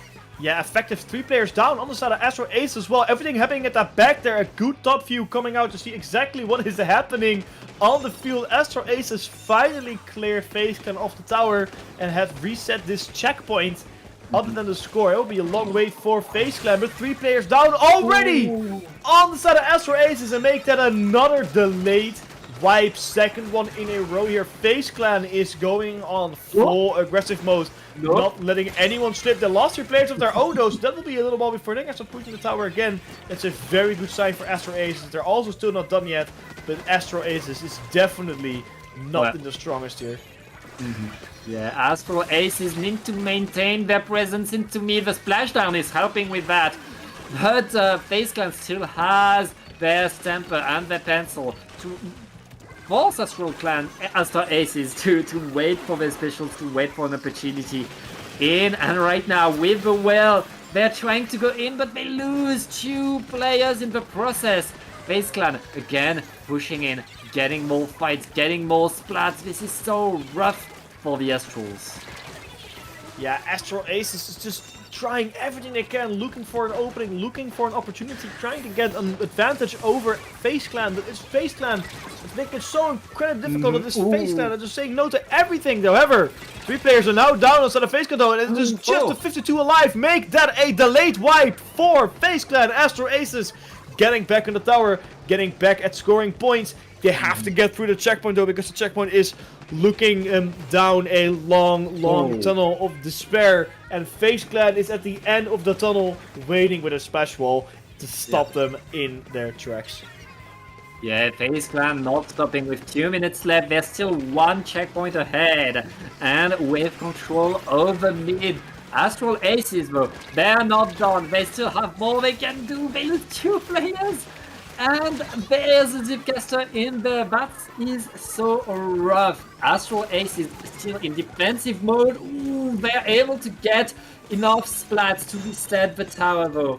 They get to breathe a little bit, but now they need to get a push, and they haven't gotten past the first checkpoint yet. No, they're still struggling with that. That's not looking too hot for Astral Aces. 1 minute and 20 seconds left to get past that checkpoint and to get past 33. 32 is the score that they have to achieve. But with 3 players down, that is difficult. And this is what's happening every single time to Astral Aces.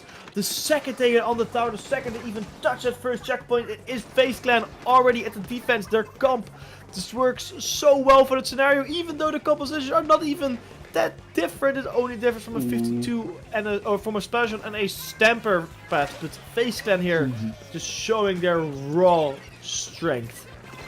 Yeah, it's an unrelenting pressure from FaZe Clan. Astral Ace is not able to get ground, not able to get forward, able to use the tacticula, but paying the price for it. FaZe Clan are on fire, and with 30 seconds left, this is looking pretty dire for the Astral Aces. Yeah, Astral Aces is having not the greatest time in the world. It's FaZe Clan again pushing cheeky Squid back to show their dominance. Astral Aces is struggling. Astral Aces is trying. They're panicking. They're looking for opportunities. They're looking for splats. They're looking to get rid of FaZe Clan, but it does not seem to be working. Their answers, their prayers are not getting called. A miracle has to happen here for them to succeed, but with nobody nearby the tower, with nobody who previously touched that tower for Astral Aces, it is FaZe Clan that goes back to the winners finals, gets themselves into Grands for a rematch against Mango Hack Mac. Yeah, we saw Mango Hack Mac be incredibly strong in winners finals, but now this is a new FaZe Clan that is bringing the blaster, that is bringing the fight. I mean, Astral Aces, they played fantastic in this tournament, but in the end it wasn't enough going against the team of the caliber of FaZe Clan. Huge lead right there by FaZe Clan, huge control over this last game. That has to feel good going into Grand Finals. And I guess we'll take a break and we'll be right back. Oh, we are keeping talking. It seems there's a problem with OBS. Yeah. So I see. oh, okay. No, we just. I see a black screen in front of me. Oh, there we go. Yeah. That's okay. the proper screen. Mango Hack Mac FaZe Clan. A rematch. A big rematch. This is something that FaZe Clan was hoping for, but Mango Hack Mac, they seem to be prepared as well. They've been waiting for a hot minute though. They've been waiting for more than an hour now for Yeah. losers to be done, but this might be one of the aids of betting for, because these teams, how they played before, was already insane. But Mango Hackback, the only team so far to get games off of them, and then Astro Ages came along and also got a game off FaZe Clan. So FaZe Clan is not getting a big 100-0 streak anymore, and not even a 99% streak, as two teams have taken games off of them. But Yeah. what are you gonna predict for this one? What are you gonna think is gonna happen in the grand finals here? I don't know, Hat. I feel like Mango Hackmack, again, they will deserve their spot into grand finals, but FaZe Clan have stepped up their game. It feels they're going faster, they're going stronger, and it's going to be anyone's game. It's just a matter. Sorry. Can FaZe Clan really show that they understand what Mango Hackmack is doing? Is their new strategy going to work against Mango, and will Mango adapt to what FaZe Clan has been doing here in Losers Bracket?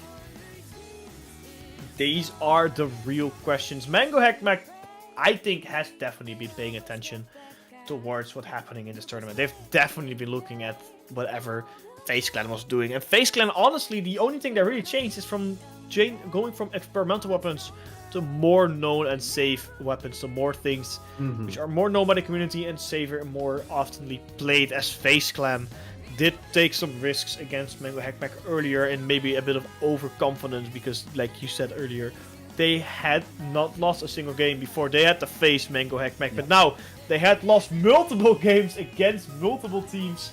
So I think they're definitely going to play it a little bit safer than they did at the initial fight. However, Mango Hackmack, I think they are going to throw everything out. I somewhere believe that they did not give their full in the original winners finals. Yeah, it's going to be a rough one, and honestly, I don't know what's about to happen, especially since we've started and the set potentially with a Rainmaker, the most volatile of all the game modes. This is where one team could get a lot of momentum by simply getting that one curling bomb that allows them to go forward and get the push. And we've seen FaZe Clan struggle on Rainmaker, struggle to get in, struggle to do exactly that, whereas Mango Hackmack, they like to do that. So I think this could be a very good game one for Mango. Yeah, Mango can definitely have a big opener here. However, Splatzone's Mako Mart, I think that's going to struggle a little bit more. Same with tower control on the Hagglefish market. I wanted earlier, but I think that's exactly the reason why they're going to have a little bit of a struggle with that. If it gets to that point, though, they could also just 3-0 it against FaZe Clan, which is highly unlikely. But it can also happen. And I think overall, looking at the map mode for this set, it can be such a very, very good set. A lot of the maps modes really push unique challenges on both of these teams. And having double Rainmaker as well is just the icing on the cake, in my opinion, for a set like this. Yeah, it's about the show. We'll see a lot of fight between these two teams. All of these map modes are good for forcing teams to fight each other, and that's what these two teams like to do.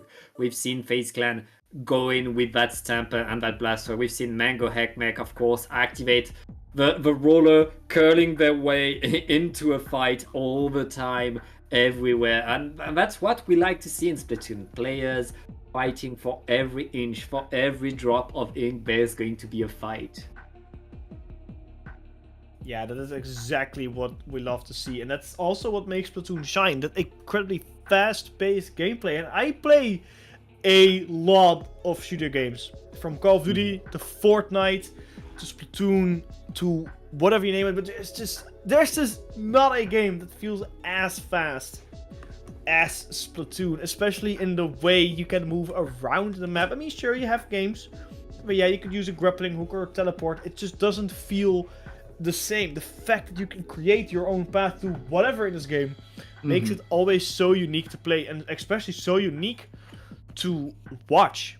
And Mango Hackmack and FaZe Clan are two teams that are playing incredibly fast at an incredible pace that I might have a bit of trouble keeping up at some point. Yeah, I mean, that's the pleasure of top level Splatoon, and these two teams are at the top of their trade, they're fast. They simply are faster, getting in and constantly running around each other, optimizing every little bit of this game to squeeze as much as they can of the objective. It's such a pleasure to watch these teams play the game to its fullest, optimize it perfectly. I wish I could do a tenth of what these players do, because it's so beautiful to watch them play. If we play long enough, we can definitely achieve similar levels. But yeah, like you said, what these players can do, it's insane. It's honestly, look at it like, what? How? And then you see the weapon and ability as well. And sometimes look at it like, what?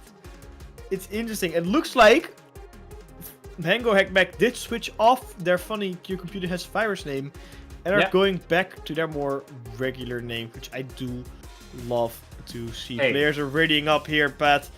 FaZe Clan against Mango Hackback, a big rematch for Paddling Pool, starting it off on Rainmaker Scorch Gorge. Hey, it's grand finals. You want to come in grand finals with your full name. You want to tell, hey, this is me playing, and this is me winning these grands. So yeah, Mango Hackback going full force. FaZe Clan also taking this seriously. It's going to be a battle for the ages for this Paddling Pool 296. Yeah, this might be one of those paddling pools where we look back and like, yeah, this was it. This was that tournament. This was one of those weeks. They, as players, can remember, but we, as casters, can remember as well. Give it up. The grand finals are here. Scorch Gorge Rainmaker, a big rematch. We see that Rapid Blaster Pro, the Rapid Blaster Deco coming back out. So is the custom range blaster. So these teams still bringing their unique weapon picks to the table, and let's see which alt-ball weapon pick will come out on top here, Pat. Yeah, and with a no backline, Mango Hackback are making sure that they can always run incredibly fast in any direction. FaZe Clan will have to just simply stop them, and the pencil is doing exactly that, punishing Bazooka right there, forcing Mango Hackback to wait a little bit. Mango Hackback, they move fast, but they have a bit more trouble getting the super jumps since they don't have a pencil. Yeah, and that's what's gonna make it challenging for Mango Hackback, and that's something where FaZe can take big advantage of. Mango Hackback earlier shown that they don't really need a backline in order to succeed. They have their ways, they have their strategies. Warrior getting splatted by the Stamper. Very, very good pick off of that. You don't want the Rotor shocking around when you have the Rainmaker on the hand, and FaZe Clan knows that all too well from their earlier outing. They're trying to get an opening, even they're struggling. They're, even with the pencil, it's being really tough for them. Yeah, ooh, right now 2 down onto FaZe Clan. Mango Hackback are moving towards the checkpoint, and they have a very nice path to it. This is checkpoint number 1 for Mango Hackback, who are re-grabbing the Rainmaker right away. And with a big bubbler, they should be able to get a good point. 32 is nothing to scoff at. Very nice first push by Mango. Yeah, looking at the fact they don't have a pencil, that's an incredible push. And Pat, they're not done. They're still inside of the base. They're looking for another opportunity. They're looking for a pop. Mike going in with the Cracker and trying to force Mango Hackback out. Gets a big splat onto the splatter shot. Couldn't connect the Cracker to anyone else. But look at that. The Rotor is still sharking. That Rotor is still looking for opportunity. But a splat or Trizuka. A Trizuka says no. A Trizuka forced him out. 2 players down now on the side of Mango Hackback. A FaZe Clan has some work to do to get the Rainmaker as far as Mango Hackback did it. Yeah, FaZe Clan right now full control over mid. They'll get right to the checkpoint. They want to answer. Mango had the first one. It's their turn. The strikes are going to stop the Rainmaker, and the jetpack to follow through as well. Means Mango Hackback gets back a lot of control right there.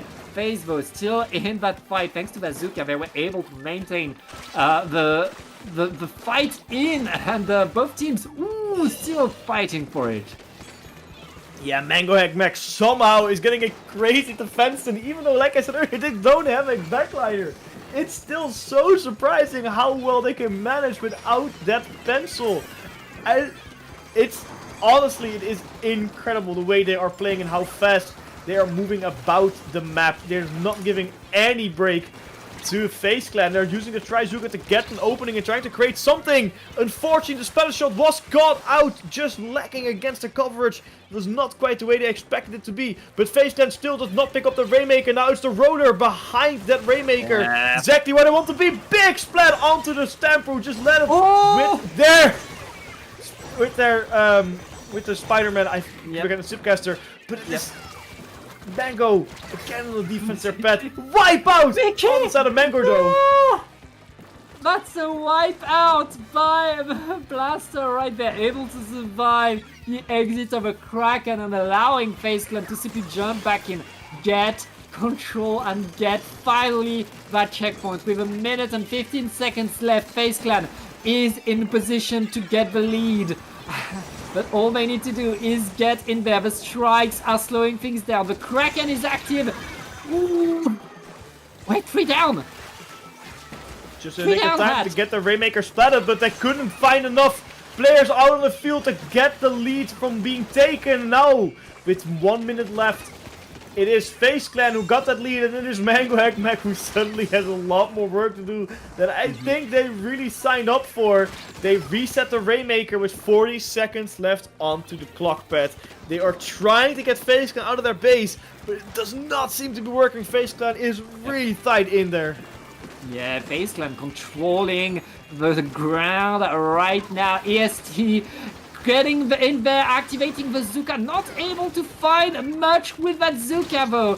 FaZe Clan still holding strong, but at least Mango Hackmack are able to get out of their spawn. And with 2 players down onto FaZe Clan, this could be a final shot at a push by Mango. Oh, as I say that, FaZe Clan is shutting everything down. But don't say that too quickly, because there's still players from Mango Hackmack alive. The Rainmaker was picked up, but unfortunately it was all so splattered. FaZe Clan took it with a tiny margin. And I just want to show you that how these teams are playing. This can be a crazy, crazy finals, if not a bracket reset, if the FaZe Clan continues to play like this. But it is FaZe Clan that takes game number 1. It is way too soon to tell right now. This is just game 1. We're in a best of 5. There's lots of room. And Mango Hackmack have shown that they can adapt, have shown that they can beat this FaZe Clan team. Now going on to Mako zones. It's going to be a completely different dynamic. And Mango Hackmack not having a backline on Scorch Gorge, a very open map, the pencil can deal a lot of damage. Going on to Mako, you have a lot more way to hide from that pencil, which could benefit Mango Hackmack. Yeah, this is something that Mango can definitely benefit from. The fact that the pencil is not as strong here as it was on the previous map. However, it's still a pencil, and pencil is one of the most versatile weapons, if not the most versatile weapon Splatoon has ever seen in terms of strength. From support to offense, it just does it all as a back to mid liner. It's a very flexible weapon, and Mango Hackmack has to find something against it. But I don't think it was the pencil really causing problems this game. FaZe Clan just simply played a bit better. I don't think FaZe Clan or Mango was struggling at all. Yeah, I think both teams were able to get their good pushes, but in the end, FaZe Clan had that extra oomph to their push, were able to get a few more specials, a few more players left on the ground while they were going forward, and in Rainmaker, that matters so much. Now we're going to see the fight for mid, we're going to see the fight for the stacks, and how this goes, I do not know, but we are about to, because it's game number 2 right now. Game number 2 it is. And Mango, they just looked at a loss, and I don't think that I wanted that to happen. They lost 1 game against FaZe Clan earlier in their original set, so they can afford it. They still have a lot of opportunities to get back. And I think Splat Zones is in map mode, which will suit them a little bit better than Rainmaker will. However, that pencil here also has free reign over the map, because they don't have to move in as much as they had to in Rainmaker. Yeah, right now both teams fighting for mid. FaZe Clan looks like they're getting control over the zone and pushing forward in EST, defending with that shot, able to get the crucial 1v1 and one more with Bazooka. That is huge. Mango Hackmack pushing in is their turn to hold with a big bubbler. 2 players down from that EST is actually insane because it will not only allow Mango and Mac to catch the zone, it will also allow them to push in. They have to get the zone back in order to swap that lead though, and they have, and they will. Good splat by Mango against Fat Fish, just the tip of that roller, sharking them out and getting them down instead of being able to jump back, wasting special and wasting time. 2 important things for Mango Hackmack to get rid of. Splashdown goes out and gets a spell on K. 3 players alive for Mango Hackmack compared to 4 for FaZe Clan. FaZe Clan uses strikes, which cannot find the zone with that. Yeah, huge push by Mango Hackmack right now, but FaZe Clan is back in control. FaZe Clan is back in. The Zipcaster was not able to find much, which means both teams are going to fight right there, but the fight is going the way of the clan, it seems. It's Mango with the roller trying to get their way back in as the rest of the team is pushing forward. No penalty on FaZe Clan, it's on Mango. A Hackmack to get in, and with 2 down, they're gonna get the zone for free. Yeah, that's a very good zone capture for Mango Hackmack. Not only did it not score a lot of points, FaZe Clan, but Mango Hackmack was very quick onto the rest of the map control as well. And that is huge. Even if they lose it here, they still have a huge portion of the side of the map to get back in. And more importantly, they have specials, whilst FaZe Clan does not. Yeah, and right now both teams still fighting for me. 2 down onto oh, 3 down. That's a delayed wipe. FaZe Clan gets huge control, and now there's Mickey under that ledge with a blaster. Gets punished immediately. That is so important for Mango Hackmack to not let the blaster under their ledge. They will be able to get the push as soon as they get their specials. Yeah, blast versus blast in that scenario. Don't want to be the blaster below, but you don't want to be Mango Hackmack right now as they're about to lose the lead against FaZe Clan, who are looking at another KO. We're looking at closer and closer and closer towards that. 2 players down, so the Mango Hackmack is not boding all too well. They have to get their act together, get specials, and start pushing in. And pushing in deep, the Splash Mangus goes down as well. Tacticooler goes out on the field. There's only 10 ticks left till KO. And there's no one in the middle for Mango Hackmack. 2 players for that roller. But it was not enough. You don't win splat zones by getting splats. You win splat zones by taking the zone. And this is game 2. Also going to FaZe Clan, giving themselves match point status. However, if they win this best of 5, they still have to win another because they are coming from the losers bracket, as a reverse sweep from Mango Hackmack will give them a victory here. So Mango Hackmack still has some room to make mistakes, but they really need to end it here and start giving up their A game, because FaZe Clan right now is doing work on them. Oh yeah, I mean right now, yes, FaZe Clan needs a bracket reset, but if they win the next game, they have all the momentum, they have the mental edge. Mango Hackmack, they look tired right now, they look like they're struggling to get control, to stay on top of the zone, even when they had the fights going their way. FaZe Clan was respawning so fast, was getting back in there, forcing them to defend over and over. It was so rough for Mango Hackmack, who need to win more fight because they don't have the cooler. Yeah, this is something that is, I think, ready for change. I think they need to get a cooler in. No. It's Mango Hackmack, they won't.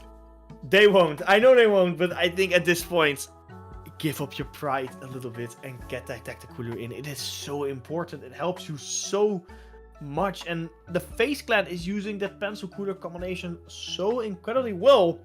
Where Mango Hackmack, where they are succeeding the first time, is struggling now. This is a map, however, where Mango Hackmack did make some very good use of the bubbler better than the tacticooler. So debate it or not, you think it's a good special or a noob special. Mango Hackmack will have to do something against this 2-0 because a bracket reset is staring them deep down in the barrel of Battling Pool. And You don't want to come this far to lose it in a bracket reset. Yeah. You come this far to win. Yeah, and Mango Hackmack sticking to their guns, going with what they want to play, what they want to show is good. FaZe Clan coming strong, and both teams running at each other. That first fight for the tower will decide a lot because momentum on tower control is everything. Yes, and momentum is something that Mango Hackmack can definitely hold onto in these games. They can create, they can create and manage things fast, and you can imagine, you can think so Splatter Shot, and Mango Hackmack will already push the tower from 0 to a KO. So let's see if they can create some momentum. They can create it in the first game, but they're getting called out. The roller getting splattered by 2 players from FaZe Clan, as Mango Hackmack is not creating any momentum. In fact, they're losing it. Yeah, right now FaZe Clan opening strong, getting the tower to the first checkpoint, forcing the strikes out, but everybody from FaZe Clan is still around, getting more and more. They're back on the tower, they're back to that checkpoint. And Mango Hackmack has nothing to defend, they don't have specials, they have 2 players down. That's going to be the first checkpoint right now. Oh no! Bazooka delaying things, allowing the rest of Mango to get back in, but that's not enough. Checkpoint number 1, and FaZe Clan are still pushing hat. Yeah, what Mango Hackmack was doing in the first outing is what FaZe Clan is doing now. Mango Hackmack hasn't even scored a single point, and the second checkpoint is about to be taken by FaZe Clan. Mango Hackmack finally getting some breathing room, finally getting some playgrounds of their own, and finding ways to get FaZe Clan off of that tower. But for how long can they hold it off? For how long can they hold FaZe Clan back, as FaZe Clan is already making ways back towards that tower in the middle of the map? Yeah, Mango trying to shark their way in with Verona, but he's called out. Right there, he's not going to be able to find the splat. Both teams still fighting around it, preparing their next push. The tower is grabbed by Mango Hackmack. FaZe Clan is waiting. FaZe Clan is completely collapsing onto them and forcing K to move back. K is in trouble right there. And both teams are, FaZe Clan are still moving forward, trying to get more. Yeah, FaZe Clan is looking for options, is hungry, is waiting, but a flash for an Inkjet says no and gets a big splat onto the Stamper. Gets refract down. 2 players are now down on the side of Mango Hackmack as well as on FaZe Clan. But it's still FaZe Clan who holds control of the map. It's still FaZe Clan who is taking control of this game. Mango Hackmack is now inching closer and closer towards the tower and is inching closer towards a push. But it's still not looking too hot. 2 players down again for Mango Hackmack. They just cannot seem to get a grip of the situation they're in right now. They have to step it up here, Pat.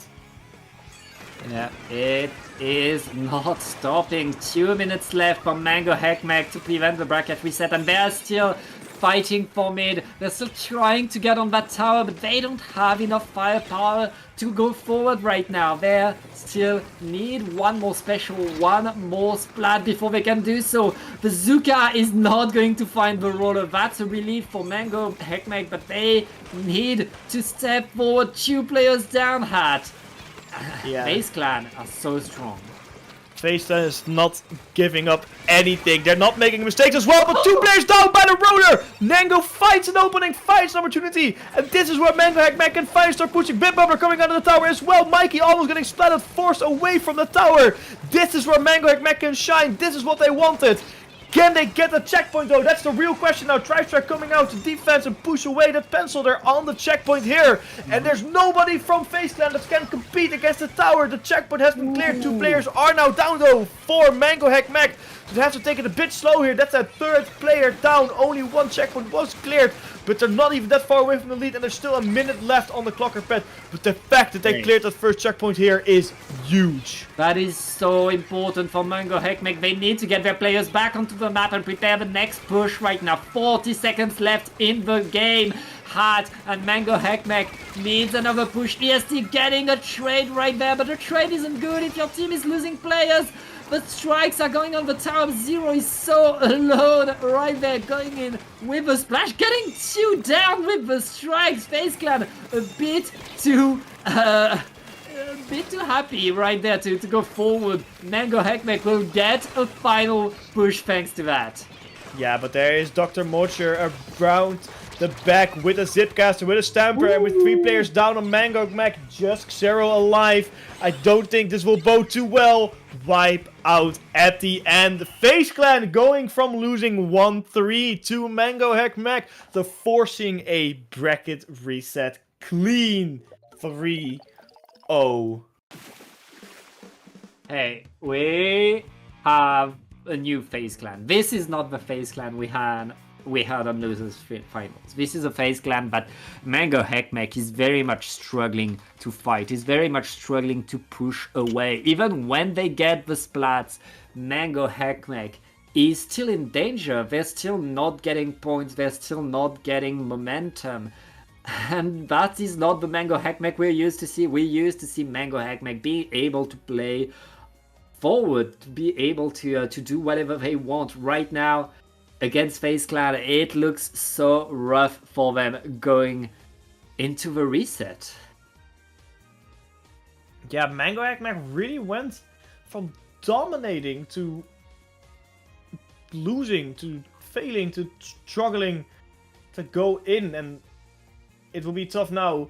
It was tough here, but the second half will be even more tough. A bracket reset is never something that a team wants to be inside of. Yeah.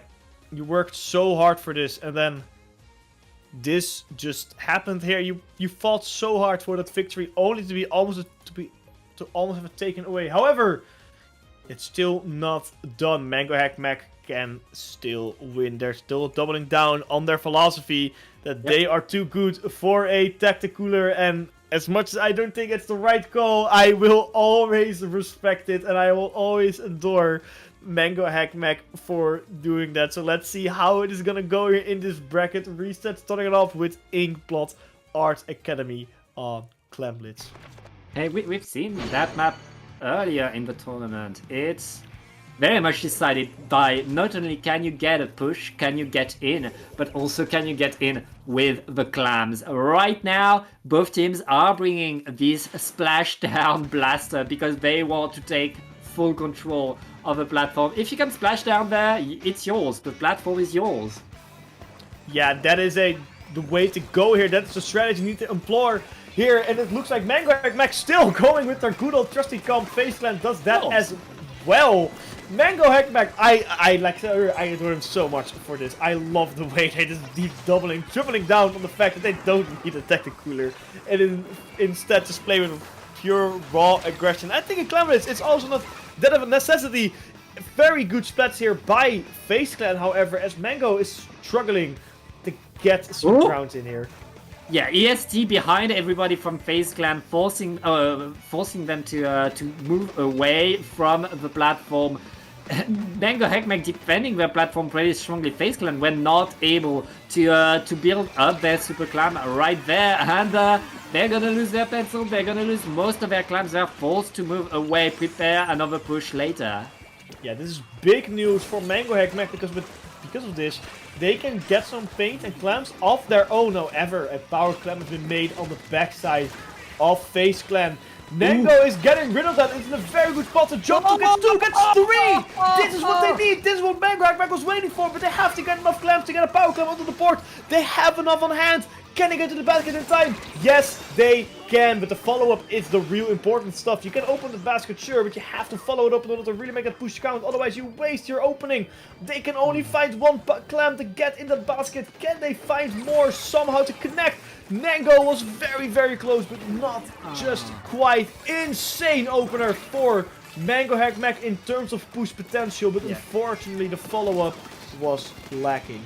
Yeah, a bit too slow for Mango Heckmech to follow through on that triple. Look like Mango Heckmech got a triple under the basket with a big bubbler, but they didn't have the clams ready, and that's how it works on Clamblitz. It's so rough right now. FaZe Clan, they have the clams ready. All they need is to get in, and they're already pushing their way through. A splashdown on the platform gives them the platform. They open the basket. They only need 2 clams to get the lead. Yeah, and 2 clams, they will get inside of that basket. Make that more. They are already at 68 and counting. They have more clams at the ready. We see the Stamper trying to find an opening towards that next there's a basket towards the next score set of points. Unfortunately, could not connect it, so Mango Hack Mac does not have that, or Space Clan does not have that big of a lead. However, they are preparing a second push right after the first one with another power climb at the ready. Fatfish waiting for an opportunity. However, Trikes are coming out in the very backward awkward spot for Face Clan, forcing them all away to scramble. It's not enough for Mango Hack Mac to push in, but it is enough for them to buy some time. Yeah, and right now FaZe Clan reopening the basket, getting more clams in. They lose their blaster in the process, but they're still on that platform, maintaining the pressure. 2 down on to Mango Hackmake. FaZe Clan are still maintaining their presence. The basket closes, but they don't care. 2 players down. Again, it's so harsh. EST is going to fall down as well. FaZe Clan simply maintaining their huge pressure. Yeah, FaZe Clan is definitely doing numbers on Mango Hack Mac right now. We thought Mango Hack Mac would have less of a struggle than they have now. I think waiting for that long from winners finals to grands definitely cools you down a little bit, while FaZe Clan is still fired up and ready. Another power climb going in for FaZe Clan. They're just not stopping, they're not taking a break, they're not giving Mango Hack Mac any room to breathe their path. They just cannot seem to find an opening here, Mango. Yeah, it's not stopping, but with 2 players down onto Mango Hackmake, FaZe Clan, they're gonna get another push hat. They're not stopping, and I mean, they're not. Okay, they're making a super clan again, and they're trying to push their way in. Mango Hackmake still is struggling to be around their own platform. Yeah, this is what Mango Hack Mac was fearing, and this is what FaZe Clan wants to happen. They're in complete domination of this game. They are in control. They're pulling the strings. Zipcaster coming out for Mocher, trying to get some stuff, but more importantly, making sure that everyone from Mango Hack Mac is scrambling about and not in a coordinated position. Even if they get splatted here, they wasted a lot of time for Mango Hack Mac. 2 players down outside of FaZe Clan now, though. Voltus be the opener, looking for a 3rd player, I believe, just went down as well. Mango can find a jump in. Bubbler behind the basket. Can this be the score they're looking for? They have a lot of clams on the map nearby, but they have to get them inside the basket. That's the question. EST has the clams. Will he find the momentum to get them in the basket? 56 only. I don't think anyone can get there in time, unfortunately. It is FaZe Clan in the bracket we said that takes the first game. Yeah, I mean, it's FaZe Clan now in a winning streak of 4 games against Mango Hackmake. Mango Hackmake, they need to wake up, they need to change something. I'm not saying grab a Tacticooler, they're not gonna do that, we know they're not gonna do that, but they need to switch up some things if they want to get back in this game, if they want to have a shot against the FaZe Clan.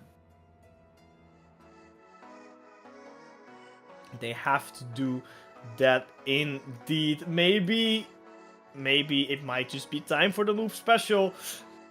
Maybe give up your pride a little bit, like I said earlier. I know I retorted for doubling down, but look at the amount of damage that Tacticooler is doing to them. And even if it's not a Tacticooler, FaZe Clan is playing so consistently. They're so incredibly strong, and they learned from what they found that they lost against Mango Hack Mac the first time. They learned their strategies, the way they play and what they do, and especially with some tough battles against Astral Ace as well.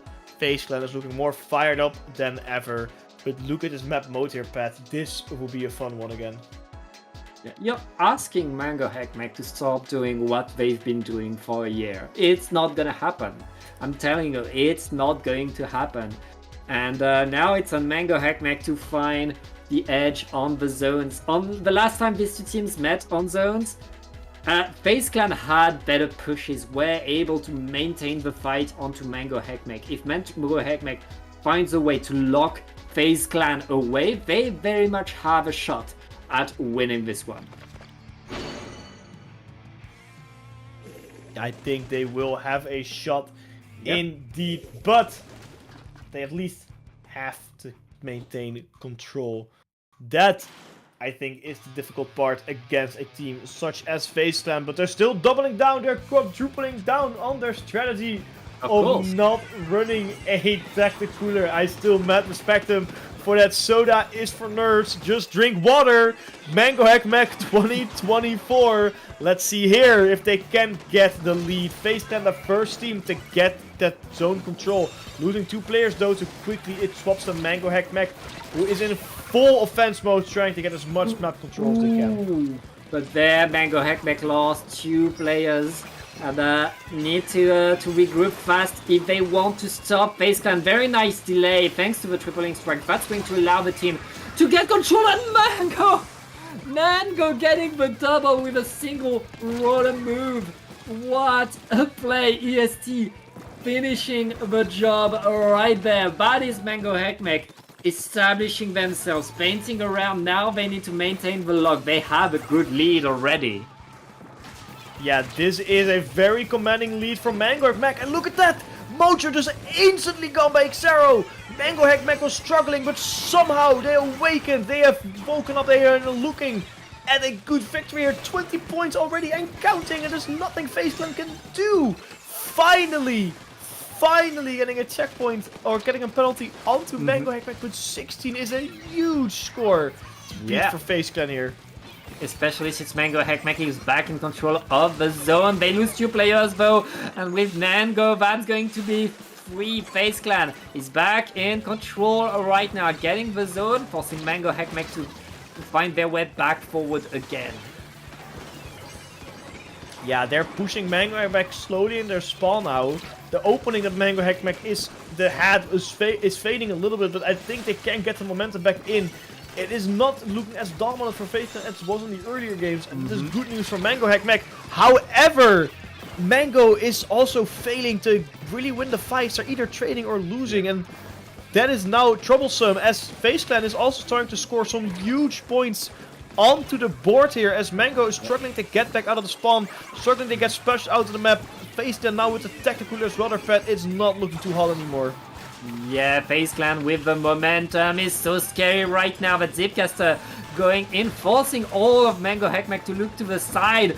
FaZe Clan getting the lead right there, forcing Mango Hackmack to fight with all they have. Beautiful splashdown is going to allow Mango Hackmack to take back control. The game is far from over. We have more than 2 minutes left in this game, and Mango Hackmack 2 players down again. The FaZe Clan are simply running forward and winning more fights.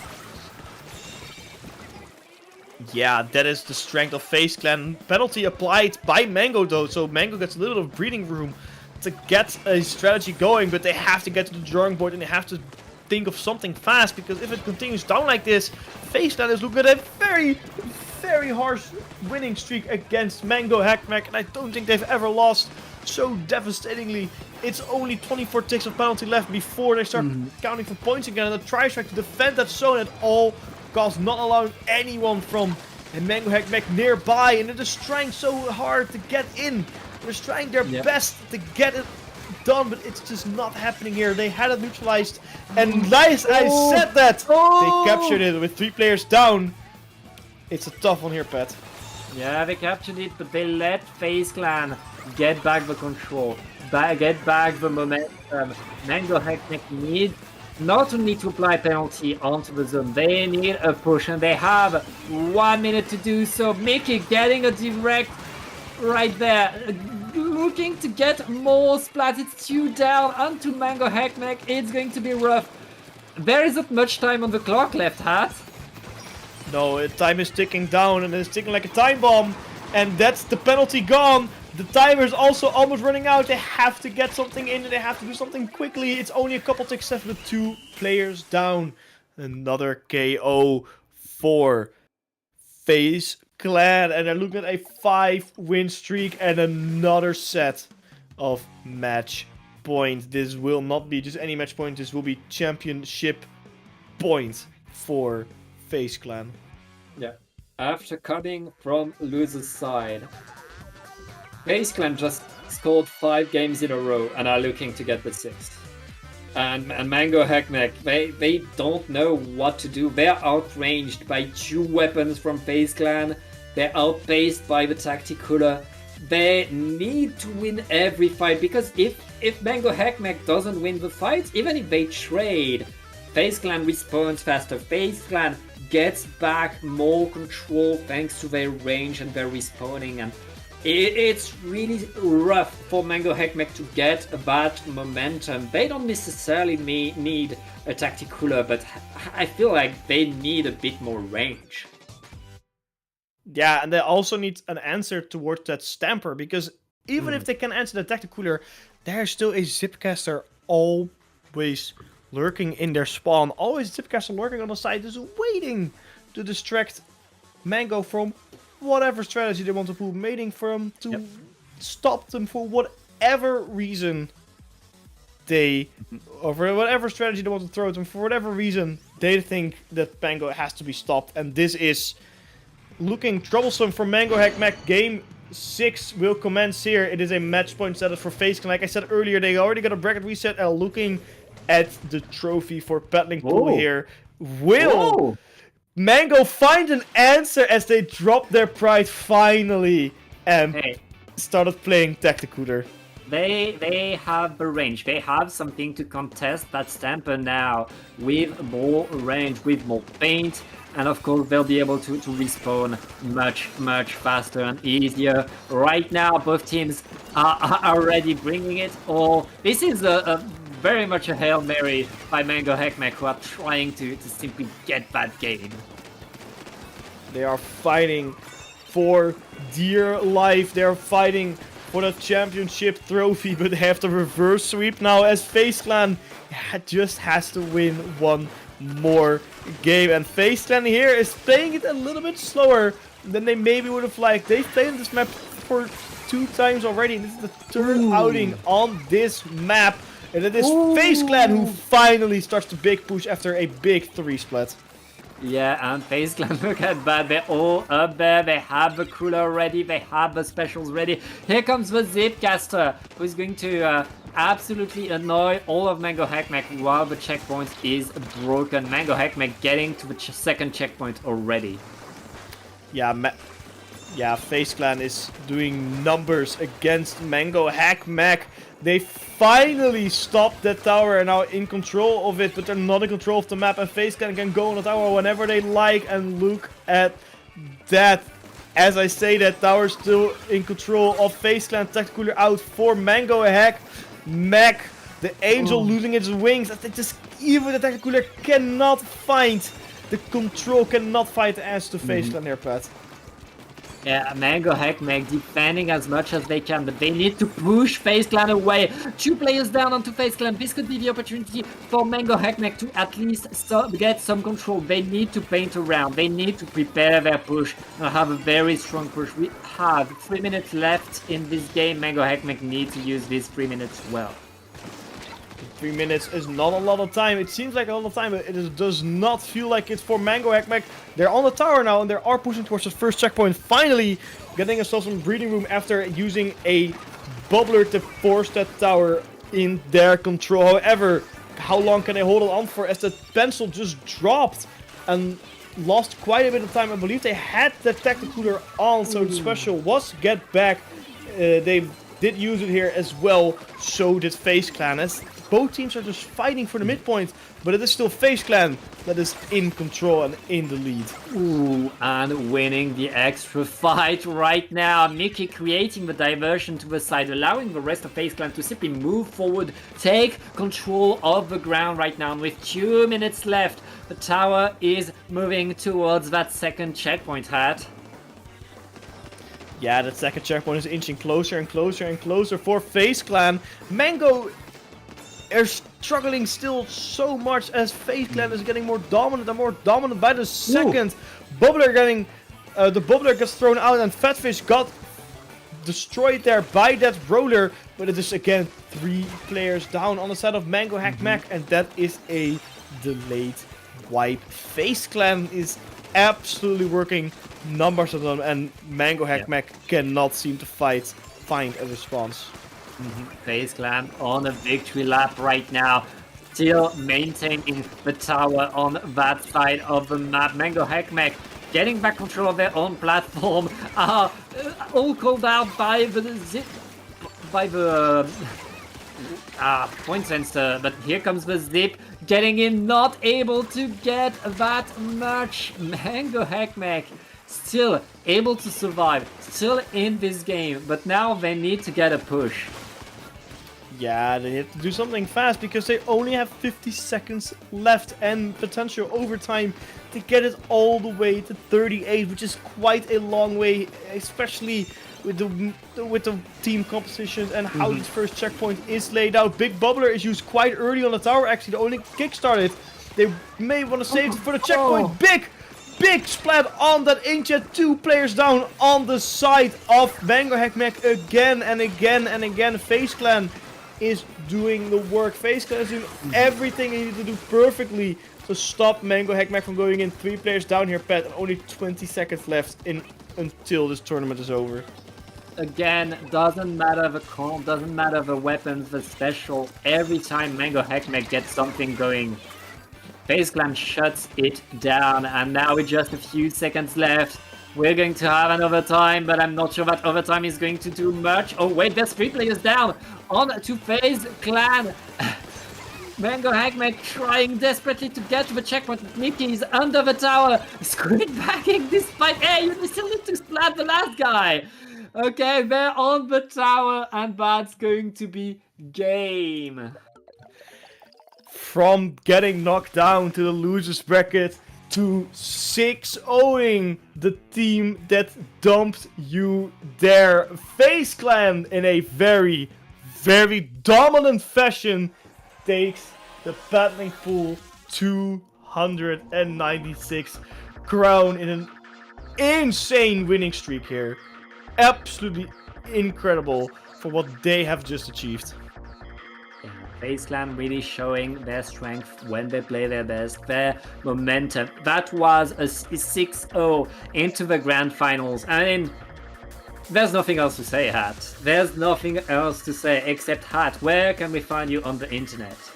Well, you can look below the maps. I just made a blue sky, so give me a follow there at casterhat.bsk. where I will try to be active and I don't use the socials that much anymore. And what about you? Well, pretty much the same. You can find me on Blue Sky at PatJ or Tom.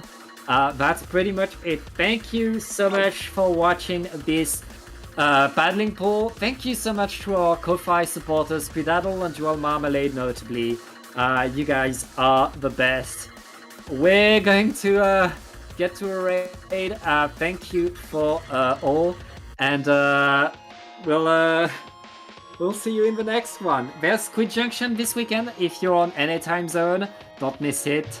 And we'll see you all later. Bye bye.